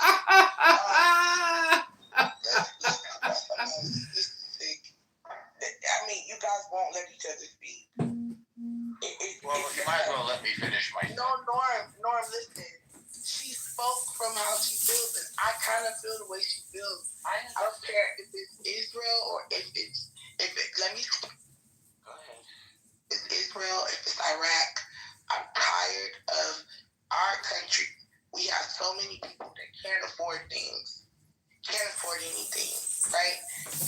And we're constantly giving money that we don't have at $1 trillion deficit. At what point do the other countries say, you know what? America is, you're American, Norm. You're American. He's a Jew, Bert. No, and don't be schizophrenic and pretend to speak for a Jew, Prince. You're not a Jew. So, Jazzy, it seems to me that the United States spends money on foreign aid in order to defend American interests. It's $70 billion a year. Of that, Israel gets $4 billion. Norm, we're not talking about, hold on, we're not talking about just Israel, and what pisses me off is that's why I highlighted what this young lady said. It's a small amount of money. Norm. Yes. She said F Saudi Arabia, she said F Iran, and Hi, Saleh. How are you? What would happen if the oil flow got interrupted, Jazzy? Hold on, You wouldn't be able to drive your car. Let me do this real quick. She said F all those countries. So the fact that you're focusing on Israel is behooving me. Because you're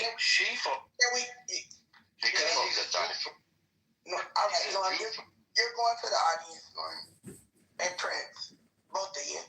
If I hear somebody else interrupt while I'm speaking, you're going down. Thank you. So I think all Wednesday was saying was just forget the other countries in general, and you're focusing on Israel. So, Rayaba, welcome to the stage. Rayaba, are you rocking with Israel or Palestine? Well, I don't fuck with either, but I don't fuck with Israel mainly. So, well, you ain't got to choose a side. You can stand in the middle, or have your independent thought. Well, that's why I phrase it that way. Jazzy, can you give us the results? Jazzy, give us the results. Huh? They got wild results on it. All you gotta do is put a 1 in the chat if you stand with Israel. Put a 2 in the chat if you stand with Palestine. Silence tight. So when Bill Clinton, I don't think he's Jewish. When Bill Clinton tried to make peace between, They kicked me. Oh, they kicked me. Little retro, and the vintage style is coming back. But I mean, I wouldn't have gone so big on the collar. Like for me, I don't like those collars like that. But that would have. But I mean, like if you look at like Columbia's fall jackets and like some of the outdoor ones, they're really basic. They're not there, and like. There, she tried to use her arm and she got caught. Get this dodge out. That's that wisdom guy. This is the one that records. The one on the bottom, he records people. This Dodge guy, that's a same guy that has like 30 phones, right? You got 30 phones? Yeah. I did send you in with Dodge. Come on up.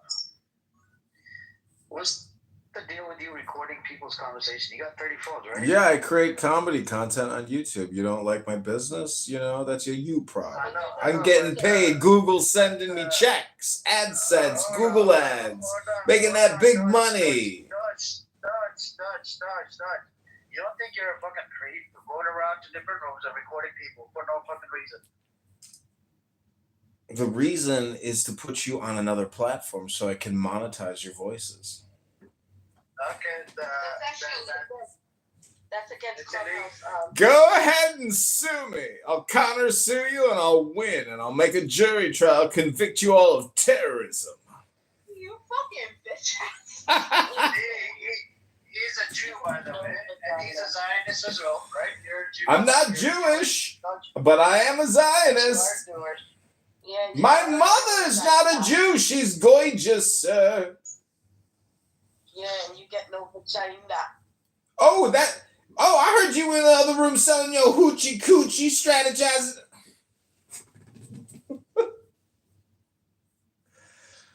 Oh, they just can't handle the truth. They don't like the replatforming, I guess. They're not down with my business idea. All right, I think I've been kicked from... Oh, we got one more interesting room. You know what? Listen, remember, you know what's crazy? Yeah. There's a saying, there's a mama of Somali that obviously I can't apply in my head because you know what I'm saying, wallahi, clearly.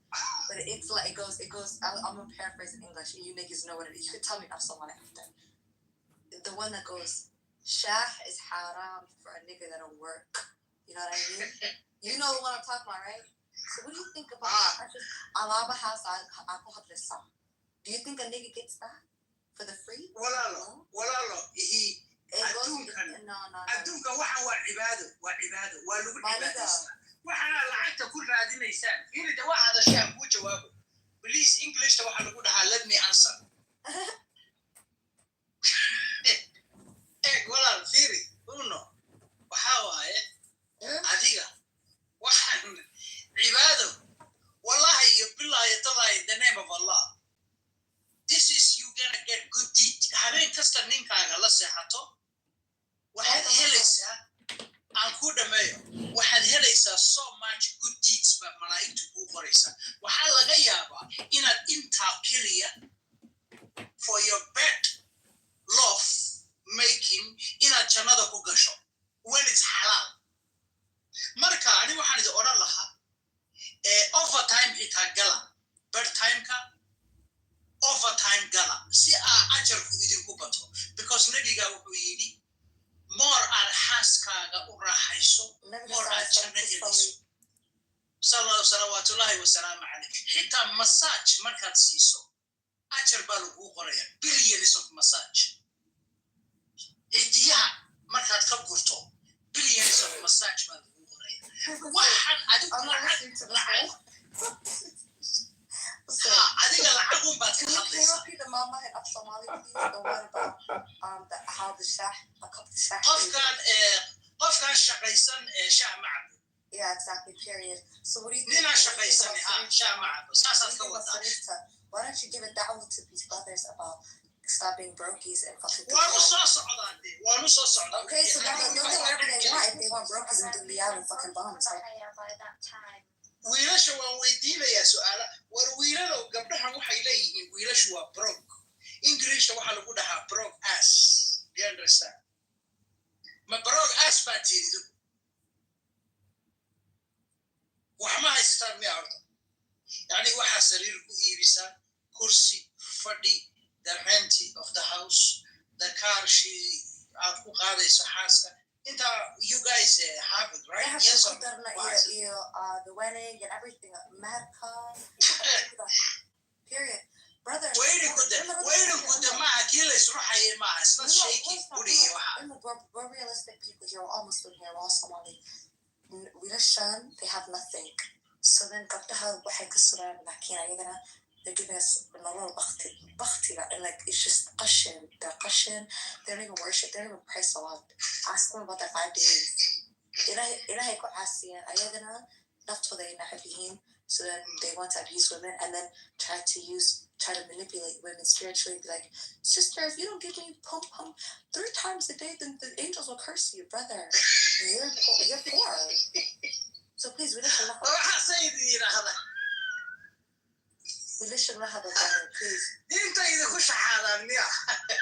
please give these brothers da'wah and then like you want طلع وانا ما وحسيه الحمد لله يا ملايكتي يجي قري وحبيب حلوه my nigga, if you care about your brothers, give them وعلى oh Allah, she refused to give us 3 times a day at one time. Tell them to give them money up and they'll do whatever they want. Oh Allah, my wife.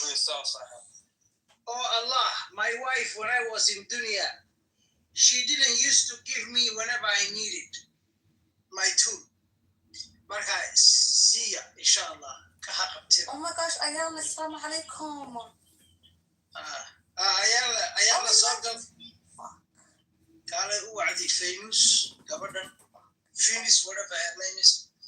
Marka Finis waxa waaye walaalay anigu waan kaa tegayaa laakiinse waxaad u baahan tahay intaad halkan fadhido waqti kaaga dhamaanay aan ku dhameeya dee Finis into halkan you wasting your future.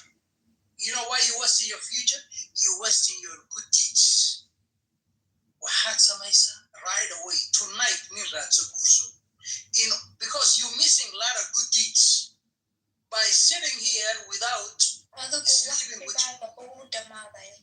sleeping with since you don't have a husband, since you don't have no husband, that means you are wasting to get good deeds. You understand? In the good deeds are what exactly? So Ilahi one of the verses of the Quran, Allah says, "Fifirru ila Allahi inni lakum minhu nadhirun mubin." Oh, run to Allah. How do you run to Allah? Number 1, get married. Because getting married, it's 50% of your religion, your iman. It keeps you clean. It keeps you from, it helps you to defeat the shaitan. Having birth time at night, birth time balada. It's a beautiful thing to say that. You understand? Birth time. You understand? It's part of the Jannah. Birth time for dunya. Do you know that yes. birth time with little girls? You are not a little girl. This is what you tell yourself. Surveillance. You are not a little girl. If you are a little girl, you should be in your with your mommy right now. You are not a little girl. They abuse you mentally. They abuse you mentally. In America and Canadians, they abuse you mentally. When you are 18 years old or 17 years old, you are not a little girl. 18, you are 17 years old. You know, my mommy, when she was 14, let me finish. My mommy, wallahi billahi, when she was 14, she had my older brother. My nigga, you're fucking 50. So how old was your mother then?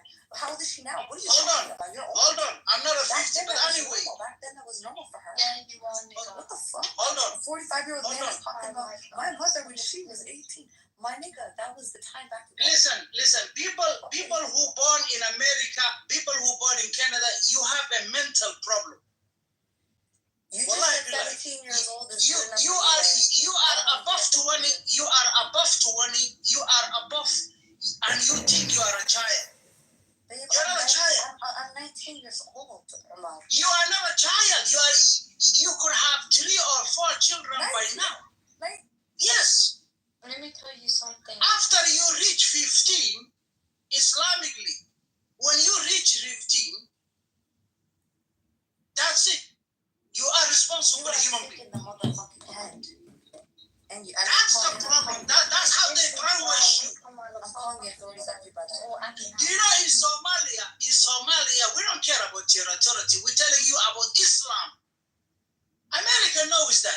I could say this front of Trump. Wallahi, I would say that. This is our belief. We're not staying away from it. No, listen. No one is talking about haquqa in Islam, okay? I'm talking about when you are. This is gonna go over your little fucking head. If you are born in Somalia when you are 7 years old, you will be responsible for the house cleaning, cooking, everything.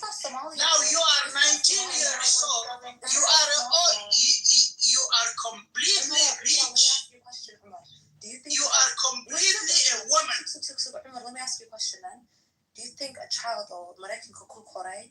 You are not a child there. They brainwash you. That's a problem. Relax, calm down. You are what they call a dummies. Are you gonna let me finish my question? Or are you gonna slow people? Go crazy. Can I ask my question now? Is a child who's born back home and a child who's born in America the same? Yes or no? Gabadha Maraykanka ku dhalatay. Aan ku jawaabo my sister Phyllis. I have a point. Waa su'aasha isi Janiska isi awad hadashay aan hadlo. Gabadha 19 years old ka ah ee Soomaaliya ku nool iyo adiga marka la isku kiin compare gareeyo adiga waxaad noqonaysaa 7 years old because maskaxdaada mentally. You're right? I swear to God. waxaad noqonaysaa. This is why the Andamayas marka Soomaaliya la yidhi. Hold on there, let me finish. I'll let you talk. Let me finish my sentence. Soomaaliya marka la idin geeyo idinka waxaad noqotaan dad oo xoolo camala oo la raacayo. Yes. Xoolaha ma taqaan. Ha. You're right. Because adigoo 19 years old ayaanad aqoonin sida loo sameeyo bariis baas waxba ma taqaanin. McDonald baad cunaysaa calool weyn baad dhigi. You're right. 1,000,000% out there. dee markaa eeg ha ku faanin nacasnimada iyo doqonnimada iyo daminimada laguma faano. wixii baan rabnaa inaan kaa saarno doqonnimadii waad ku faani. We're trying to change you because you need to be changed in order for you to be a complete human being. Okay. Are you done? Hadda gabadha Soomaaliya ku dhalatay ee 19 years old ka $100,000 gram oo dahaba. It's okay in laga bixiyo but adiga you are not worth it one dime. My nigga, let me tell you something, Mama. I swear to God, because